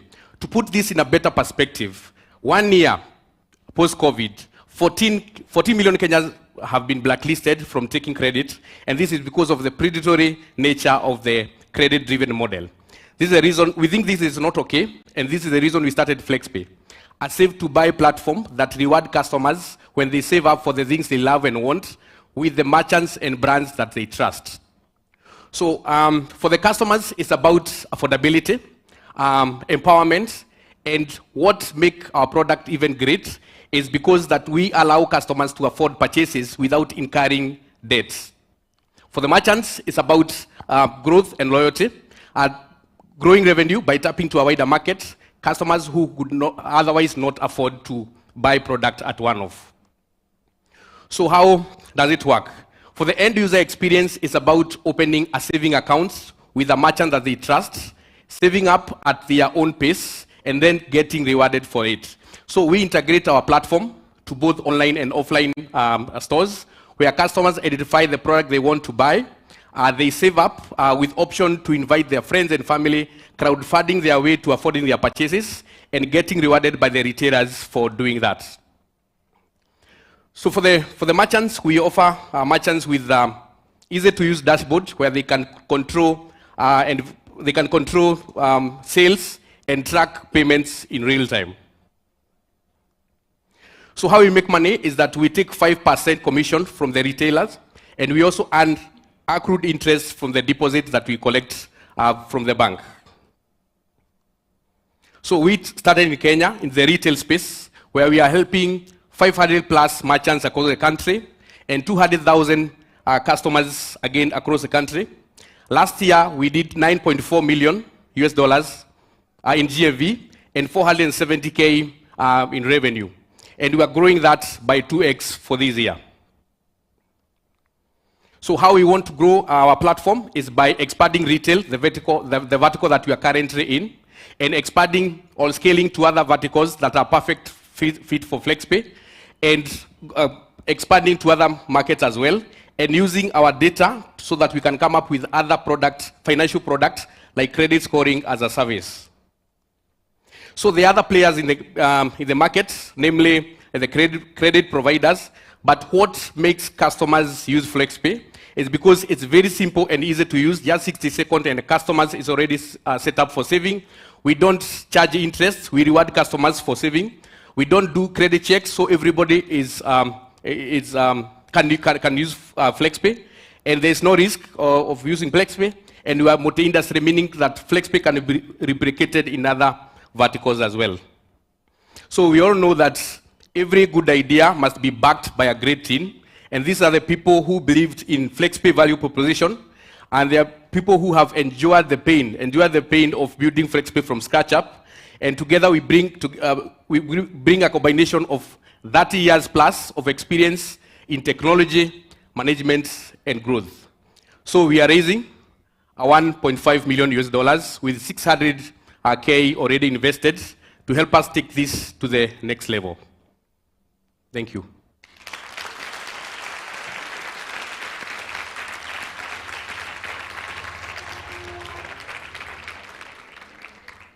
Merci. Donc, nous allons passer à 3 minutes de questions des juges. Judges, you have 3 minutes for your questions, please. Hi. Hello, thank you for that presentation. I just have a question about your expansion.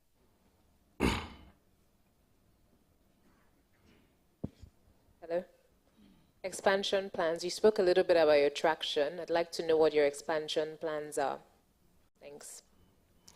Yeah, so we have 2 aspects of expansion plan. So number 1 is to expand in the retail space that we are currently. So we partner the like of Tier 1, Tier 2, and Tier 3 merchants.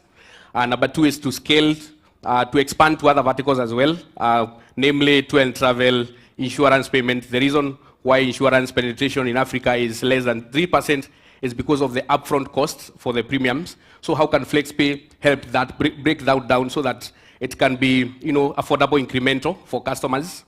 The next is to scale regionally. We are already incorporated in Uganda and Nigeria. So we are closing our round, and then we have a plan in position to utilize or to put in the market. Thank you. So you are talking about offline merchants. So how do you work with offline merchants? Yes, maybe you can repeat the question. You mentioned working with offline merchants. So yes. How does FlexPay work with offline merchants? Yeah, so how it works is that we onboard offline merchants. So we train the shop attendants, the employee of the store. So they help on customer acquisition. So if customers walk in the stores, they will see FlexPay accepted here. And then if they want to check out with FlexPay, it will just take 60 seconds for them to be onboarded through USSD or application. They can be onboarded being done KYC and the product details. And then the customer is, we capture the customer from that time all the way to the time they complete. So customers can access our product through USSD or application.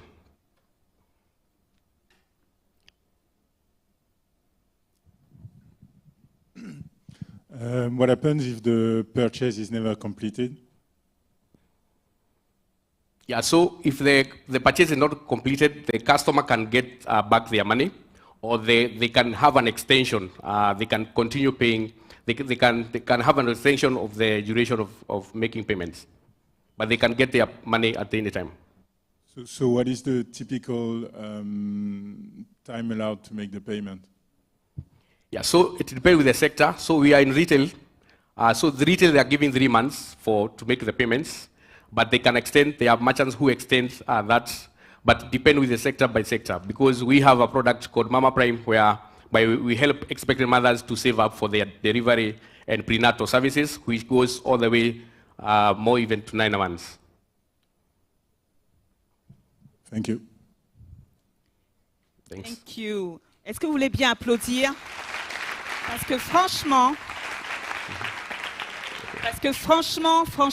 c'est le premier à être passé, et pitcher, c'est pas évident d'être le premier, donc thank you so much. Congratulations. Thank you.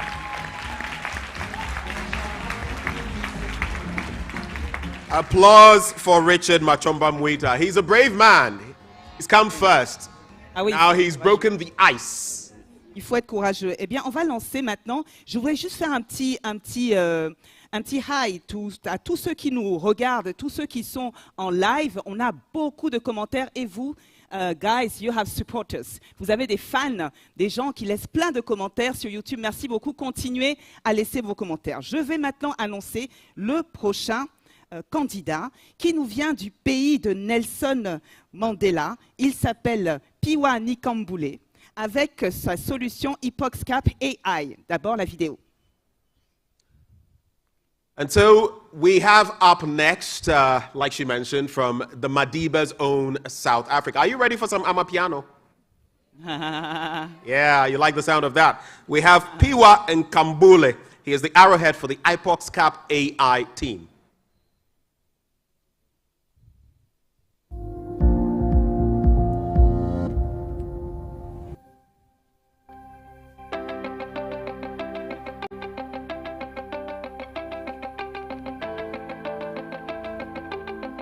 My name is Piwa Nkambule, the co-founder and CEO of EpoxCap AI.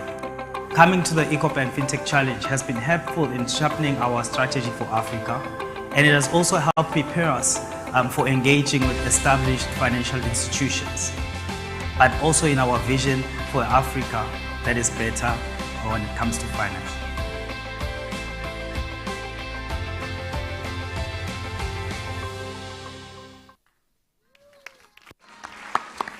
Piwa Nkambule, show us something. Aha! Yeah.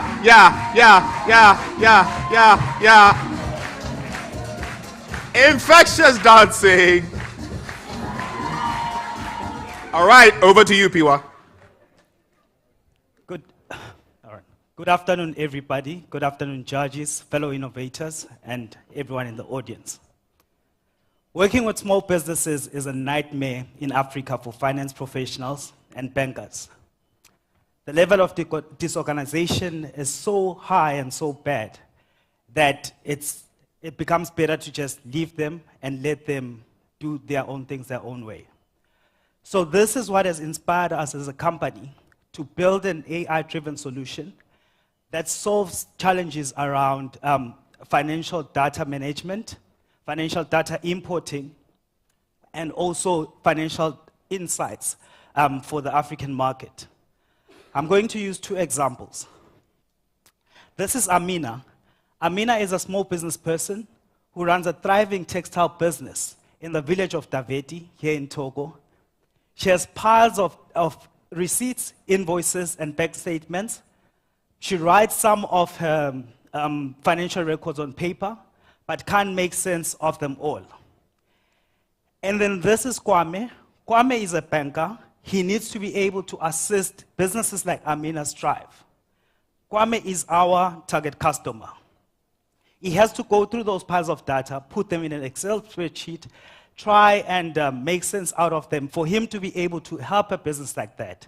So it just becomes better for him to just leave that market and not work with it. And that is why we only have a 19.9% financial service and bank penetration for small businesses in the continent. So in April, we launched a pilot, a platform that is able to import financial data and is able to interpret financial data and release it to the world. We were able to penetrate 121 countries around the world. We were able to reach over 3,000 users and about 500 financial institutions in the period. And now we want to bring that to Africa so that we can then start solving problems because we've proven our business case. Our solution is an inclusive financial data management platform that enables financial planning and analysis for formal and informal businesses. So it's a very inclusive platform for everyone.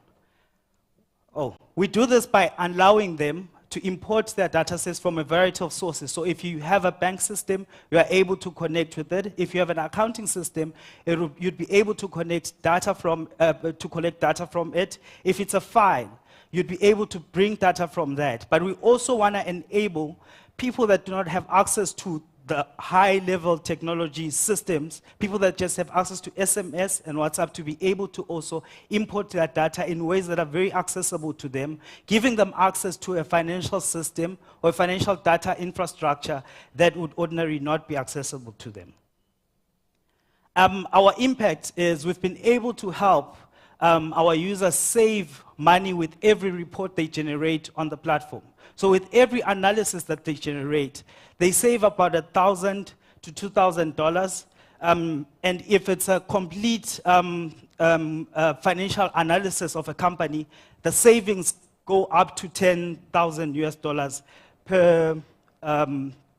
per report generated. We've also saved the months that they would have spent generating that. So a report would basically take around 5 days. They're able to get a comprehensive report within a period of up to 4 minutes. Our founding team, so we were inspired to build this because we were exposed to finance. I come from a technology background. My co-founder is an engineer by training, but found herself working in banking. I worked briefly for about 3 years in the venture capital space, and we had to go through financial statements, and we wanted to build a solution that would help us automate our work and increase the time that we might have to be able to review different companies and different deals. And we felt building this and releasing it to people that are like us would have an impact in enabling deal flow in the continent. So as I've mentioned, we released our MVP in April. We used feedback for that and built features that we could then now sell to our customers. And we released then our minimum marketable product in July and have, we believe we've found product market fit or the sweet spot in the AI-driven financial analysis space. And we are now looking to then implement our strategy for Africa using partnership with financial institutions like Ecobank. For a bank, we'll help them know exactly what their customer needs. We will help them take the relationship between a bank and a small business beyond just being lending, beyond being a deposit. If a business... All right.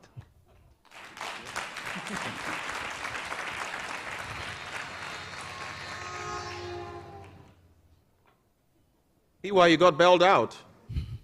But he didn't have to stop abruptly, though. But, ladies and gentlemen, let's put our hands together for Piwa and Kambule. I would simply just suggest that if you get bailed out, you finish with your last thoughts quickly. And I was at the end. This is the last slide. All right. Yeah. Over to you, judges. What is your take? Piwa, thanks very much. It's very interesting, but your proof of concept has been out for most participants outside of Africa, right? So bringing that to the African context, given the level of digitization and data availability that you required for your system to work, what are the challenges that you see in implementing that in our African environment, and how do you guys think about solving this? All right, okay. So the reason why we implemented it first outside was to get clarification on or prove the concept on the financial analysis and the quality of the analysis that comes out. And then Africa is a unique market. So to penetrate Africa, you need partnership. So you need an institution that has access to some form of infrastructure, be it distribution through agents. So that is the first thing. And then we also need to build partnerships with development finance institutions to be able to access some of their data sets, to be able to train the models so that whatever insights we generate makes sense for that context. And then we've also enabled our customers, as I said, to be able to import their own data from whatever format they have. If they write on paper, they should be able to scan that. The system will standardize that and arrange it using underlying technology in a way that it can then be used to generate the required insights. Any further questions?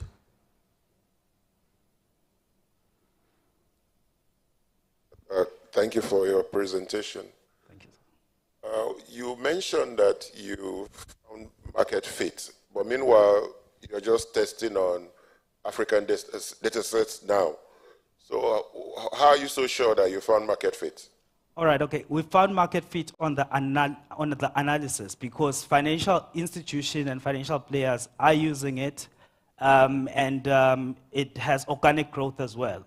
So with the growth being on autopilot, it means there is a value proposition.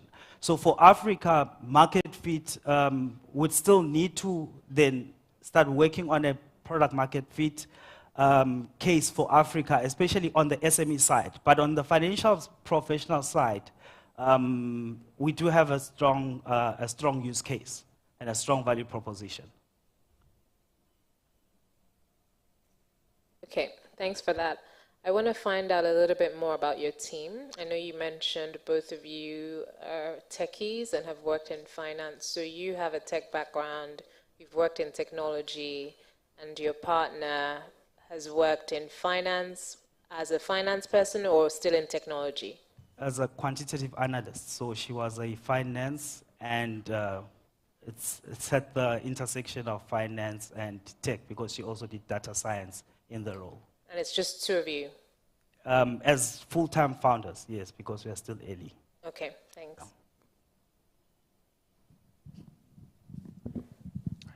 How do you plan on acquiring new customers? We plan on using partnerships for Africa because of the consumer nature on the continent. So we need distribution partners who will be our distribution channels. All right, I think we can call it a session. A big round of applause for Piwa and the members of the jury. Let me quickly mention, just as we're timing the finalists, for members of the jury, with all apologies, I would have to squeeze you a bit for time. 3 minutes, so please all four of you, if you have questions, let's try and manage it within that space of time. Eh bien, le prochain candidat nous vient de la Teranga.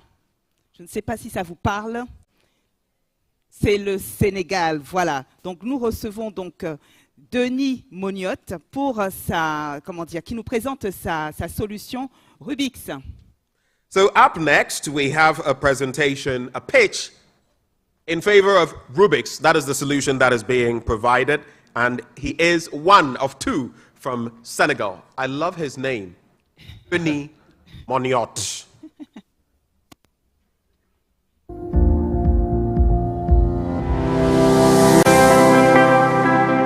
I'm Denis Moniotte. I'm Belgian, based in Dakar, Senegal. I'm the founder of Rubik's. It's been quite an exciting journey to try to compete on this challenge. It's been also an exercise with the team to put together the necessary story and elements to be there today. Being here in Lome was also quite fun to actually meet the other finalists and to sort of understand with them what it's going to be like to be a partner with Ecobank. So if we win this, we will be recognized that the next generation of fintech product is really here to come, that beyond payments, lending becomes really important for the fintech industry in Africa.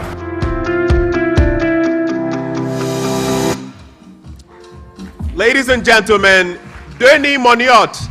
And what do the two of us have in common? Do you know what I have in common with you? A beard. I don't know. A beard. Oh, true. You noticed I saved you the dancing because I think I saved everybody an awkward moment in this case. Thank you everybody for being here. For the last 15 years, my co-founder and I, we've been meeting with entrepreneurs and SMEs around the continent, understanding what we can do to facilitate their access to credit. And there's two things we've actually discovered. Number one, we're still far from having solved the credit gap. Every single SME or micro-entrepreneur we've met still struggle with accessing, in particular, short-term liquidity solution. Number two, and that one is a good one, we've also, in the last 3 years, seen an explosion of adoption, even by informal SMEs and entrepreneurs, of digital tools. They pay with fintech providers, they buy, they sell, they do so many things digital. So we think there's an opportunity there to use that digital footprint that they create to help them with accessing capital, right? But it's very difficult if we continue working in silos. The fintech, the digital platforms have their data, the microfinance institutions and the bank try to lend to them, but it's very hard to do it if we're not collaborating. So my co-founder and I, we created this B2B2C model with Rubik's, where we basically help banks and microfinance institutions use these data that entrepreneurs have created on this digital platform to lend to them. So we are a platform, a lending as a service platform, SaaS platform with a lot of AI and a lot of APIs and all these kind of things.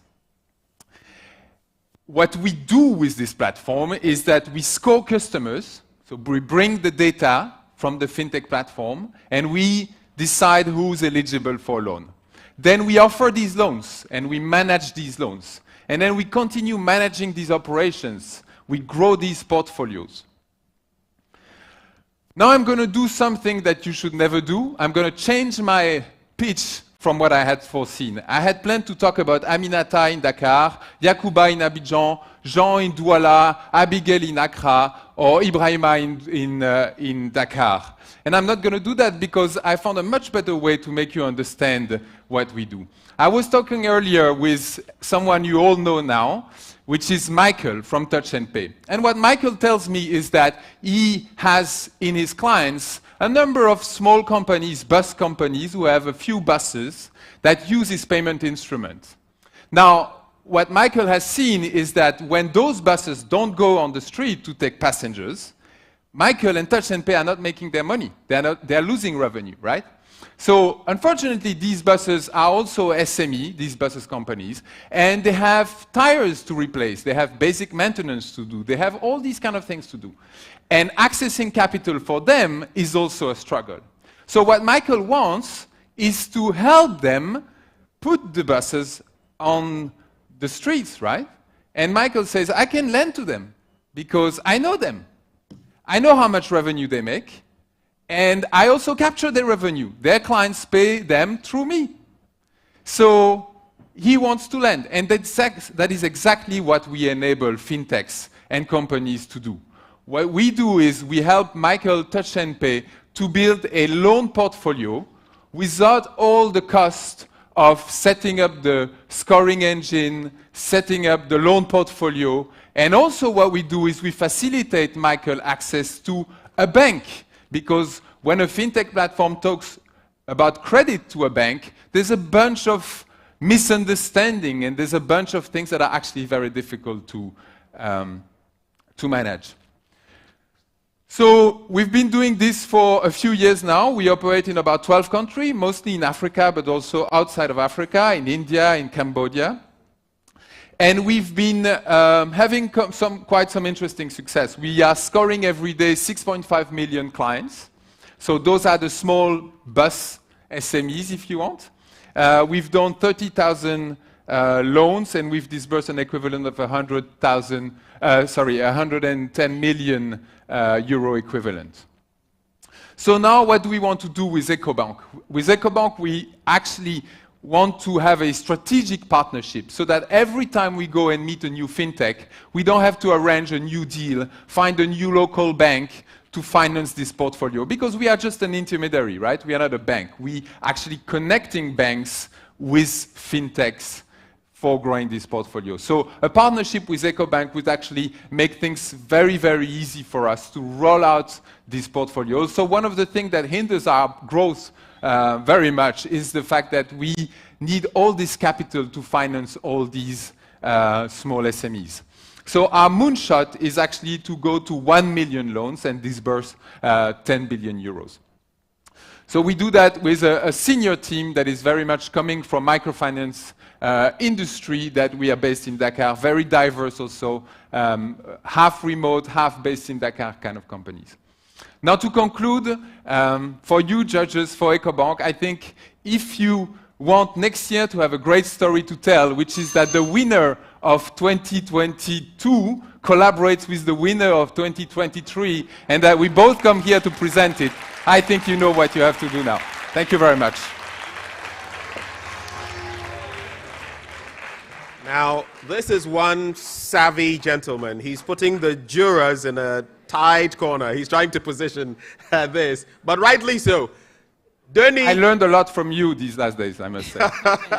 Now you're bringing it to me too. Denis Monniot, over to you now, judges. Thank you, Denis, for that presentation. I'd like to find out a little bit more about your team, your co-founding team. So I was the CTO and Chief Innovation Officer of a microfinance network called Baobab for about 10 years. We were in charge of creating the tech for the new generation of microfinance, create the product. I had a great team there, and when I decided to found Rubik's, I thought, why don't I just leave with the best of them, right? So the founding team are actually the people I recruited when I was at this microfinance institution, and that explains why I have some people from China, Europe, Africa, a little bit everywhere. So are these employees or are they co-founders? So we have 5 co-founders, and then we are 22 people right now. So the co-founders, 4 of them come from that microfinance network, except from our Chief Data Science Officer, who's coming from an agricultural background. And then from the team that is not co-founding team, I'd say there's about half of them also coming from that innovation team from microfinance, and another half coming from different places, yeah. Okay, thank you again for your presentation. You're in 12 countries. You know, you're based out of Dakar. but you've only done 110 million in loans so far. So what's been your biggest challenge? What's preventing you, apart from a partnership with a company like Ecobank? So what's been your biggest challenge so far in doing this? Yeah, I think our biggest challenge has been that we are trying to sell something that people are not looking for. Not that they don't need it, but what we do is not something people are in the market looking for that, right? So we have to, it's a whole big value proposition. It's a different kind of partnership. They were not looking for something like that. So in other words, the decision time between starting a conversation and setting up a project is very long. And also, what we do is not super simple. We don't onboard in 2 weeks. I wish we would. But it takes us generally 3 to 4 months to onboard a platform. We get all their data to run our algorithm, decide who's eligible. So we build this pipeline. This is heavy lifting data engineering kind of stuff. So that is also taking time. That's the problem of B2B2C. Wouldn't it be more simple to focus on just one market? Why are you expanding so fast?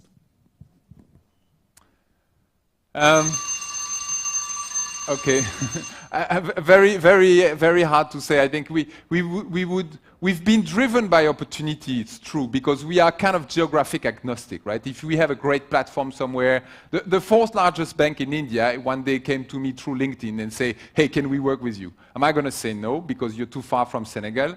I guess no. It's an opportunity. We need to grow a company. We are a startup. We can't afford just being too strict on that. And past has made us being a little bit everywhere, and it means today we can't be super boots on the ground, and our model is evolving because of that. We leave our platform partners be boots on the ground. Sort of, yeah. I don't have an excellent answer to your question, because the truth is I don't know what would have happened if we would have focused on one market. But yeah, that's how we've lived things. I think we'll draw the curtains here on the Q&A. Let's put our hands together for Denis. Thank you very much. Denis Moniot. You know, what it reminded me of, it's like in the tech space, creating a need people don't know they have until you make them realize it. Do you remember the iPod? Before the iPod, we were all using the Walkman and the CD players. Then all of a sudden they thought, so you put this little gadget with all your... Oh, I can actually jog with a little iPod. So that's it, tech for you. True. Angela? Yes. Là, je ne sais pas si vous allez comprendre ce que je vais dire, mais certains vont comprendre. On va voyager maintenant. Maintenant, on va parler un peu comme ça. On va sur le continent. Ça vous parle? On va où? On va au Cameroun. Voilà. Et donc...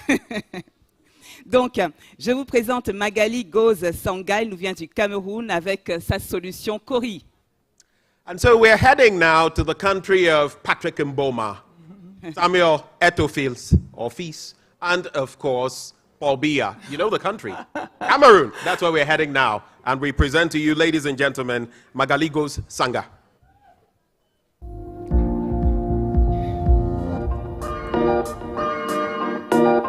My name is Magali Gose, and I'm the founder of Cori. I'm from Cameroon. Cori is a mobile application that lets users collect spare change and earn cash back at the till.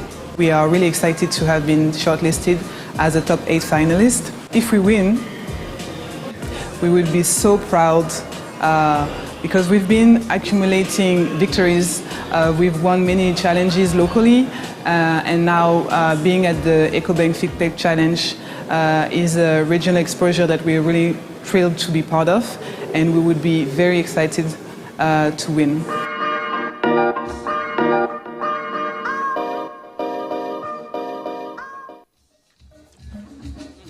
Ladies and gentlemen, the only lady standing among 7 gentlemen, Magali Gose Sanga.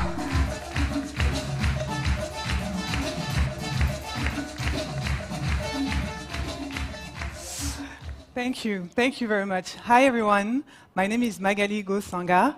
I'm from Cameroon and also Ivory Coast. I'd like to highlight that. And I'm the founder of Cori.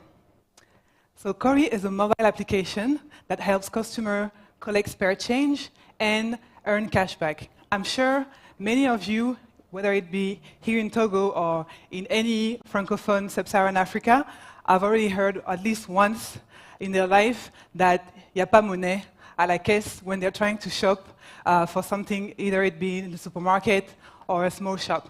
So with Cori, there will be money now, there will be spare change now. We highlighted many problems that African consumers are facing. The first problem for users is, of course, spare change scarcity. And the second problem that we highlighted was the declining purchasing power.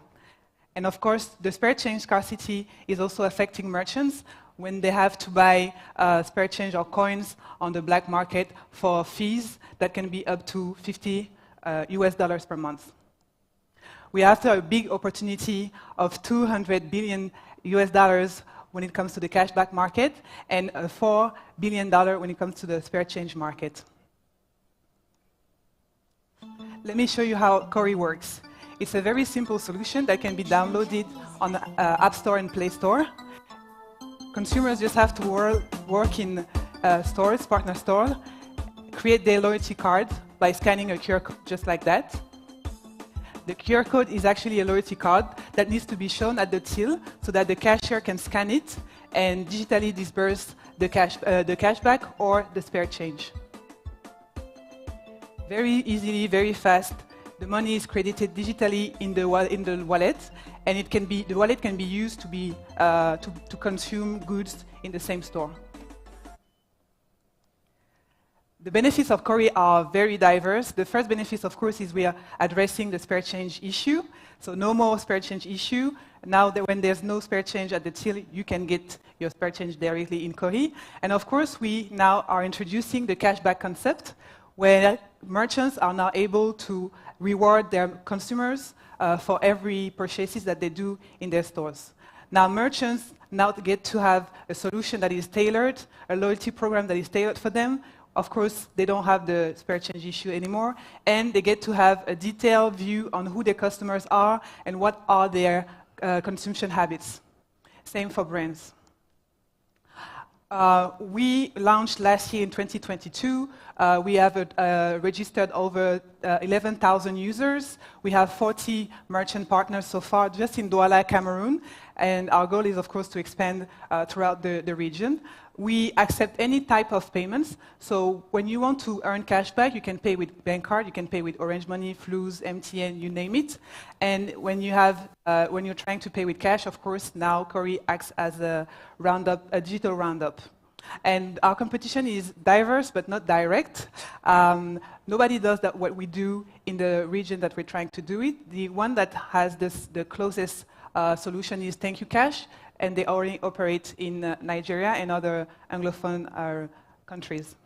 In 12 months, just in 12 months, we've been able to process over $285,000 US. We have 11,000 users that are using our platform, and we have created 22,000 private wallets. We plan on acquiring new customers with a direct sales team, and of course with partnerships with brands, with mobile telecom operators, and FMCG brands.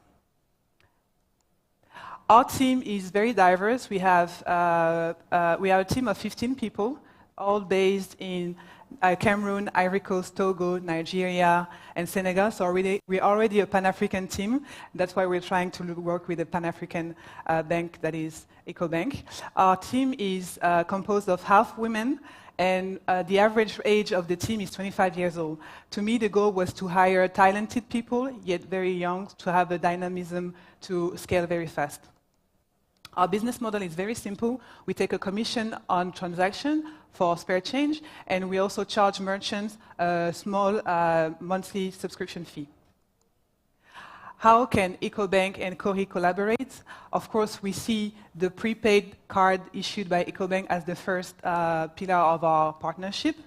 We want to create cards that users will pay and will be able to get cash back from. Just to finish, we plan on expanding to Ivory Coast by the end of this year before the AFCON. Thank you very much.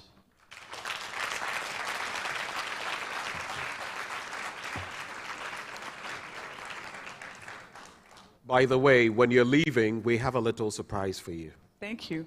Before you leave. Over to you, judges. Okay, thank you, Magali, for that presentation. Thank I you. want to find out, you mentioned that your team is quite a young one at age 25. On average. On average. Do you have you been through any accelerator programs prior to this, or do you have an advisory board of sorts? Okay, so when I started the company, I've joined the YC Startup School, which is not the YC Accelerator program, but it's still a good preparation program. And then recently in Cameroon, we won the Orange Fab Challenge locally. So we are part now of the Orange Accelerator program. Yes. Thank you. Thank you very much for a wonderful presentation. You are comparing yourself to Thank You Cash. I'll tell you for free that you're better than Thank You Cash. Thank you. So why? Oh. So why are you limiting yourself to only Francophone Africa mainly? So why are you not going to Anglophone Africa? What's the limitation? I'm going to copy Denis here because I talked to Michael also, and he mentioned that we should definitely work together to penetrate the Nigerian market. Yes. So it's Francophone Africa is, I would say, easier for me because I've been working in Abidjan prior to moving to Cameroon, so I know these markets well, and I know these two sub-Saharan region well. But of course, yes, expanding throughout the world is very possible with this kind of product that we've been able to build. Yes, even beyond Africa, I would say. Okay, thanks. You said you have about 11,000 active users. And with that, you only process about 285,000 value in transactions, which, I mean, it's obviously you're going for very low tickets, yes. And which imply low, revenue margin per transaction. So you need to scale a lot for the business to be viable. Yes. So what is your plan for scaling significantly beyond where you are? So we plan on onboarding large merchants that are present throughout different countries. For example, we're in discussion with CFAO, we're in a discussion with Total, with discussion with Tradex, which is the local gas station network. So these types of big partnerships will allow us to deploy the solution in different points of sale and grow significantly. Yes.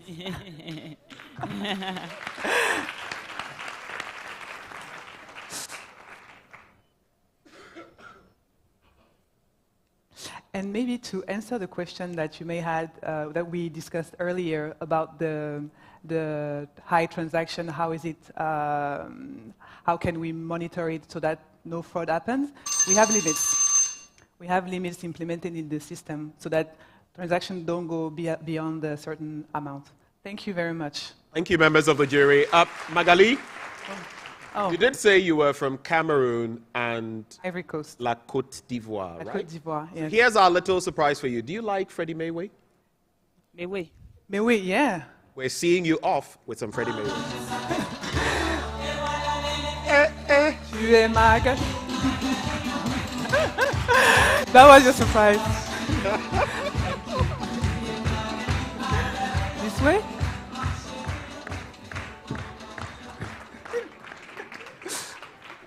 So, we shall now take a little breather for about some 5 minutes. There's been a lot of sitting, a lot of pitches. We just want to give you a little time to stretch your legs. Use the washroom if you want to. 5 minutes. Don't move too far because shortly, in just 5 minutes, we come back and we continue with the next leg. 4 more mega pitches to go. If you've been excited, are you excited? C'est ça que j'allais demander. There are 4 more to come. Ça que j'allais demander. Donc, on a 5 minutes de break. Est-ce que vous avez aimé les 4 pitches que vous avez vus? Est-ce que vous avez envie d'acheter et d'investir? Super, voilà. Il n'y a pas d'argent, c'est ça. Donc 5 minutes de break et on se retrouve pour les 4 prochains pitchs. 5 minutes, 5 minutes, s'il vous plaît.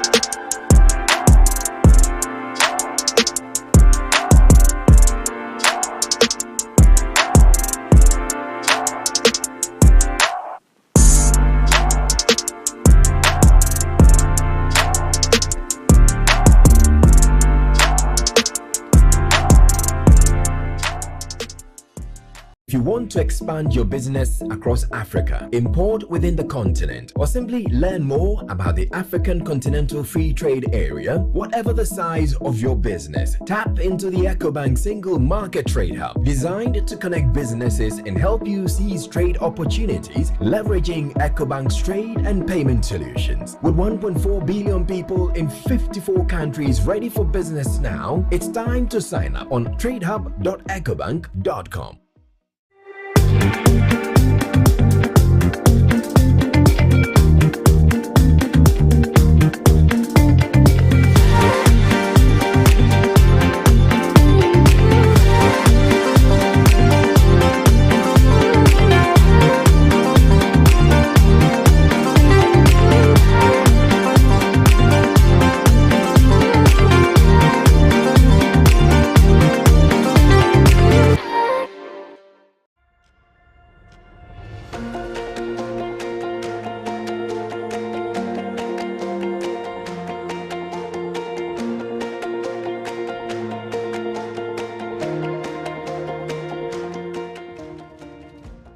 Hello, my name is Gavin Tipper. I'm the Chief Executive Officer of Arise, a company owned by Nor Finance, Nor Fund, FMO and Robo.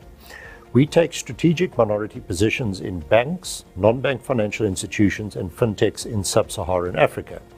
We have a portfolio with a value in the order of $1 billion, comprising shares in 9 banks and 1 fintech. The Ecobank Challenge plays a very important role in advancing fintechs in Africa, and we're once again very pleased to be a sponsor of the challenge. Fintechs are able to complement and supplement existing banking practices. They often bring a new approach to traditional banking, providing operational efficiencies and innovative solutions to many existing challenges. Effective collaboration between banks and fintechs has the potential to create significant value, and hence our interest in and support for the sector. An important part of our mandate is to contribute to improve financial inclusion in Africa. Stay too long, you start losing out. But I just realized this woman's got some moves. Yeah. I just saw you in action there, you know, showing them a few things. No. Angela, so we've heard from the first 4 finalists making their mega pitch. What do you think? Qu'en pensez-vous? Oh là là là là, alors je suis un peu hésitante parce que forcément ma fibre féminine, le Cameroun, la Côte d'Ivoire, on mange bien, on danse bien. Le Sénégal, j'aime beaucoup, le tchèp, c'est bon aussi là-bas. L'Afrique du Sud avec Nelson Mandela. Ah là là. Et puis Sénégal? Le Kenya et le Sénégal, je dis, on mange très bien au Sénégal. Et puis le Kenya, mais là c'est difficile, là vraiment. Ça c'est le job des juges, c'est pas le nôtre. So it's a difficult task, but that is why they do what they do. It's above our pay grade. You understand? It's above our pay grade. Our 4 judges are going to deal with that situation. But up next, as we get seated, we're going to be taking Let me go and sit down. our 5th pitch maker. Angela? Yes.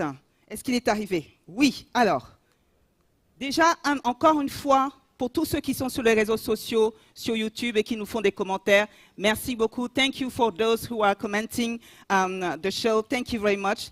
Alors, est-ce que vous connaissez l'Afrobeat, le Niger Music, Burna Boy? Ça vient d'où ça? Ah là là, voilà. Je vous présente Timothy Oluwole. On en a parlé tout à l'heure. On avait Oluwole qui a gagné l'année dernière. Voilà.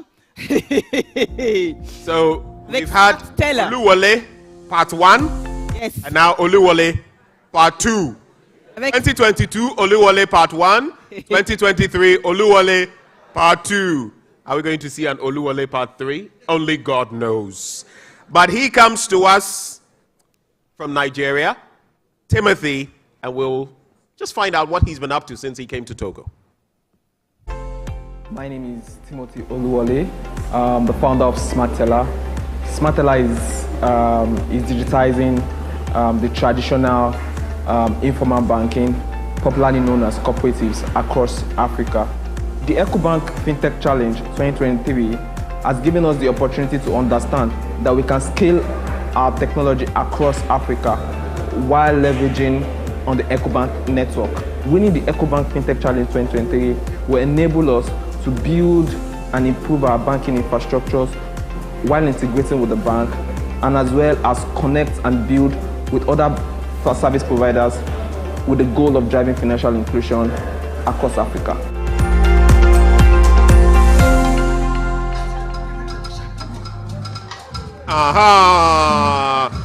Niger in the building, y'all. Oluwole. Yo, show them.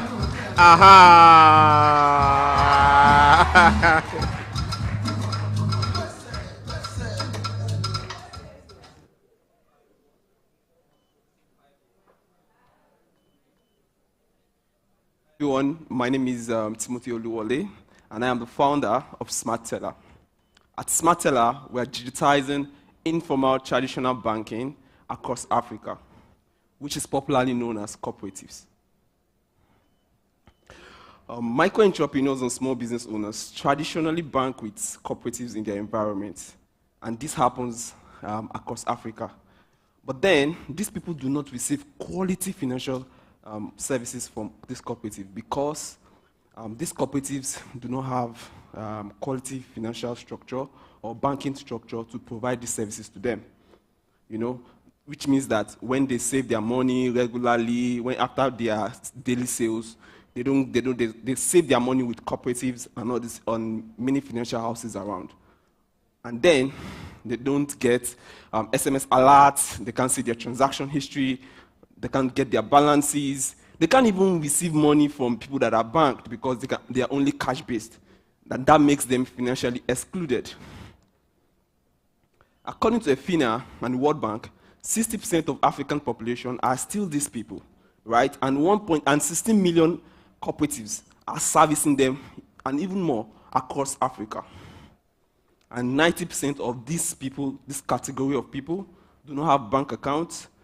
I mean, this is 350 million plus unbanked across Africa. We are doing 3 things as Smart Teller. Number 1, we digitize cooperatives so that they can provide digital financial services to these people.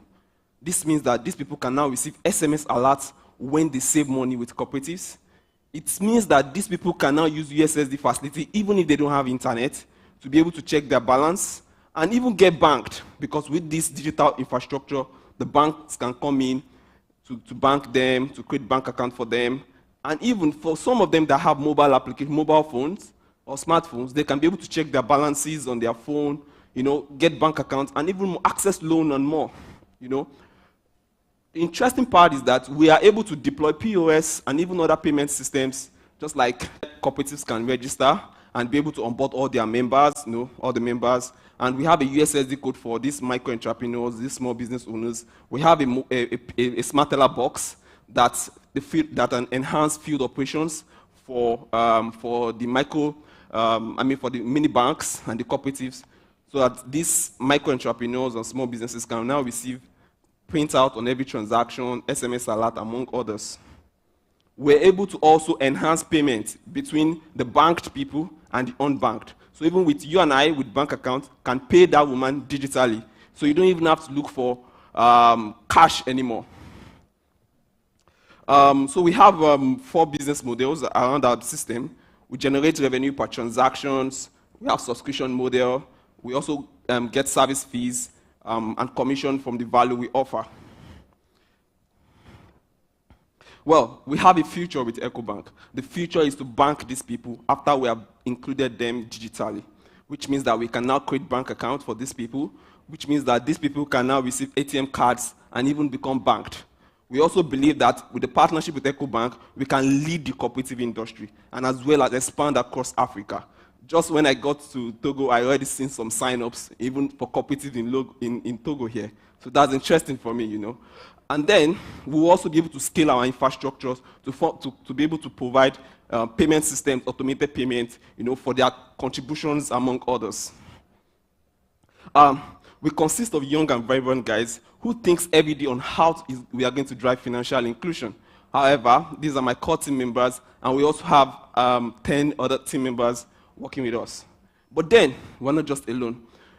Just last year, we were selected as the FinTech driving financial inclusion by the Sankap Global Award.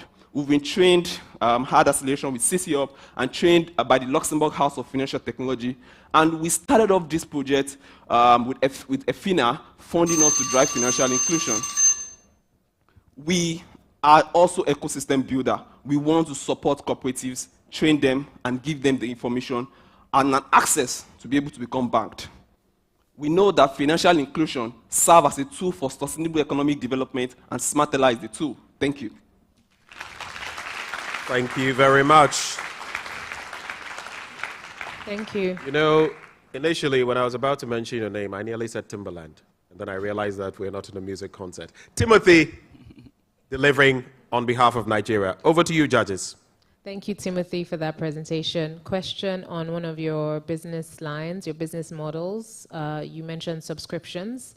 How viable is the subscription model in the market that you've been operating in, especially because majority of your population is underbanked and with very little share of wallet? So I'm just trying to understand whether you've been able to prove that the subscription model is a viable one. Okay, thank you very much for that question. So basically, the cooperatives are the ones subscribing to the system. So we don't charge the micro-entrepreneurs directly. So these cooperatives subscribe to use our infrastructure. So they can afford it, and it's easy for them to do. Thank you. Sorry. So thank you, Timothy. I just want to understand something. You said, okay, 1,000 cooperatives. Yes. How long have you been doing this, and why only 1,000 so far?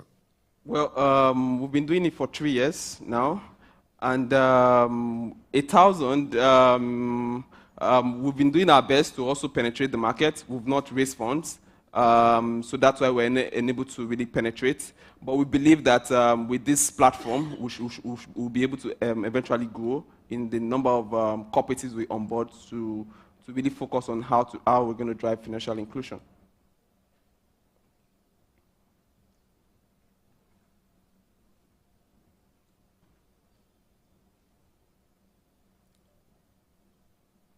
No more questions? You are done? Timothy, thank you very much. Timothy? Thank you, Tims. I need to shake.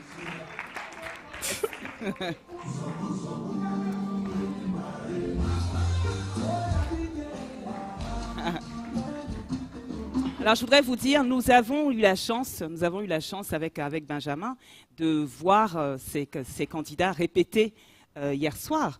Et vraiment, je trouve, je voulais vous dire, les gars, bravo, parce qu'on a l'impression que c'est le public qui vous aide à être aussi bon. Donc vraiment, bravo à vous, applaudissez-vous. Indeed, they are doing extremely well, but we'll leave the judges to be the ultimate deciders of who gets what. We have 6 down and 2 to go. However, I think it's only fitting for us at this juncture to acknowledge once more Ecobank, the Pan-African Bank, for giving us the 2023 Ecobank Fintech Challenge. We also have sponsors, Huawei, Arise, investing in Africa's local prosperity, Proparco, Group AFD, Jeune Afrique, Askai, the Pan-African Airline, and the Africa Report. Ah oui, tu me surprends, Benjamin. Donc, nous voudrions justement remercier encore une nouvelle fois, nos sponsors, notamment Ecobank qui organise et qui accueille cette compétition, mais également Huawei, Rise, Proparco du groupe AFD, Jeune Afrique, Askai, la compagnie panafricaine, et enfin The Africa Report. Somewhere among the finalists, we have a fan of Youssou N'Dour's music. Hi. You can guess where he's from, right? Hey. Senegal in West Africa. The solution, Cori Pass. The entity, Cori Tech. Ladies and gentlemen, Mahamadou Nazib is our next pitch deliverer. Let's put our hands together for him. Alors, nous recevons donc du Sénégal avec sa solution Coripass, Nazib Ba. Here's a little bit about Nazib.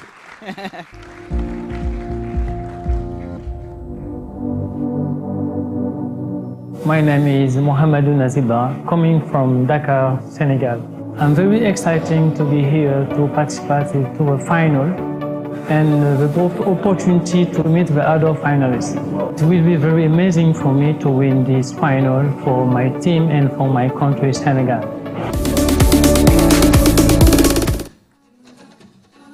Senegal, stand up. Africa, stand up. Togo, stand up.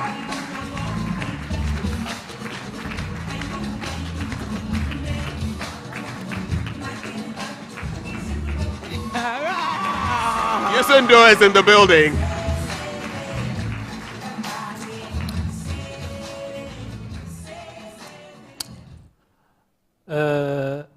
Vous n'êtes pas fatigué d'entendre anglais? Moi, je vais parler en français. Il y a des francophones ici?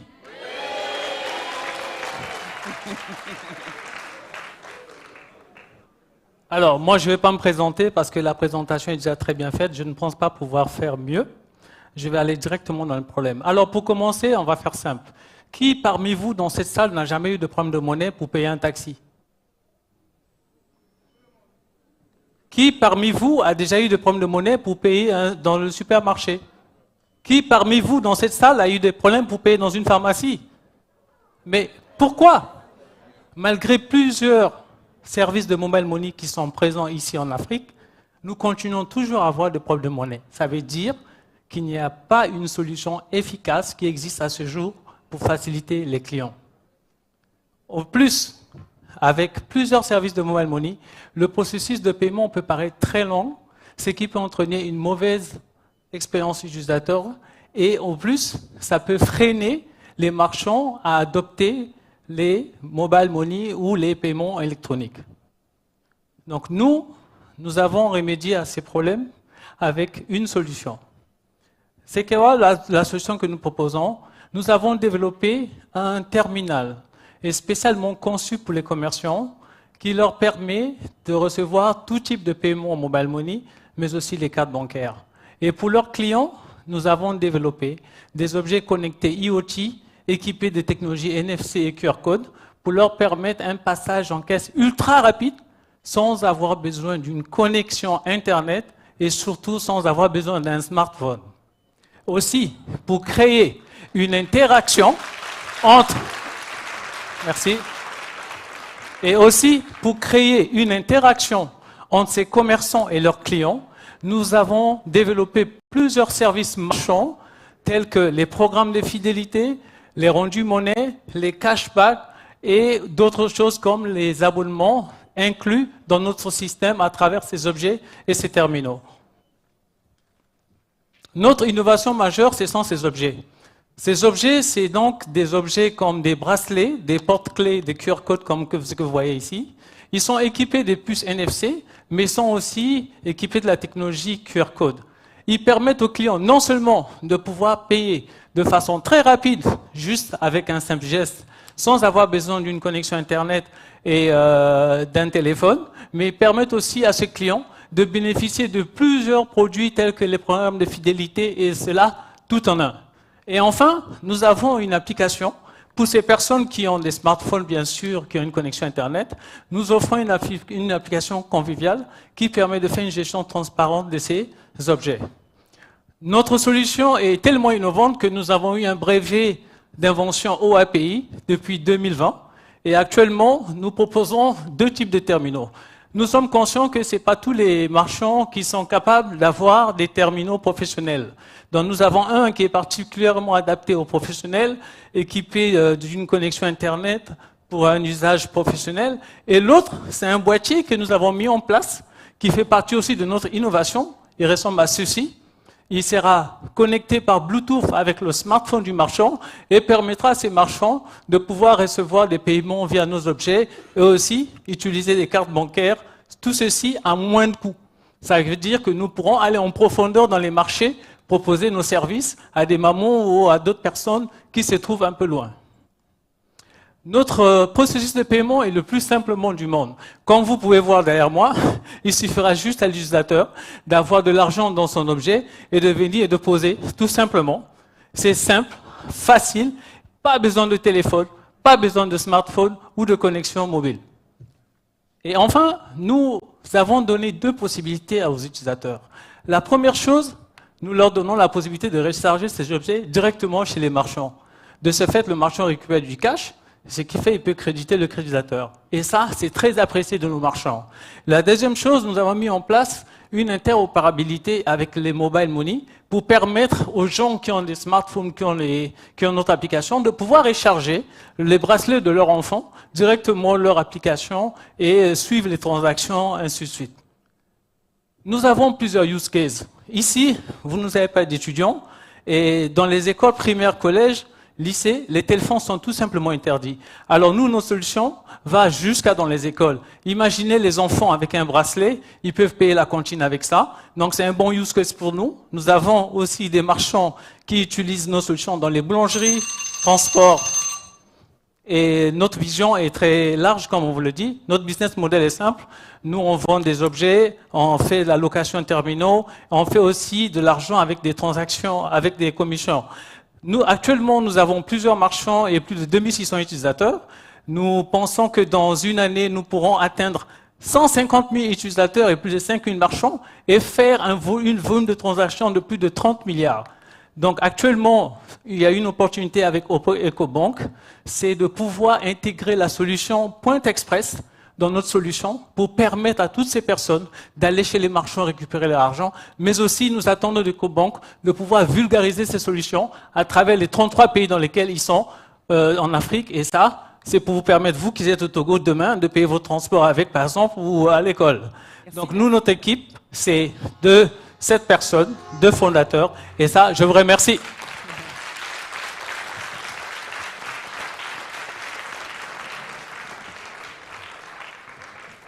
Nazib. Yes. Ayman Nazib. Yes. Over to you, judges. Ok, Nazib, merci. Merci pour la présentation et merci d'avoir fait applaudir tout le monde. Merci beaucoup. Le modèle tel que vous l'avez présenté nécessite la fabrication d'équipements. Donc, que ce soit les terminaux ou que ce soit les puces, vous avez besoin d'avoir ces équipements avant que votre système ne soit déployé. Et en termes de paiement, ça donnerait un système fermé, un closed loop, n'est-ce pas? Et donc, ça veut dire que la capacité de ce système de s'étendre va dépendre énormément de votre capacité en tant que compagnie à financer et à déployer ces équipements, Exact. qui peut être un facteur très limitant. Comment est-ce que vous comptez contourner cette limitation? Eh bien, c'est très simple. On va négocier avec Ecobank pour pouvoir aller dans le marché. Ecobank dispose de plusieurs terminaux de marchands. Nous pouvons très bien utiliser les terminaux de Ecobank pour aller dans le marché et proposer à nos marchands. Qu'est-ce qui se passe aujourd'hui? Il faut savoir qu'il y a beaucoup de solutions de paiement qui sont proposées en Afrique. Ce n'est pas ce qui manque. Mais c'est la capacité d'adoption de ces marchands dans ces solutions qui freine.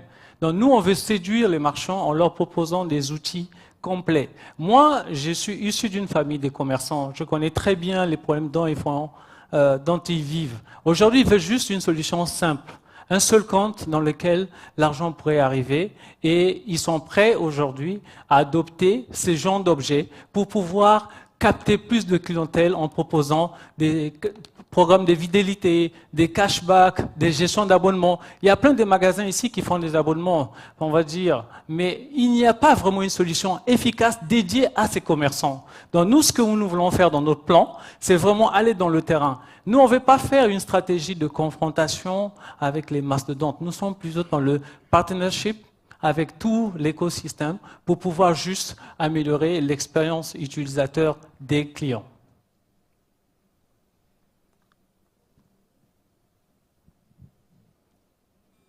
On a parlé de sécurité tout à l'heure. Qu'est-ce que vous allez mettre en place pour protéger le consommateur contre les éventuelles fraudes ou la perte des terminaux? Exactement. La sécurité est au cœur de notre système. Actuellement, nous utilisons des puces NFC. Nous avons mis 2 mécanismes en place.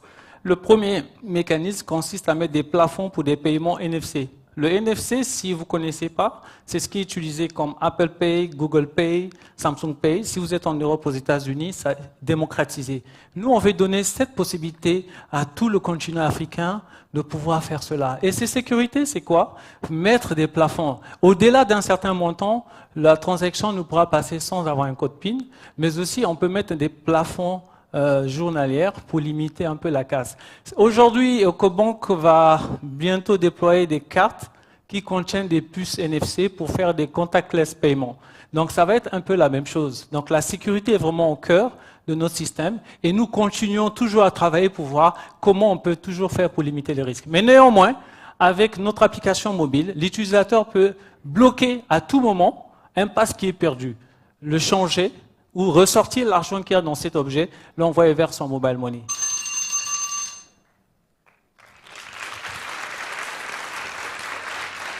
Thank you. Thank you much. Thank you. Thank you, Nazi. Manger le chef chez moi. Merci beaucoup. Angela, so we've gone down 7 roads, and now it's left with the 8th and final one. Non, il nous en reste encore 2. Switch off. Il nous en reste encore 2. Là, on va sur le 7e. I'm in a big hurry, right? Non, on ensemble. Okay. On ensemble. Donc, nous allons retourner. Tout à l'heure, on est allé dans le pays. Yes. Voilà, on était dans le pays de Johnny Clegg. Vous êtes jeune, est-ce que vous savez qui c'est Johnny Clegg? Qui? Je ne sais pas. Hein? Bon, nous allons en Afrique du Sud. The best dressed ones in Africa. Yes. You know what I'm talking about, right? Oh, you don't know? Les sapeurs. Les sapeurs. Que vous avez maintenant? Les sapeurs sont en Afrique du Sud. Mon frère. Mon frère. Oh, pardon. Les sapeurs sont pas en Afrique du Sud, hein? Non. Frère. Je pensais que... Non. Vous étiez en train d'appeler l'autre Lome. Fais doucement. Okay. We'll get there slowly. We'll gradually get there from... Voilà. Donc pour l'instant, on est en Afrique du Sud. On va avec Mark Burke. OK. La société Castello. D'accord? On va regarder la vidéo. Et ensuite, nous irons chez les sapeurs. Ça même. Voilà.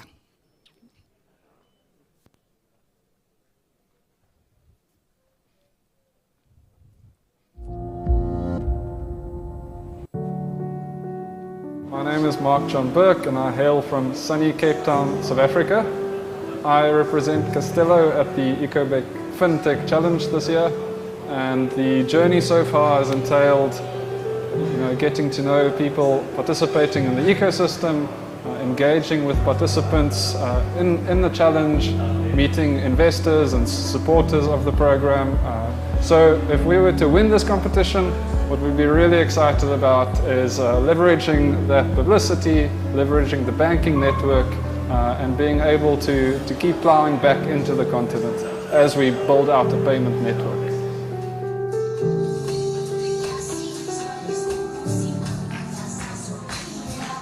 Okay, let's do it for Mark Burke. Oh, Mark, you can do better than this. Let's go. Let's do something. Aha!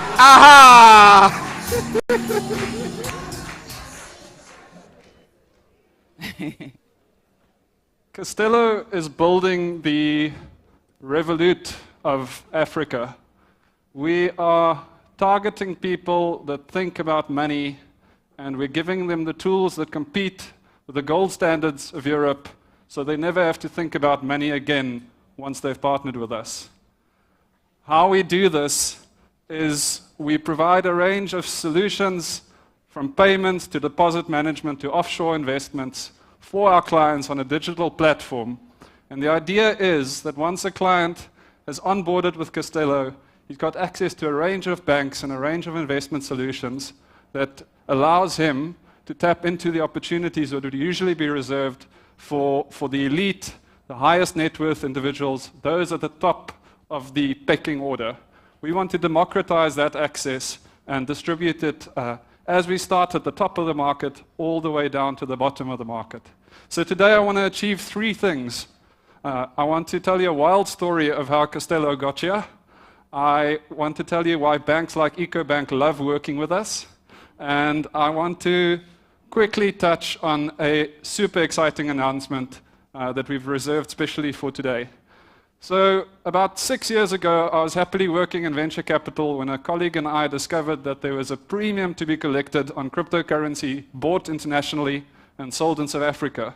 But we were losing about 7% on that transaction by swiping our cards, part of the range of intermediaries on that transaction.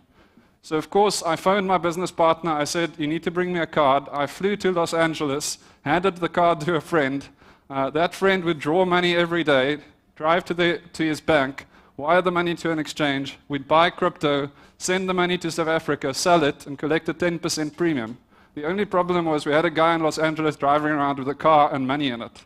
So what we did was we established a business around that, and we realized that either the intermediaries were broken or not reliable or both, and so we decided to build a business around that. And so from 2 guys and a couple of laptops and a third co-founder shortly thereafter, we've grown to a team of more than 50 people, registered in 9 countries, and serving at the moment predominantly a South African market, but ambitious to serve a global market eventually. And so the idea for us is to establish a correspondent network so we can bring FX rates down to as close to what banks purchase from each other at, and eventually to allow our clients to move money anywhere in the world to access any investment opportunity that seems exciting to them. Now, I could tell you about all the milestones, and we'll quickly go through them, from raising our first round of financing into the business, to making investments in the UK, to partnering with Standard Bank in South Africa and offering a deposit account to our clients and a digital interface that's now served across a range of channels and the team of people we've got. But the most important thing that we do is we continuously innovate. And so I'm super excited today to announce that on the Castello MasterCard that's already in the market, today as we're speaking, our marketing team is watching this live broadcast and we'll send out the press release as soon as this presentation is done. And for the first time in Africa, our clients will be able to dollar cost average every time they make a purchase. That means if you buy a coffee for 30 Rand, we'll round it up to 40, we'll take the 10 Rand that's left, and we'll buy dollars for you. This means clients can buy into a dollar investment over time without worrying if they're buying low or high, and they'll be implementing some of the best strategies in the world for managing their cash and getting access to an asset class they wanted without worrying about optimal pricing. And that's just one example of the innovation that we offer. So to conclude, Castello has been on a wild journey. We are partnering with banks and we're trying to serve clients so that we can democratize financial opportunities. Thank you so much.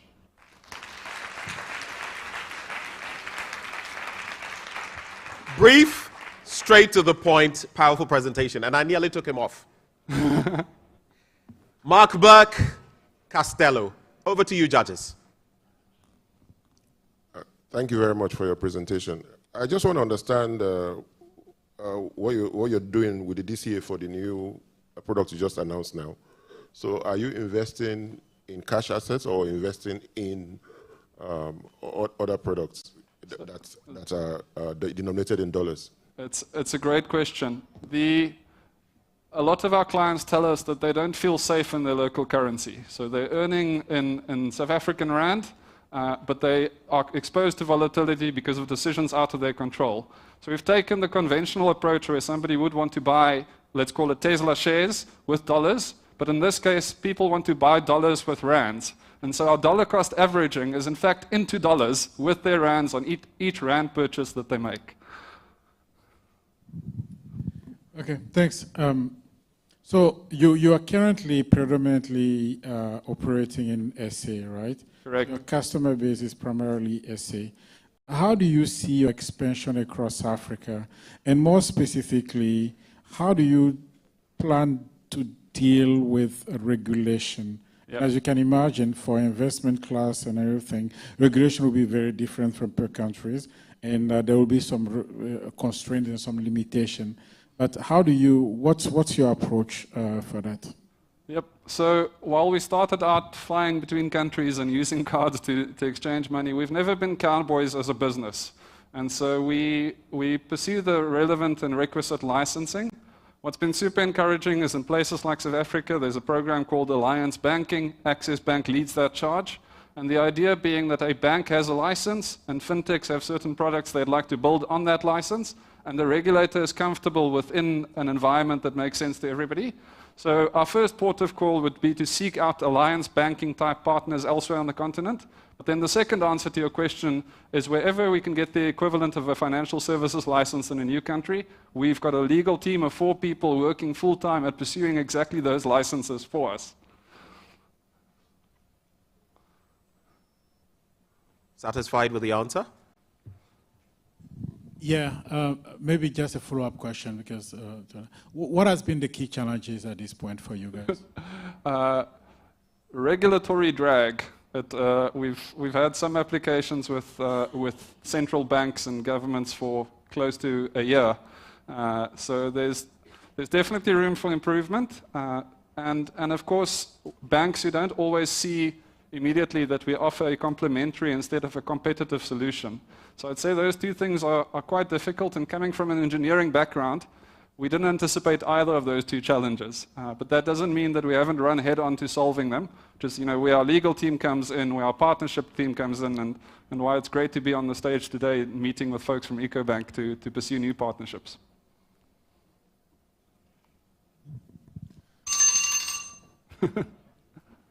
I think you can go ahead with your question. Okay, so how do you acquire new customers and how do you explain the products to them? Just the first part of the question. I got the second part. How do you acquire new customers? How do we acquire new customers? We've got a range of acquisition channels. So far, our most successful has been the existing customers bringing us new ones. So I'll just quickly say that we've got our database that manages our clients. It's called our Client Delight Management System, or our CDM. A core part of our business is client delight, and that's resulted in more than 80% of our new clients coming from existing clients referring them. We also have a number of other channels through which we acquire customers. Merci, Marc. Merci beaucoup. Merci beaucoup. Mark Berg from South Africa. Thanks, Angela. Et Angela, maintenant définitivement. Définitivement. Voilà. The blue, yellow, and red will feature. Non, maintenant, on va dans le I saw him drinking a lot of water. I don't know whether it's... On va dans le pays du Mayebo, du Dombolo, du Kwasa, de la rumba. On va où? On va où? Alors, nous allons vous présenter. Alors, ce sera mieux avec mes lunettes parce que je ne vois pas sans mes yeux. Donc, nous allons vous présenter Rika Lubo et sa solution Makuta. Makuta, Democratic Republic of Congo, and the arrowhead Rika Lubo. Please, let's welcome him as we start with his introductory video. Before to come here, I think so. I take many time to prepare this competition. I prepared for some videos. It was a big challenge because you must find a good story, and you know you have a big platform. Then you must find just a good word and a good part for your challenge. I think this was a good challenge for us, but for now I think that it's okay. You know, before me to come here, I talked to my team and we make a short video for Ecobank. We told them that our first goal is to bring this cup at home, and I think so we'll bring this cup home. But if we don't bring this cup home, I think so we already we anyway bring something here. We make a good relationship, we meet other people, we meet other fintech, we meet the CEO of Ecobank, we get some advice, and I think all those things is also to win. To win is not only money, but all this relationship is a good thing for us.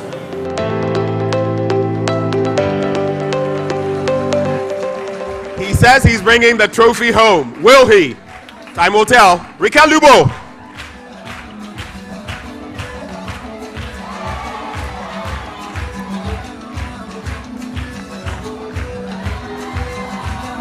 Hey!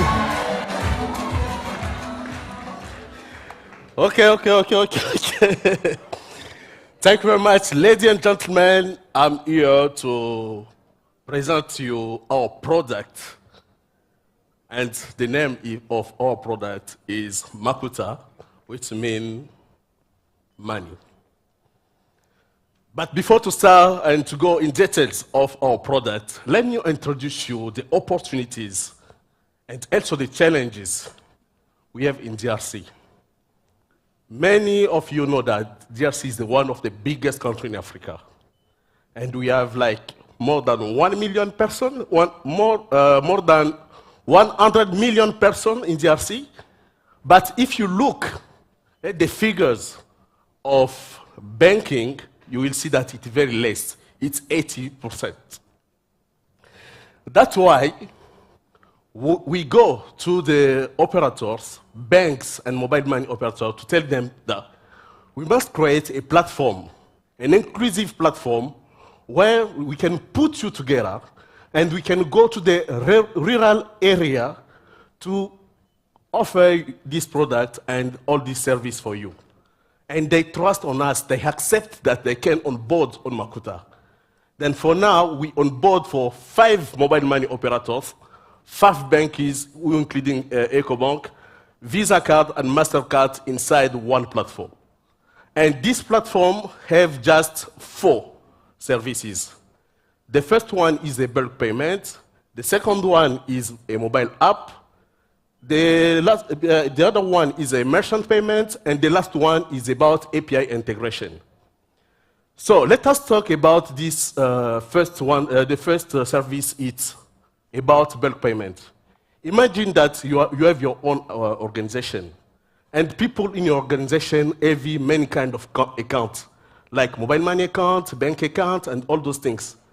You will not ask them to create for one account to receive money. You can ask for them just to give you their own account. Then you will upload the file in the system and click on the button, then they will receive money instantly. This is the first service. The second one is the mobile app application. Since you know DRC have for now 15 banks and 5 mobile money operators. All those operators don't communicate. And when we create our gateway, we create also a mobile app which will give them the way to interoperability and to change data. That means if you have your account, for example, to the bank, you can send money to to mobile money account. And you can else take your money from anywhere in the world. If you have the Visa card, you can send directly money in DRC to the mobile money account. And the other one is about merchant payment.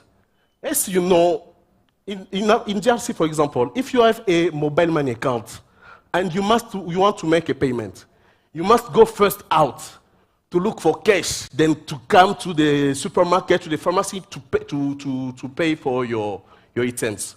Then we propose for a terminal for accept all payment from all operators integrated in our platform. We use it for POS, and we create also a mobile money application which can be downloaded by smart business. And then we create also the same application in USSD, because you have some time, you don't have a smartphone, not internet, but these things must work. And the last one service is we know that we don't have a monopoly of knowledge. That's why we create a gateway, one gateway to give to other companies who want to integrate the payment system in one API. Then you can get both operator integrated on Makuta. The example here, I want to show the example. For example, in DRC, we integrate Ecobank Pay inside our POS. Then people who are using the mobile app from Ecobank can scan directly the QR to make a payment. So let us go now to our goal for 2023-2024. The first one, we must become the reference in the field of the integration in Africa. And we need to integrate more operators.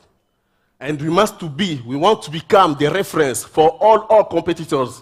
The day they will come in DRC and they will want to integrate payment, they don't need to go to each operator. We will directly give them API. And before to go to the end of my presentation, let me show you our figures from now until next year. We must to perform or to reach 7 million transactions and to make a turnover of 1.8 million in a global flow of 144 million USD in the platform. Then we want to recruit 100 merchants, big merchants, and 4,000 small merchants who are using USSD. And you will ask me how you will do this. This is how we will do it. We will just put a fees on each transaction, then we can generate every day 3,000 USD each day. Just to finish, a small one, I want just to tell you that we have the experience in the field for now, and we can achieve these figures because we have 4 years in DRC, and we bring more than 250 merchants and 300 key users who patronize our platform. Those partners make us trust on us, and for the future of wealth technology, you can see that we have more integration now with Ecobank to withdraw money to the ATM. We are integrating CyberSource, for example, and we are integrating other operators. Thank you very much. Merci, Rika. Madame, messieurs les juges, à vous, vous avez 3 minutes. You have 3 minutes. So thank you very much for a very interesting presentation. They used to tell us that Nigerians are the most tenacious. I think DRC people are more tenacious than us. Okay, so DRC is a very, very difficult place to work. You see, all of the guys don't communicate with each other. So why is that so? Why don't the banks and the mobile money companies talk to each other? What's the reason? Is it lack of regulation, or they just don't like each other? I think so. It's just a big challenge, or they were taking many time to be integrated, because I think the regulation authorized this integration. And some of them start this integration, but not all. Since we integrate 5 mobile money and 5 banks, and we give this opportunity to them to exchange data, but for themselves, they don't integrate it.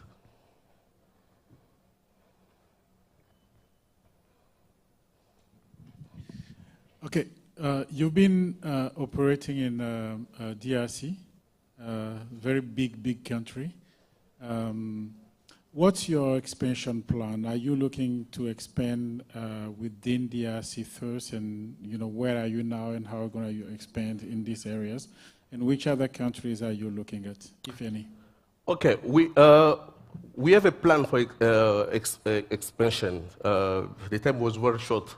For now, we are integrating, for example, Senegal with our partner Int to send money from mobile money to Senegal to DRC. We don't need to go to put everywhere in each country with technology and Makuta. We need to communicate with other fintech in this country, and we'll change just the API, then you can send money. We are doing the same for it's Nairobi in Kenya with another of our partner, Remitco. We are just changing about our APIs, then you can send money from DRC to Kenya, then you can also send your money from Kenya to DRC to all mobile money integrated on the platform.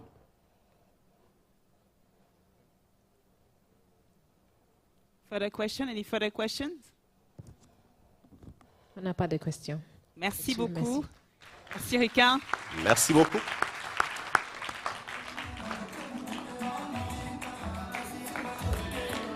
Hey.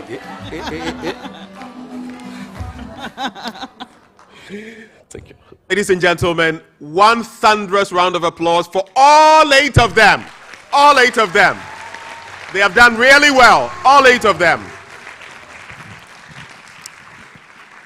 At this point in time, let's take a few messages from some of those who have made this event possible, our sponsors.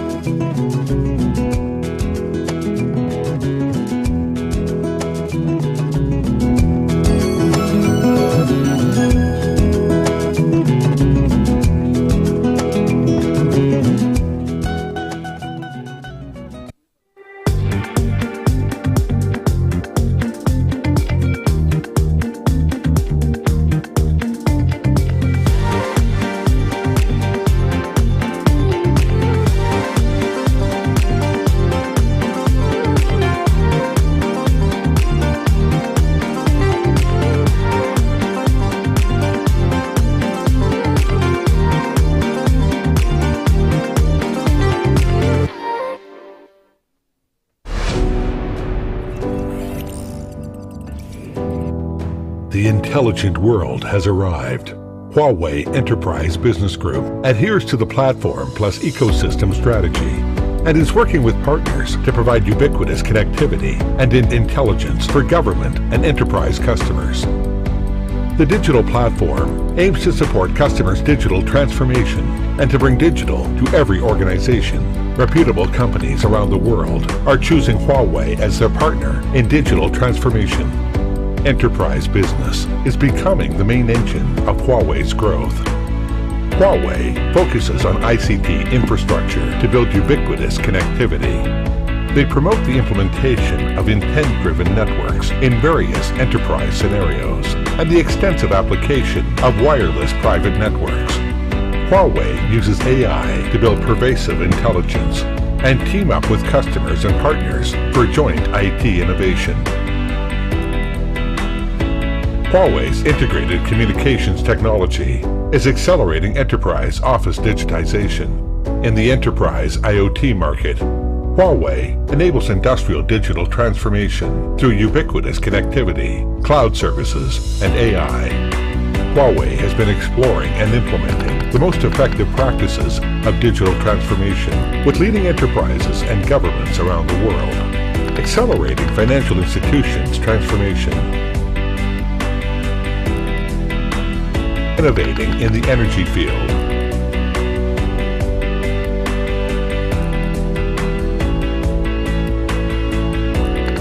advancing transportation digitization.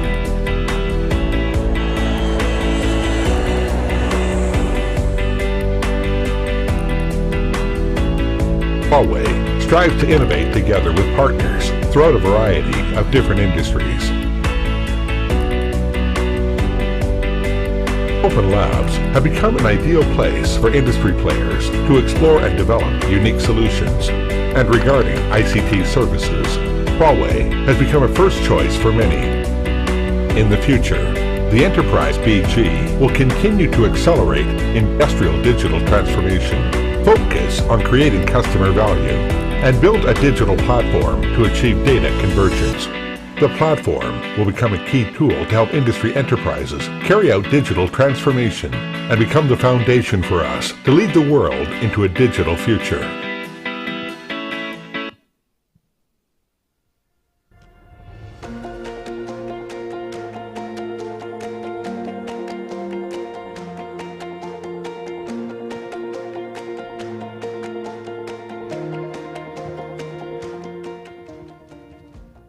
Hello, my name is Gavin Tipper. I'm the Chief Executive Officer of Arise, a company owned by Nor Finance, Nor Fund, FMO, and Robo. We take strategic minority positions in banks, non-bank financial institutions, and fintechs in sub-Saharan Africa. We have a portfolio with a value in the order of $1 billion, comprising shares in 9 banks and 1 fintech. The Ecobank Challenge plays a very important role in advancing fintechs in Africa, and we're once again very pleased to be a sponsor of the challenge. Fintechs are able to complement and supplement existing banking practices. They often bring a new approach to traditional banking, providing operational efficiencies and innovative solutions to many existing challenges. Effective collaboration between banks and fintechs has the potential to create significant value, and hence our interest in and support for the sector. An important part of our mandate is to contribute to improve financial inclusion in Africa, as well as to grow food and agricultural lending. Fintechs have the potential to play a very important role in this regard.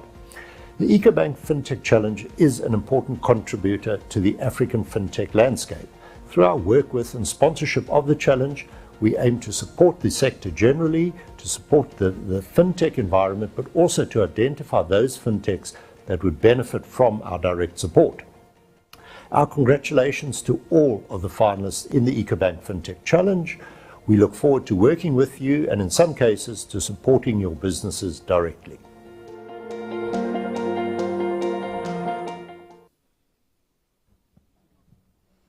Thank you.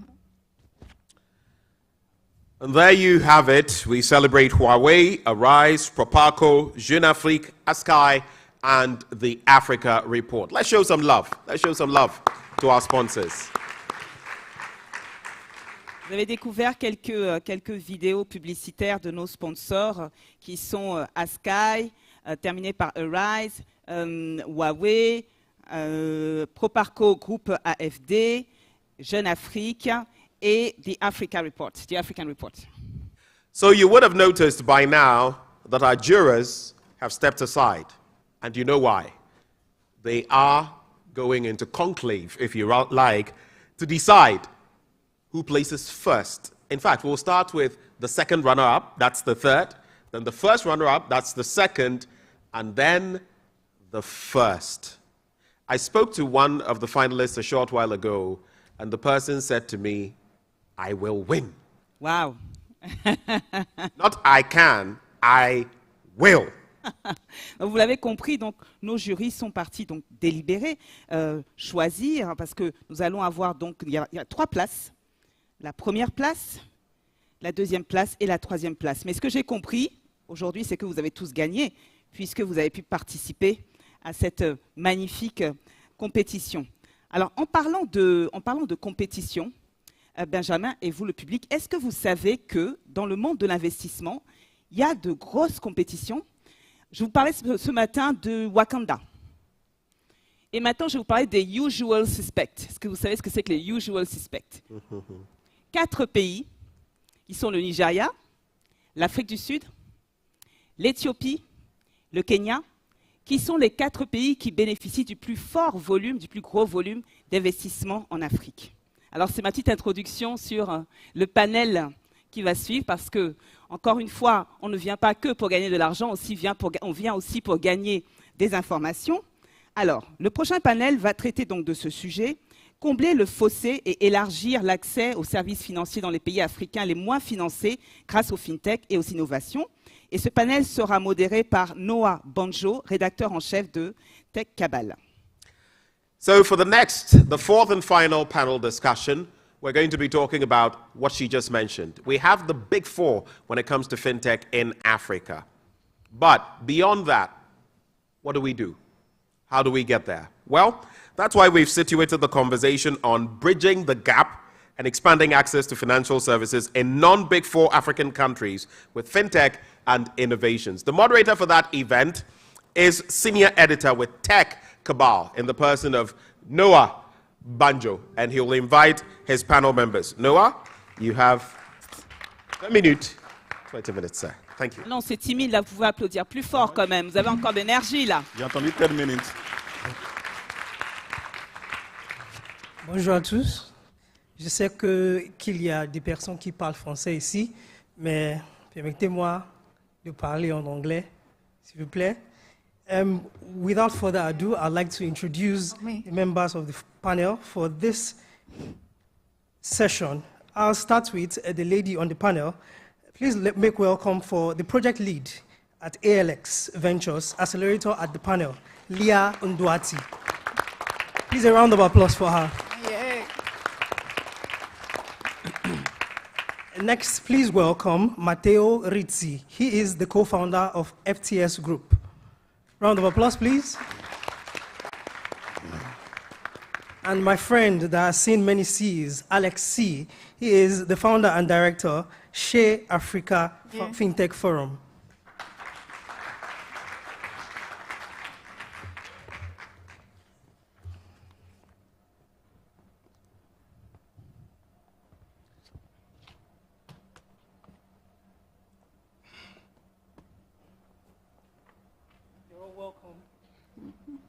You're all welcome to this session. But so that we get on the way without any further ado, why is it important that we talk about markets outside the non-Big 4? We are clear that the Big 4 are Nigeria, Kenya, Egypt, and South Africa. Why is it important? That is for the 3 of you.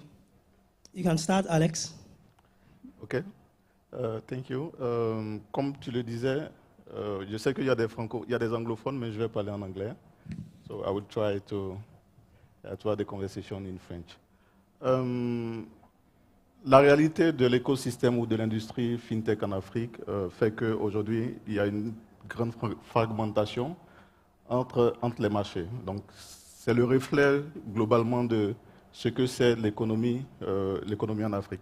Donc, on connaît les 4 pays que tu as mentionnés tout à l'heure, qui sont des références en matière de captation des investissements dans la finance digitale, en matière de développement de l'écosystème, mais il y a aussi en matière de développement, de construction, de mise en place de tout le framework qui accompagne ce développement. Quand je parle de framework, je parle de régulation, je parle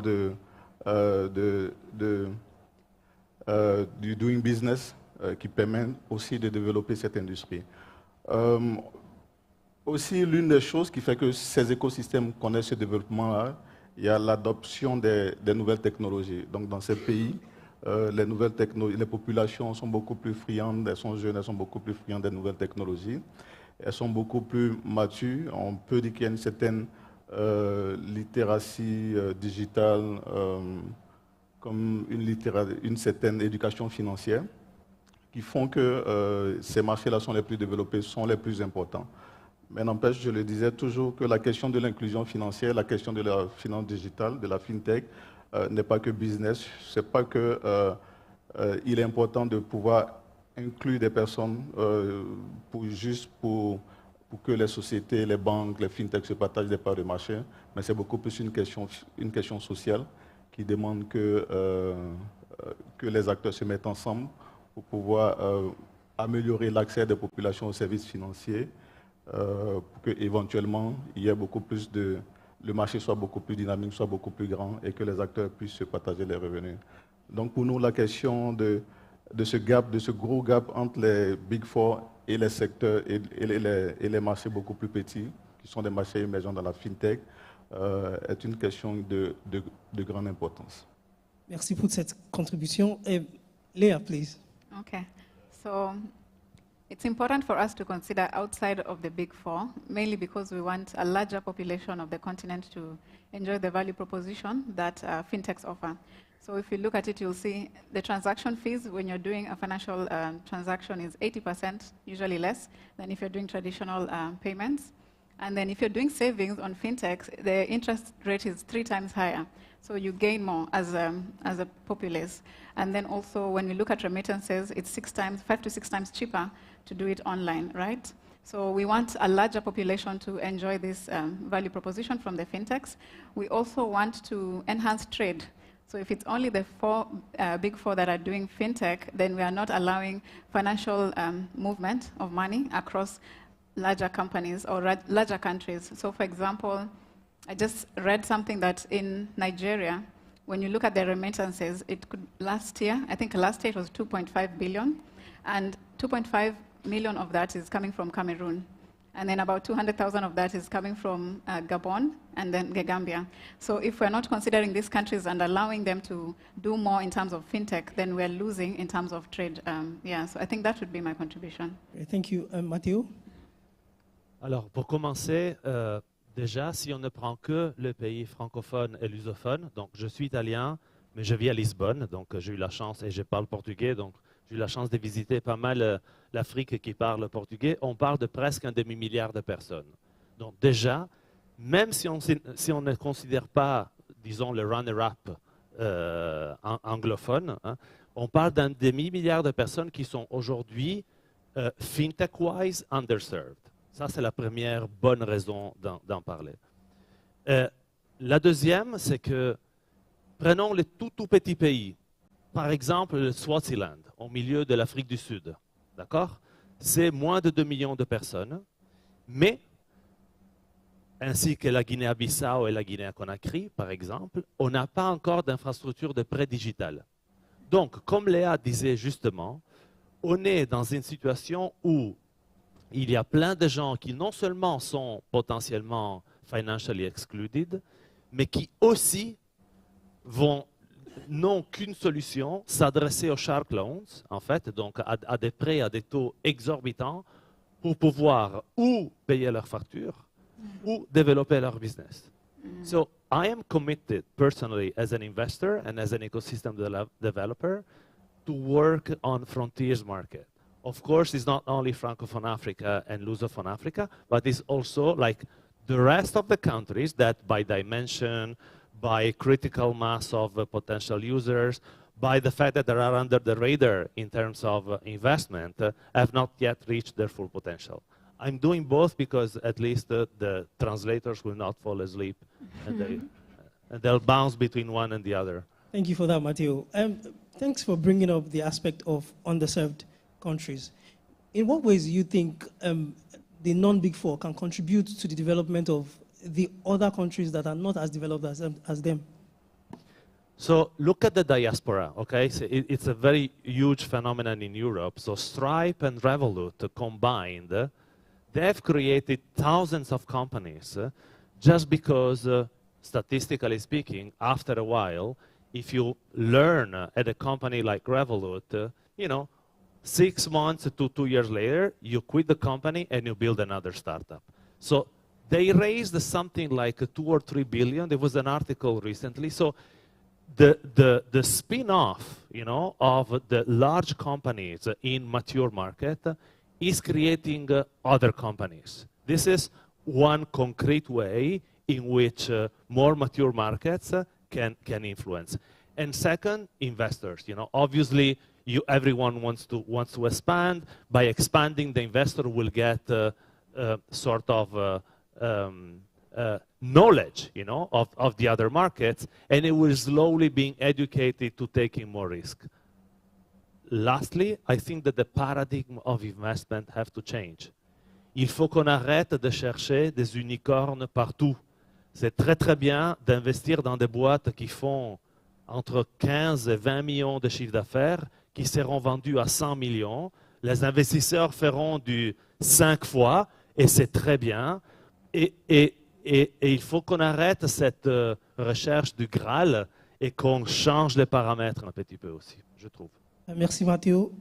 Now, Leah, as someone who works with an accelerator, what do you think are the infrastructural changes that can be put up in these non-Big Four countries that would help them to scale enough, not necessarily compete with them, but also hold their own in the ecosystem? Okay, so I think the first thing is we need to support the tech entrepreneurs who are coming out of this non-Big Four. And I think we need to also move out of the non-Big Four because there's a report by McKinsey that shows that it's actually 11 countries where there's a lot of fintech activity, and 70% of the GDPs are allocated to these countries, these 11 countries, including Cameroon, Senegal. We have also Tanzania, Uganda coming up. So we have to look at how do we support these tech startups that are coming out of these other countries that we're not calling the Big Four. In terms of supporting them, we can look at things like the Startup Act. So countries can start implementing things like a Startup Act. They can also look at leadership that supports this ecosystem or fintech ecosystem. We recently saw the minister in Nigeria, Bosun Tijani. So these non-Big Four countries could implement things like this and then be able to support the startups to bring up their fintech ecosystem, so to speak. Yeah. Thank you for that, Leah. Now, coming back to you, Alex, this is a more, this is regarding digital literacy. So, given the limited internet access and digital literacy in regions with lower technological penetration, what innovative approaches can fintechs adopt to overcome barriers and promote financial inclusion effectively? Okay, pardon. Excusez-moi, j'ai la voix qui est un peu cassée. On l'a dit en introduction, il est pour développer l'inclusion financière et permettre que nos populations aient cet accès que nous voulons assez important aux services financiers. La seule solution que nous avons, c'est la coopération. C'est le partenariat entre les banques, entre les fintechs, entre les telcos, entre les assurances. Et au-delà de ça, que des acteurs comme Léa puissent effectivement participer au développement de l'écosystème par de l'accompagnement, par de la formation. L'une des choses qui est assez remarquable au niveau de l'écosystème africain, c'est qu'on est l'un des rares pays où, à date, nous avons environ 37 associations fintech sous le parapluie de Africa Fintech Network qui travaillent à développer cette synergie-là justement entre les écosystèmes, mais aussi entre les acteurs. Je pense que pour les fintech plus spécifiquement, si développer l'accès des populations aux services financiers, surtout dans les zones où il n'y a pas de couverture réseau, quand on sait que les infrastructures sont défaillantes, c'est justement beaucoup de collaboration. Makuta évoquait tantôt la possibilité qu'il a de travailler avec des acteurs de plusieurs pays pour pouvoir, à travers des API, pour pouvoir envoyer de l'argent, faire circuler l'argent en Afrique. Il y a la possibilité de travailler avec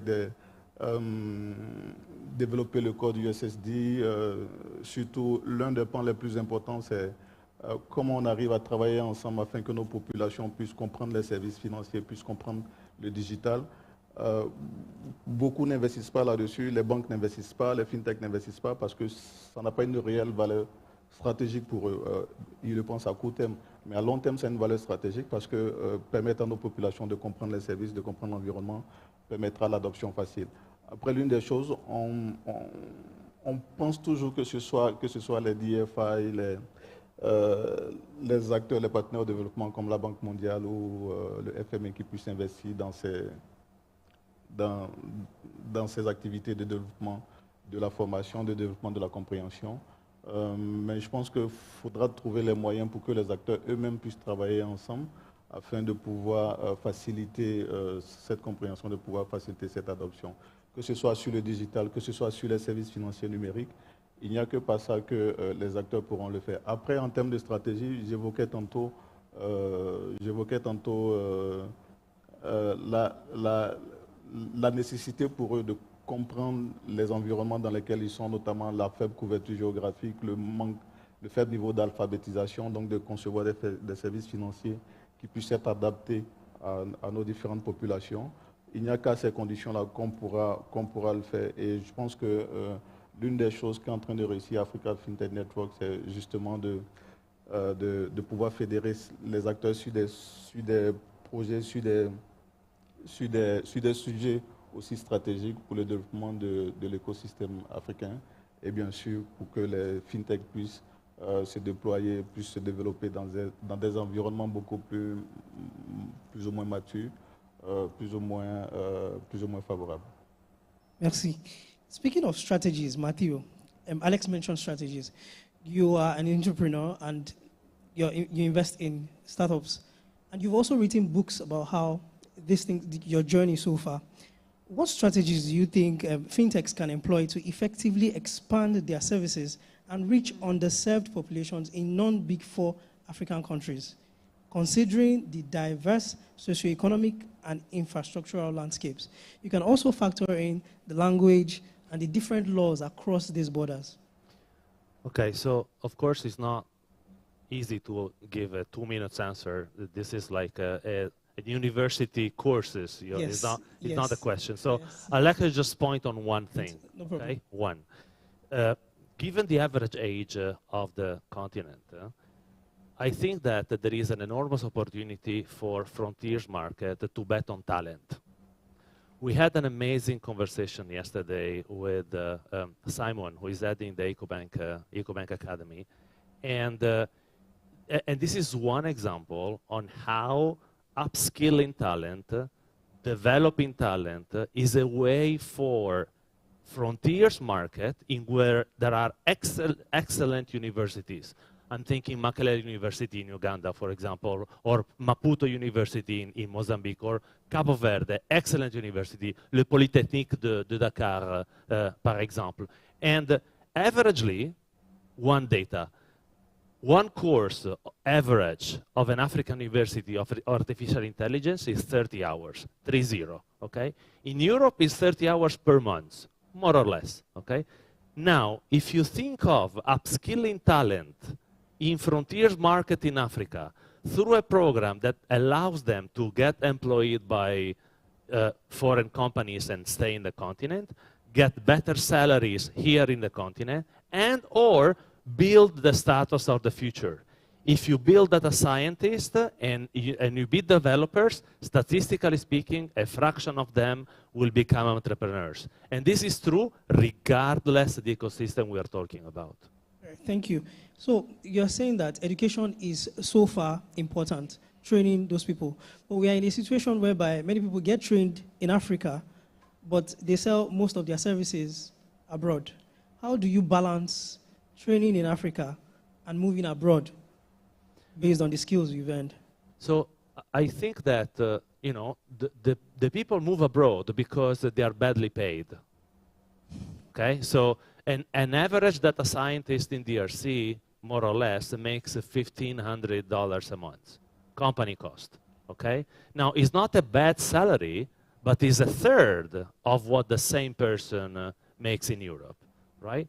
So the idea is, but it's also a matter of not being completely upskilled and up to speed with other type of with the rest of the world's competencies, right? So if we manage to fill the skills gap, people, frankly, if you live in a continent like this one, why should you go to Lithuania or to Copenhagen? I'll go here at the beach and be a data scientist and work from home and be proud to work in Africa, right? True. So this is what we should fight for.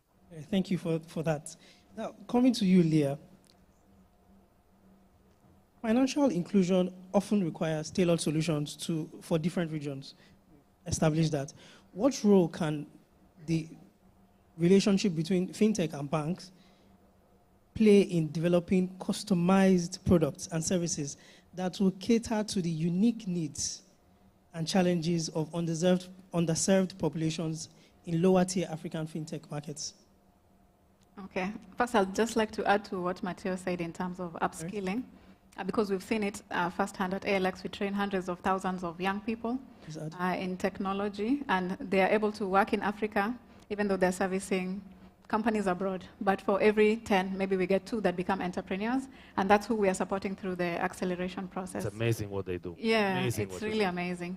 And just to answer your question, I don't think there's a better answer than what is happening here right now in terms of Ecobank working with these fintech startups and enabling them. We were here last year, we sat with Kiro, and just recently we saw Fingo launching in Kenya with 100,000 people in their waitlist, which means that they've now launched. And through Ecobank, they'll be able to access 33 other African markets. We're actually supporting them through our accelerator, so I had to mention them. But what I'm trying to say is that we're already seeing it happening, right? The partnerships between the banks and the startups and the fintechs supporting that expansion. And it actually cannot happen unless we do that. The other thing is how we're seeing the fintech associations taking part, and also the regulators creating the sandboxes and supporting the startups, and working with accelerators, working with banks to support the fintechs. So all we need to do, and I want to say that most of our nuances in Africa are the same. Most of our issues are the same. So the solutions that we're coming up with could really easily apply in other markets. I can see Michael sitting there, and I've supported a startup in Ivory Coast that is doing something similar, and I'm actually going to connect you guys. And the funny thing is that he has a license to operate in 8 Francophone countries, because once you get one license, it applies to 8 Francophone countries. So what I can see now is if I'm an accelerator and I connect Michael to Karamoko in Cote d'Ivoire, then he's able to scale his solution to 9 countries instantly. So I believe that we're already doing it, and we have to keep doing it in terms of partnerships between banks, fintechs, the regulators, and ourselves as ecosystem supporters. Thank you all so much, Alex, Leah, Matteo, for all your beautiful contributions. It's been an amazing conversation we've had so far. And to our audience, thank you for listening.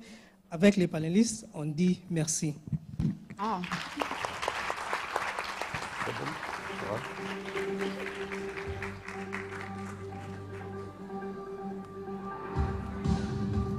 Will you stay on stage for the picture? Will you please stay on stage for the usual picture? He's in here. Yeah.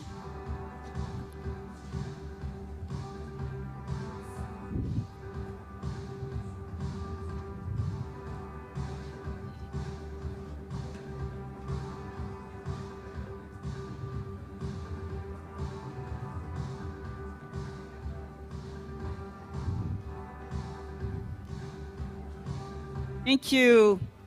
Vous pouvez les applaudir, s'il vous plaît.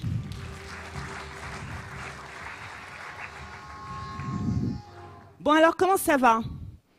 On a passé quand même une belle journée. Alors, ce matin, vous avez appris des choses très intéressantes avec des panels vraiment riches en informations. Vous avez écouté des pitchs aussi intéressants les uns que les autres.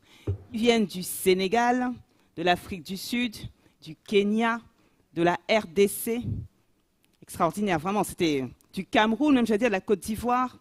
Si je vous demandais, voilà, est-ce qu'il y a un pays ou un pitch qui vous a un petit peu plus convaincu que les autres, vous me diriez quoi?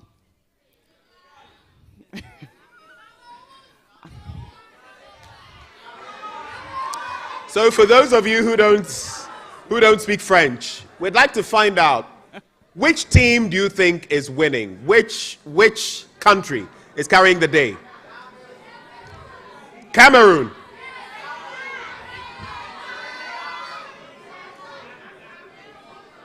On dit Samuel Eto'o ou bien ça va être Didier Drogba.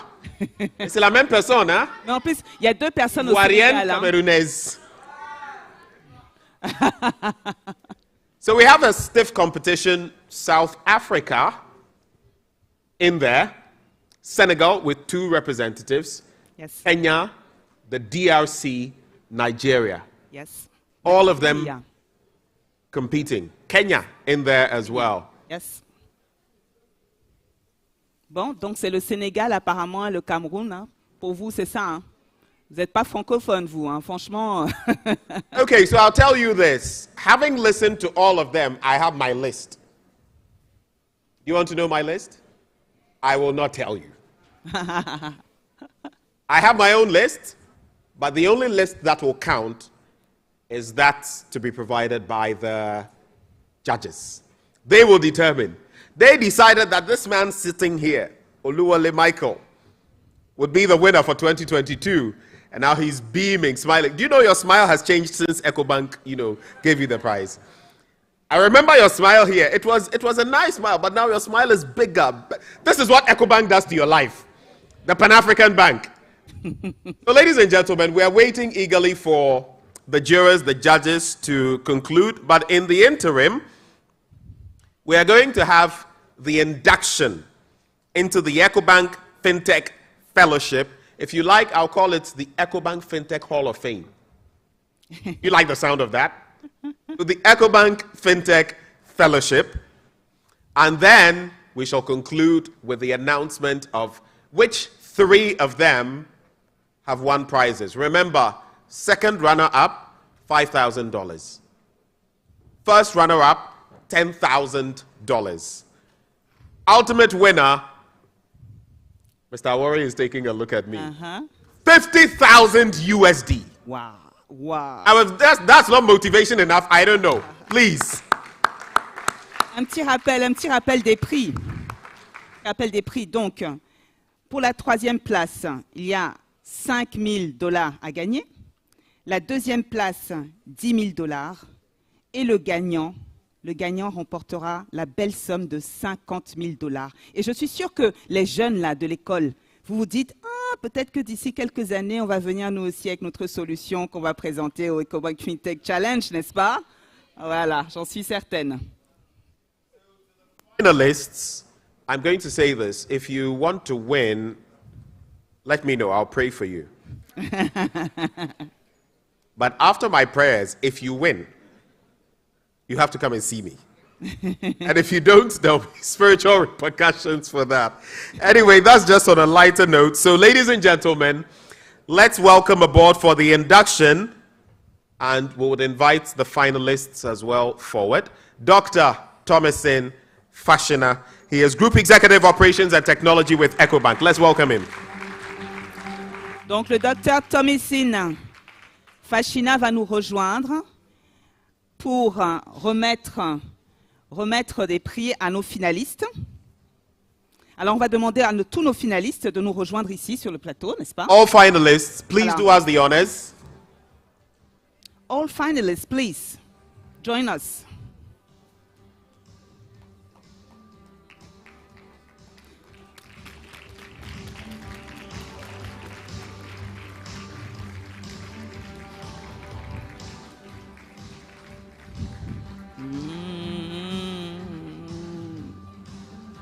Please, please. N'ayez pas peur, venez. Venez. Venez, allez-y.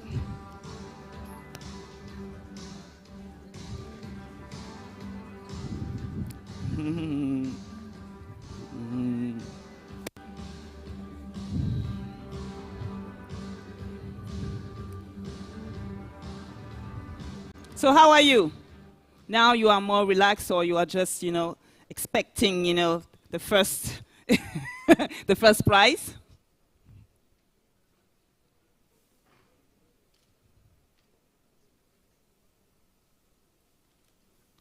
So here's what is going to happen. Doc, I will give you the privilege of maybe I will announce them one by one in the order, Angela, in which they came. And then Doc will present their certificates to them, inducting them into the Ecobank Fintech Fellowship. So, Angela, shall we? Here or when the pitch? Here, this order or the order of the pitch? You want Order of the pitch. Order of the pitch. OK. Le premier, donc, c'est Richard Muita, FlexPay. Du Richard Kenya. Muita, FlexPay. Let's do it better for them. All 8 finalists. Almost 1,500. And it's left with 8. They deserve it.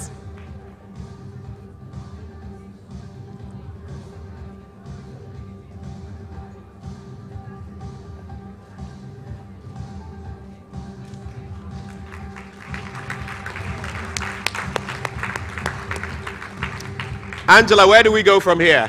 Alors maintenant, on va en Afrique du Sud avec Piwa Nikamboulé et Epox Cab AI. Piwa Nkambule.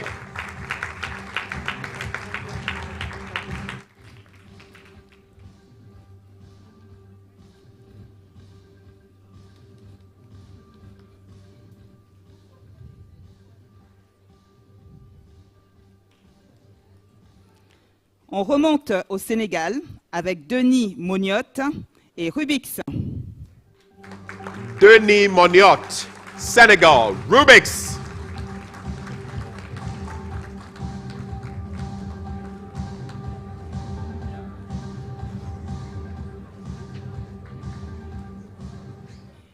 Nous allons au Cameroun avec Magali Goz Sanga et Cory.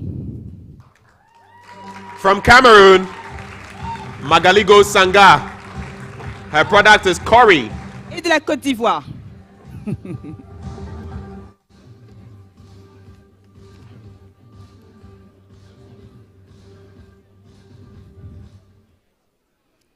Maintenant, nous partons au Nigeria. Timothy Oluwole et Smart Teller. Money.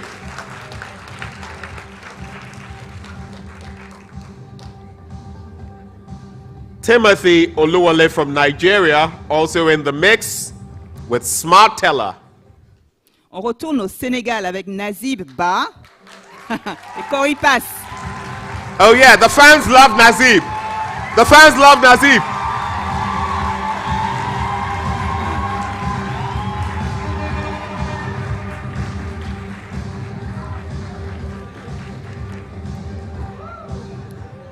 Angela. On redescend en Afrique du Sud avec Mark Burke et Castello. Mark Burke Castello from South Africa.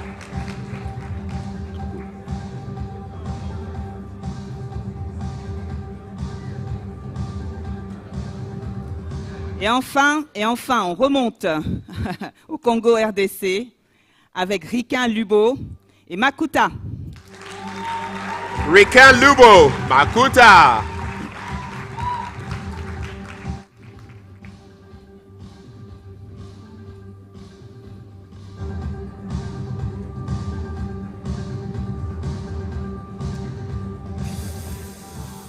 Thank you.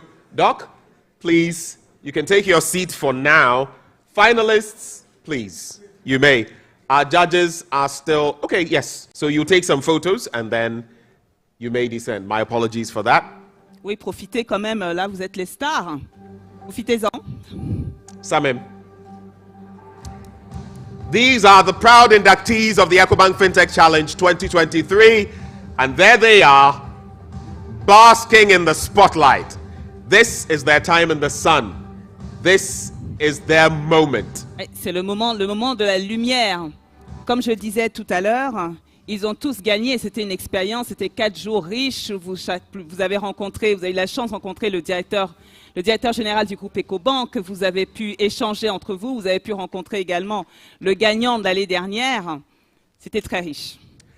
And so all 8 of them are winners. All of them will benefit from packages, support from Ecobank.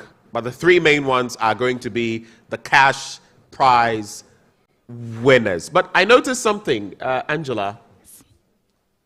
When Nazib came forward, there was quite a response from the crowd. So you can tell that if they were voting, they would probably go for Nazib. Same for Rikel Lubo. But you see, they are not the judges. And the judges, in the end, could break some hearts. So we'll leave it to the judges who shortly will be telling us. In fact, we shall have some stalwarts, including Dr. Fashina, who will be presenting. So if you see Dr. Fashina coming here again, he's coming to present the grand prize. And that will go to whichever lucky personality is among the finalists. Mais ce que j'ai retenu, c'est que tu as dit que celui qui gagnait, les 50 000, devait venir te voir après, derrière. Je n'ai pas compris pourquoi. Ça, c'est l'information que je n'ai pas compris. Ouais, oui. Je suis en train de prier maintenant même. I am praying for the person. You are also, because you pray, they have to pay. Yes. We could create a fintech app. Pray. Pray and pay. Exactly. Yes. Pray and pay. I'm making my pitch to Ecobank right now, right here. But ladies and gentlemen, let's keep our fingers crossed. We're going to take some ads from Ecobank and the rest of our sponsors, by which time we shall hear from our judges and we will know who wins, who carries the day, Ecobank Fintech Challenge 2023. Oui, alors là, les juges, ça prend encore un petit peu de temps parce que je pense que, d'ailleurs, entre le Sénégal, le Cameroun, le Nigeria, l'Afrique du Sud, le Congo, le Kenya, hein, ça doit discuter bien fort auprès des juges. Donc, mais voilà, malheureusement, il y aura un gagnant, un formidable gagnant. Comme je le répète depuis tout à l'heure, vous avez tous gagné, mais la tâche est difficile. Hein. J'aimerais pas être à leur place, hein. Benjamin, vraiment pas. Hein. Let's take some ads. We'll be right back.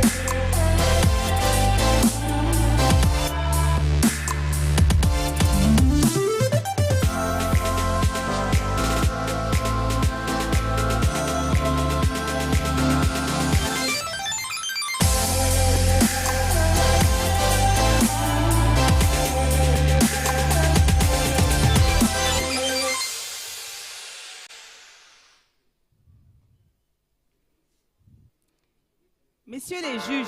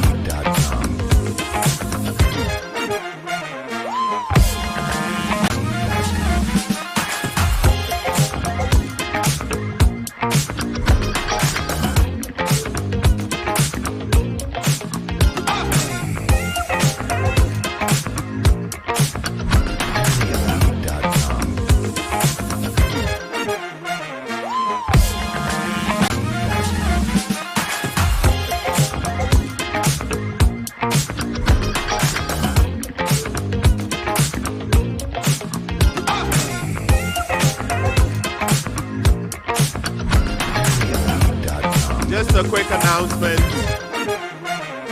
A short announcement. If you want to expand your business across Africa, import within the continent. Please, even while we take note of the ads, quick announcement. I've noticed that some of the finalists are not seated. Please, we need all finalists seated now.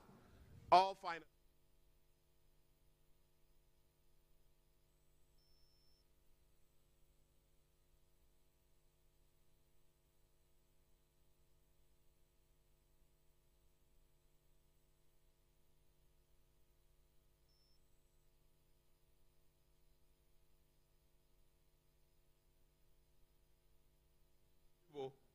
I see your chest going. And I'm sure your heart is going.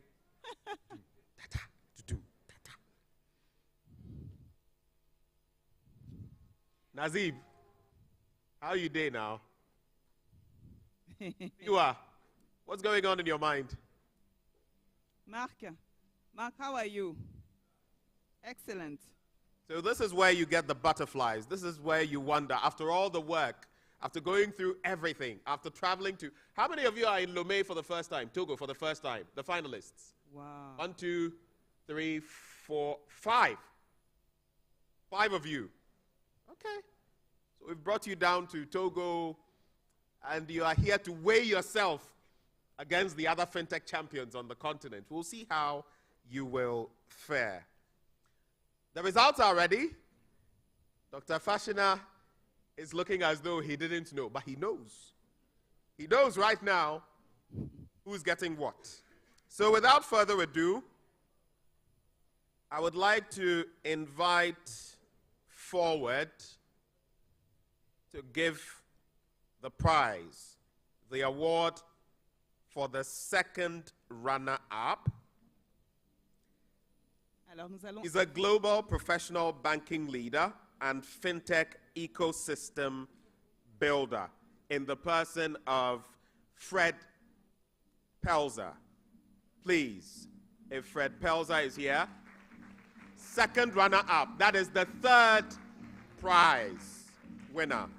Third prize winner. La troisième place, le troisième prix va être remis par Monsieur Fred Pelzer, qui est directeur principal des investissements chez Arise.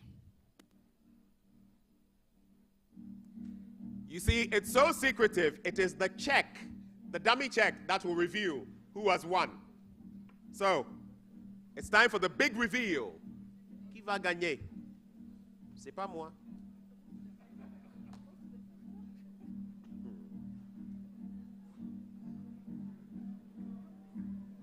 Whoa. I need a hand microphone.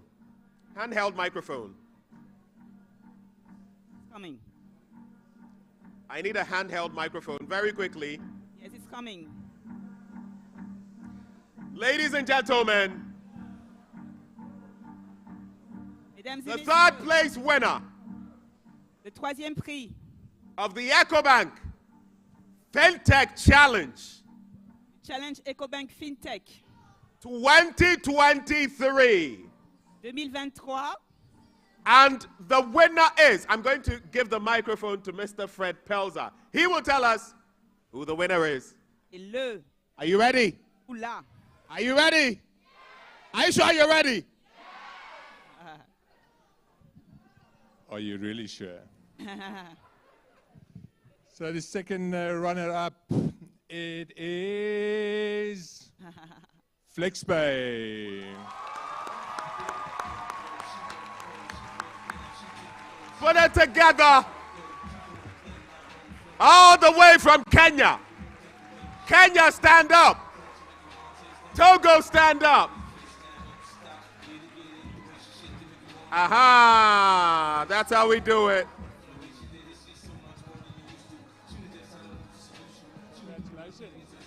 Richard Machomba Mwita. Congratulations, man. Congratulations. Félicitations. Please, those who are not photographers, official photographers, please don't struggle with the official ones for the space. I beg of you. Allow the official ones to do their work. Monsieur.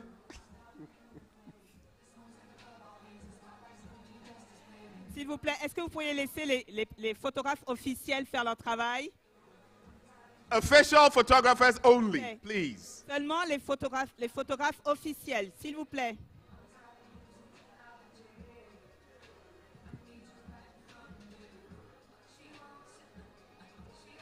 Uhuru Kenyatta is going to be proud of you.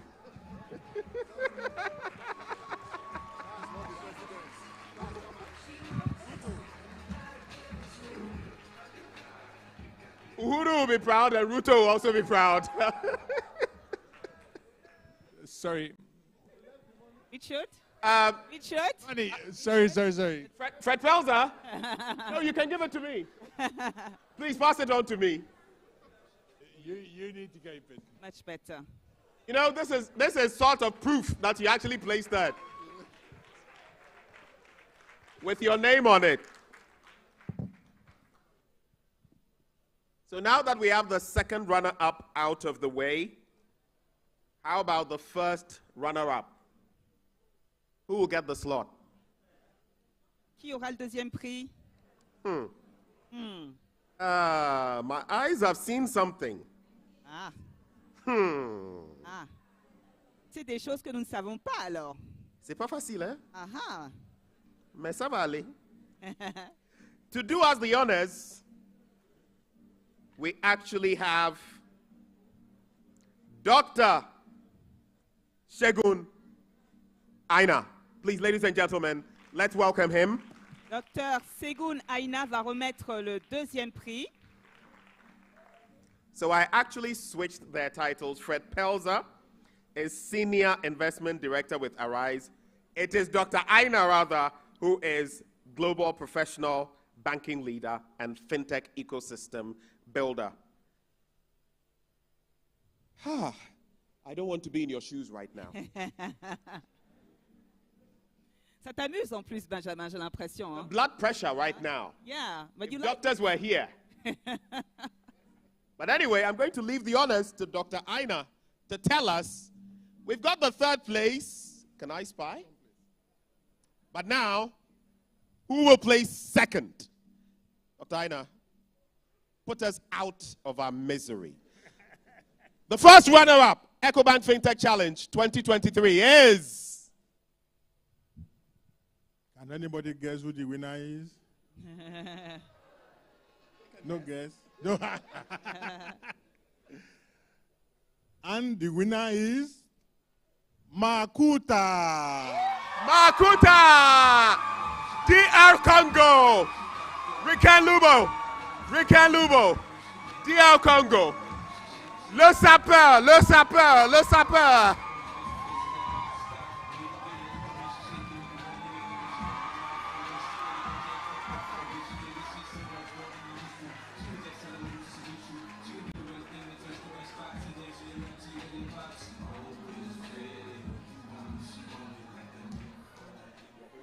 Là, c'est tout le Congo qui est content. Hein?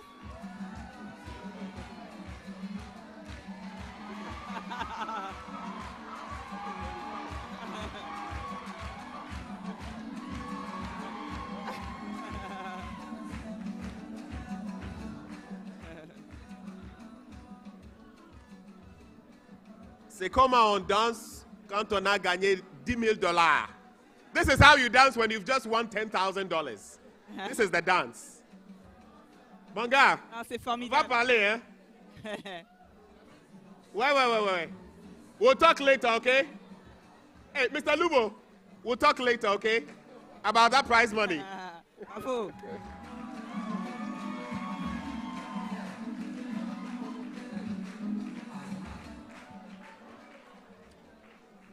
Angela, at this point in time,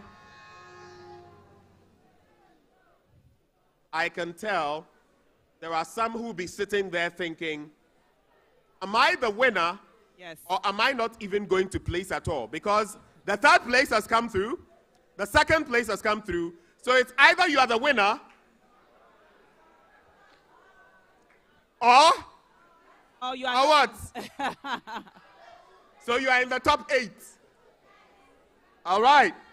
Non, là, c'est, là, j'aimerais vraiment pas être à votre place. Le cœur doit battre la chamade. Vraiment.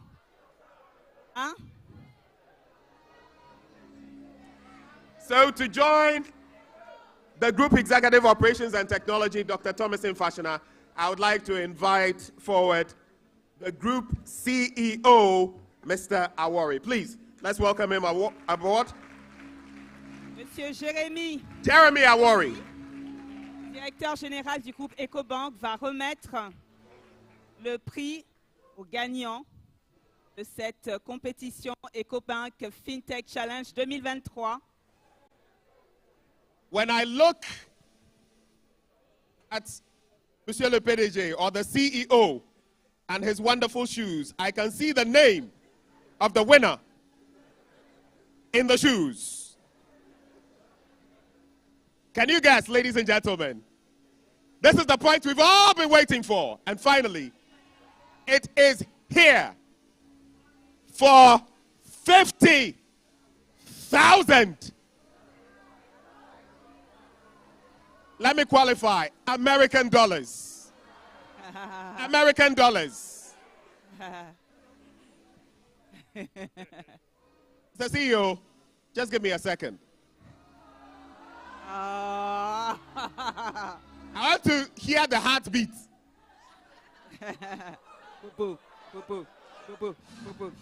Okay, so here we go. Ladies and gentlemen, it is the moment we've been waiting for. The winner, Jeremy Awori, will tell us.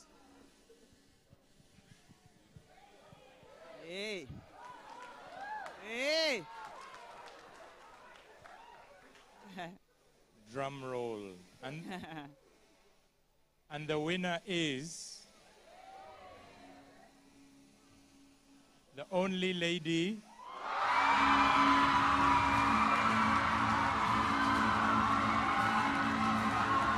Senegal, stand up. La Côte d'Ivoire, stand up. Magali, go Sanga. Put it up.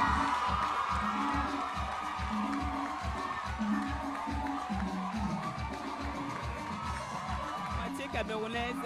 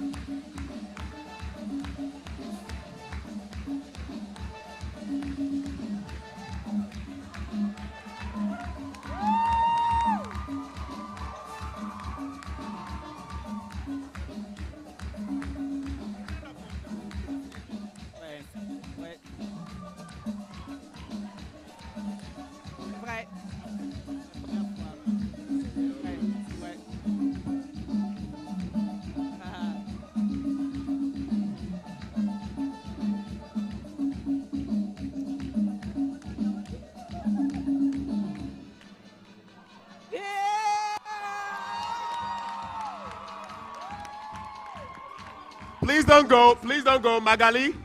Magali, please.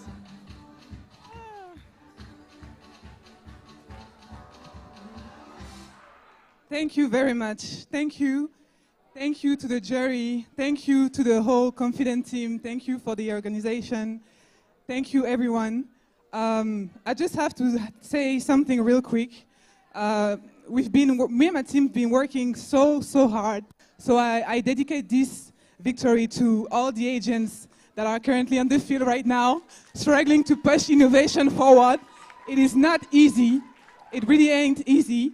And I just want to tell them that look at what we did. This is for my team. This is really for my team. And also this is for women. It's been 6 years. I'm so glad that I'm opening up the door for all the next winners, the next female winners of this competition. You know, this morning when I went to the bathroom real quick to fix myself, and I saw a young lady with a green shirt. And I asked her what was her age. She told me 22 years old. And then I asked her, what do you want to do when you grow up? And she told me, I want to be the CEO of a fintech. And I was like, okay, in a couple of years, I'm sure you're going to win this competition. Lady, this is for you, Benedicta. Look at this. You're the next one. Thank you very much, everyone.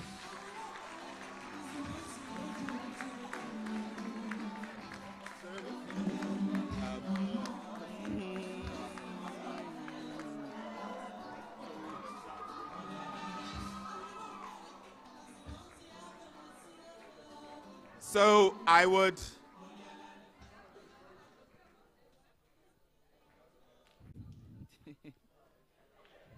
before we take the closing remarks from the group CEO, and yes, the party will go deep into the night tonight. We'll be partying. It will be party after party. Do you know that song? How many of you know it? Party after party. Aha. We'd like to give some other awards, 3 of them, to some deserving finalists. And to deliver that,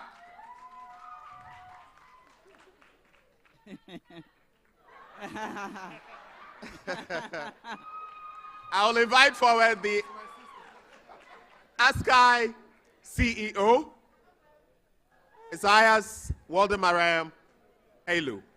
He will present these awards actually from ASCAI. Please, let's welcome him. Donc, le directeur général de ASCAI va remettre un prix.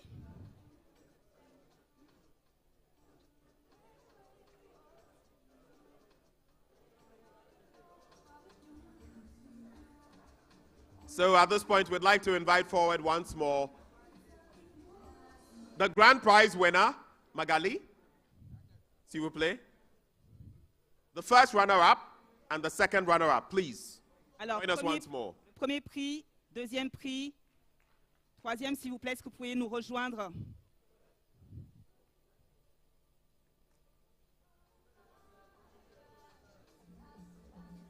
Let's do this, let's do this. Allez-y, allez-y. Congratulations, congratulations.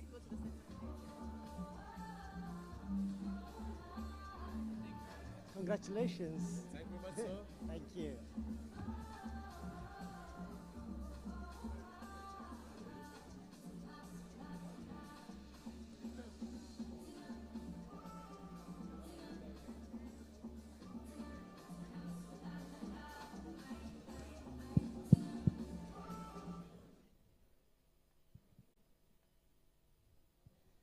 This is an excellent moment, and I'm very thankful that Ecobank has been inspiring youths for financial technology innovation, and I thank the group CEO, Mr. Oweri Jeremy, and also I congratulate the young people who have won today, and there are many more. I was on my seat and I was saying that I would like the young lady to win. Jeremy is my witness. You know, women, our mothers, our sisters, our daughters, they are so beautiful. They are more affectionate than men. Everybody knows this. So I'm very happy that we are inspiring, enabling women. And given the opportunities, they can do anything and everything that a man can do. Is there anybody who doubts this? No. Given the opportunities, they have been overtasked by nature to give birth, to breastfeed, to bring up, and a lot of things. So they are sometimes forced to choose between boardroom and homemaking. But the men don't have such a choice. But these people are struggling and coming out and doing very well in the corporate world. So I'm very happy that the young lady from Cameroon is able to achieve this. So what we are awarding now is to inspire these young, innovative people. Round-trip ticket on the very vast ASCII network, which is upgradable to premium class based on availability. And then it's a free ticket for them to choose the destination and the origin. Wow. So if they want to go to Dakar or to, in fact, on her case, we fly both to Yaoundé and Douala, and from there to all the places, to Accra, to Abuja, to Lagos, name it, to Johannesburg, to Nairobi, to anywhere, 28 destinations on the continent of Africa. So I'm very happy that I'm able to award this to them. And okay.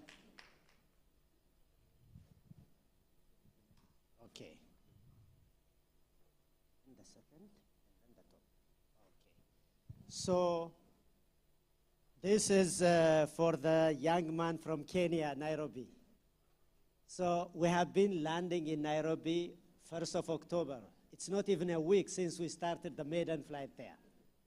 So I'm happy. I would like to give you this. This is a ticket. And congratulations. Thank you very much. Thank you.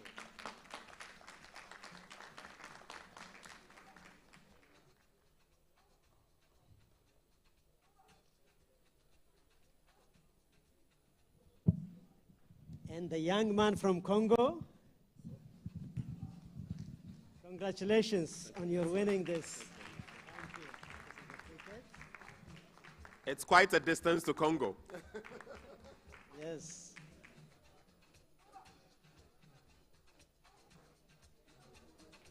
Thank you.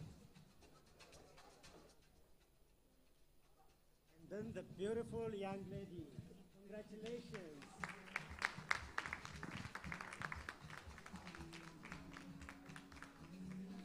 I really like my job. Having a beautiful woman by my side. Thank you. Very good. Okay. Okay, very good.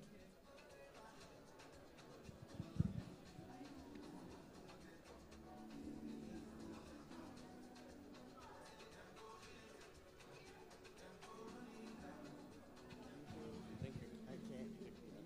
Okay. Thank you. Wish you all the success. Thank you. Thank you, Mr. Halu, CEO, Sky Group. Please, let's put our hands together for them. They've shown some love.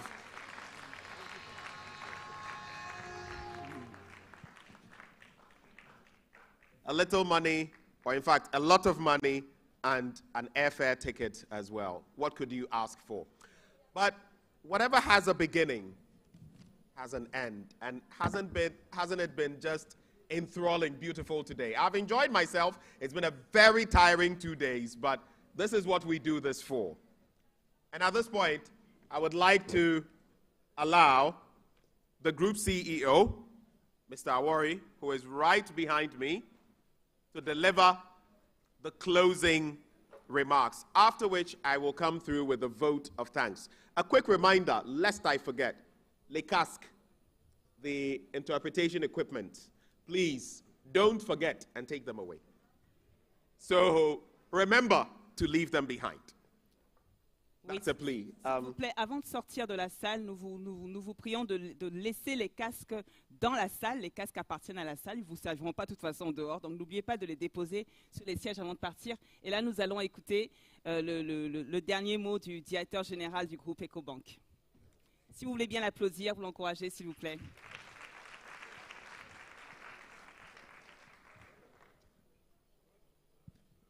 What a day we have had.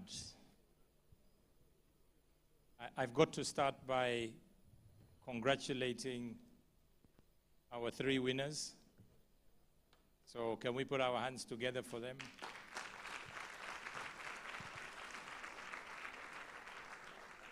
But also to congratulate all 8 finalists. Can we really make some noise for all 8 finalists?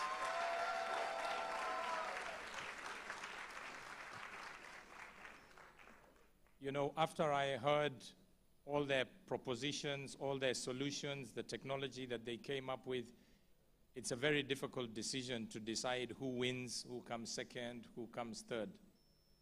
But in my book, all 8 finalists are winners, you know, so we must today be proud of what Africa has produced, and also to recognize the almost 1,500 other applicants through this process. Like I said earlier, it shows the talent that we have in Africa, and I hope that one of them is going to really build their business and become a unicorn.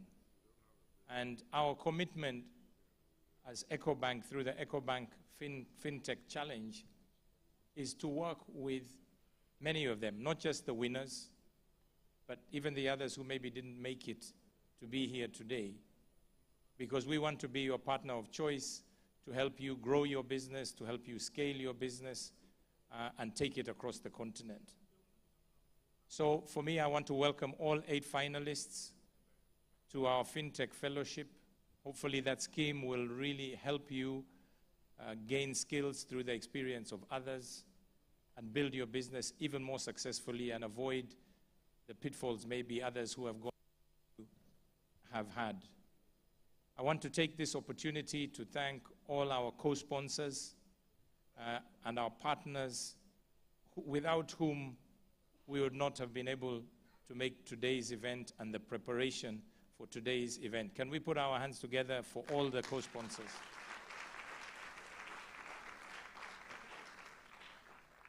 And really, just to end, I want to thank all of you for coming, for all your energy, for all your enthusiasm. It was clear who you wanted to win. It was clear ladies won tonight, you know, so I'm really excited that that has happened. And as I say, I congratulate once again all the 8 finalists. I think you've got excellent solutions that are out there. And really, just to end, as this one ends, we start preparing for the 2024 FinTech Challenge. So we welcome you for that. Talk to your friends, talk to people who are entrepreneurs with great solutions, great ideas. Get started now. 2024 edition will be even better. Thank you very much, ladies and gentlemen. Thank you. And we thank you, Mr. Awori, for leading the team to yet another stellar, exciting Ecobank Fintech Challenge. Please, let's do it for Ecobank and their CEO.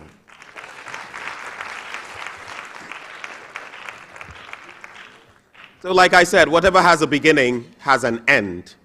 And we have come this close to the conclusion of the Ecobank Fintech Challenge 2023. I want you to clap now, not for anyone here, but for yourselves. Clap for yourselves.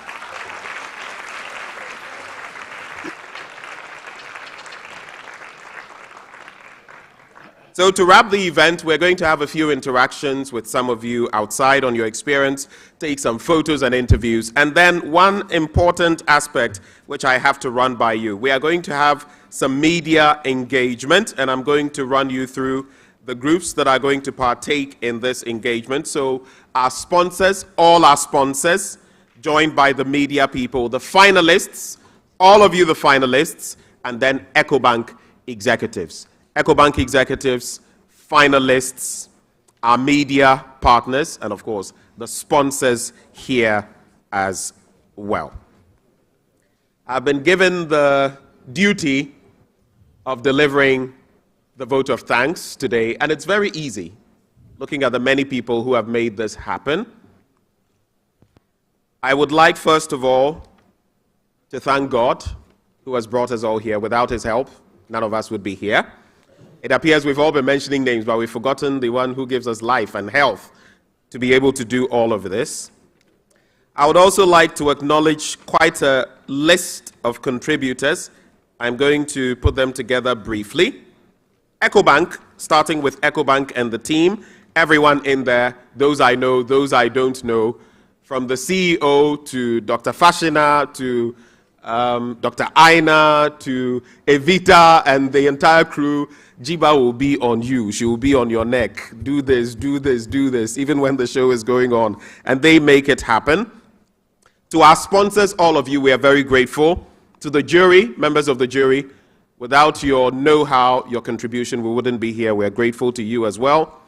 To all our invited guests, especially Her Excellency, the keynote speaker, we thank her. She passed through briefly and shared wonderful thoughts with us.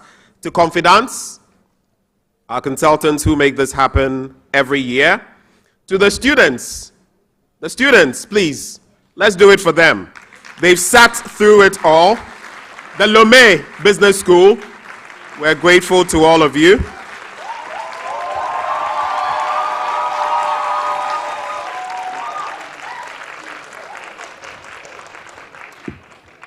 To the finalists for giving us a wonderful show, and to all of you participants, those here physically and those who joined us virtually, we're grateful to all of you. And finally, we thank the co-MCs.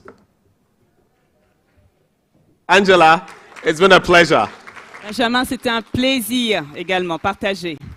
And I've enjoyed being here with all of you. We look forward to the Ecobank Fintech Challenge 2024. But for 2023, well, the story is just beginning. Have a wonderful evening.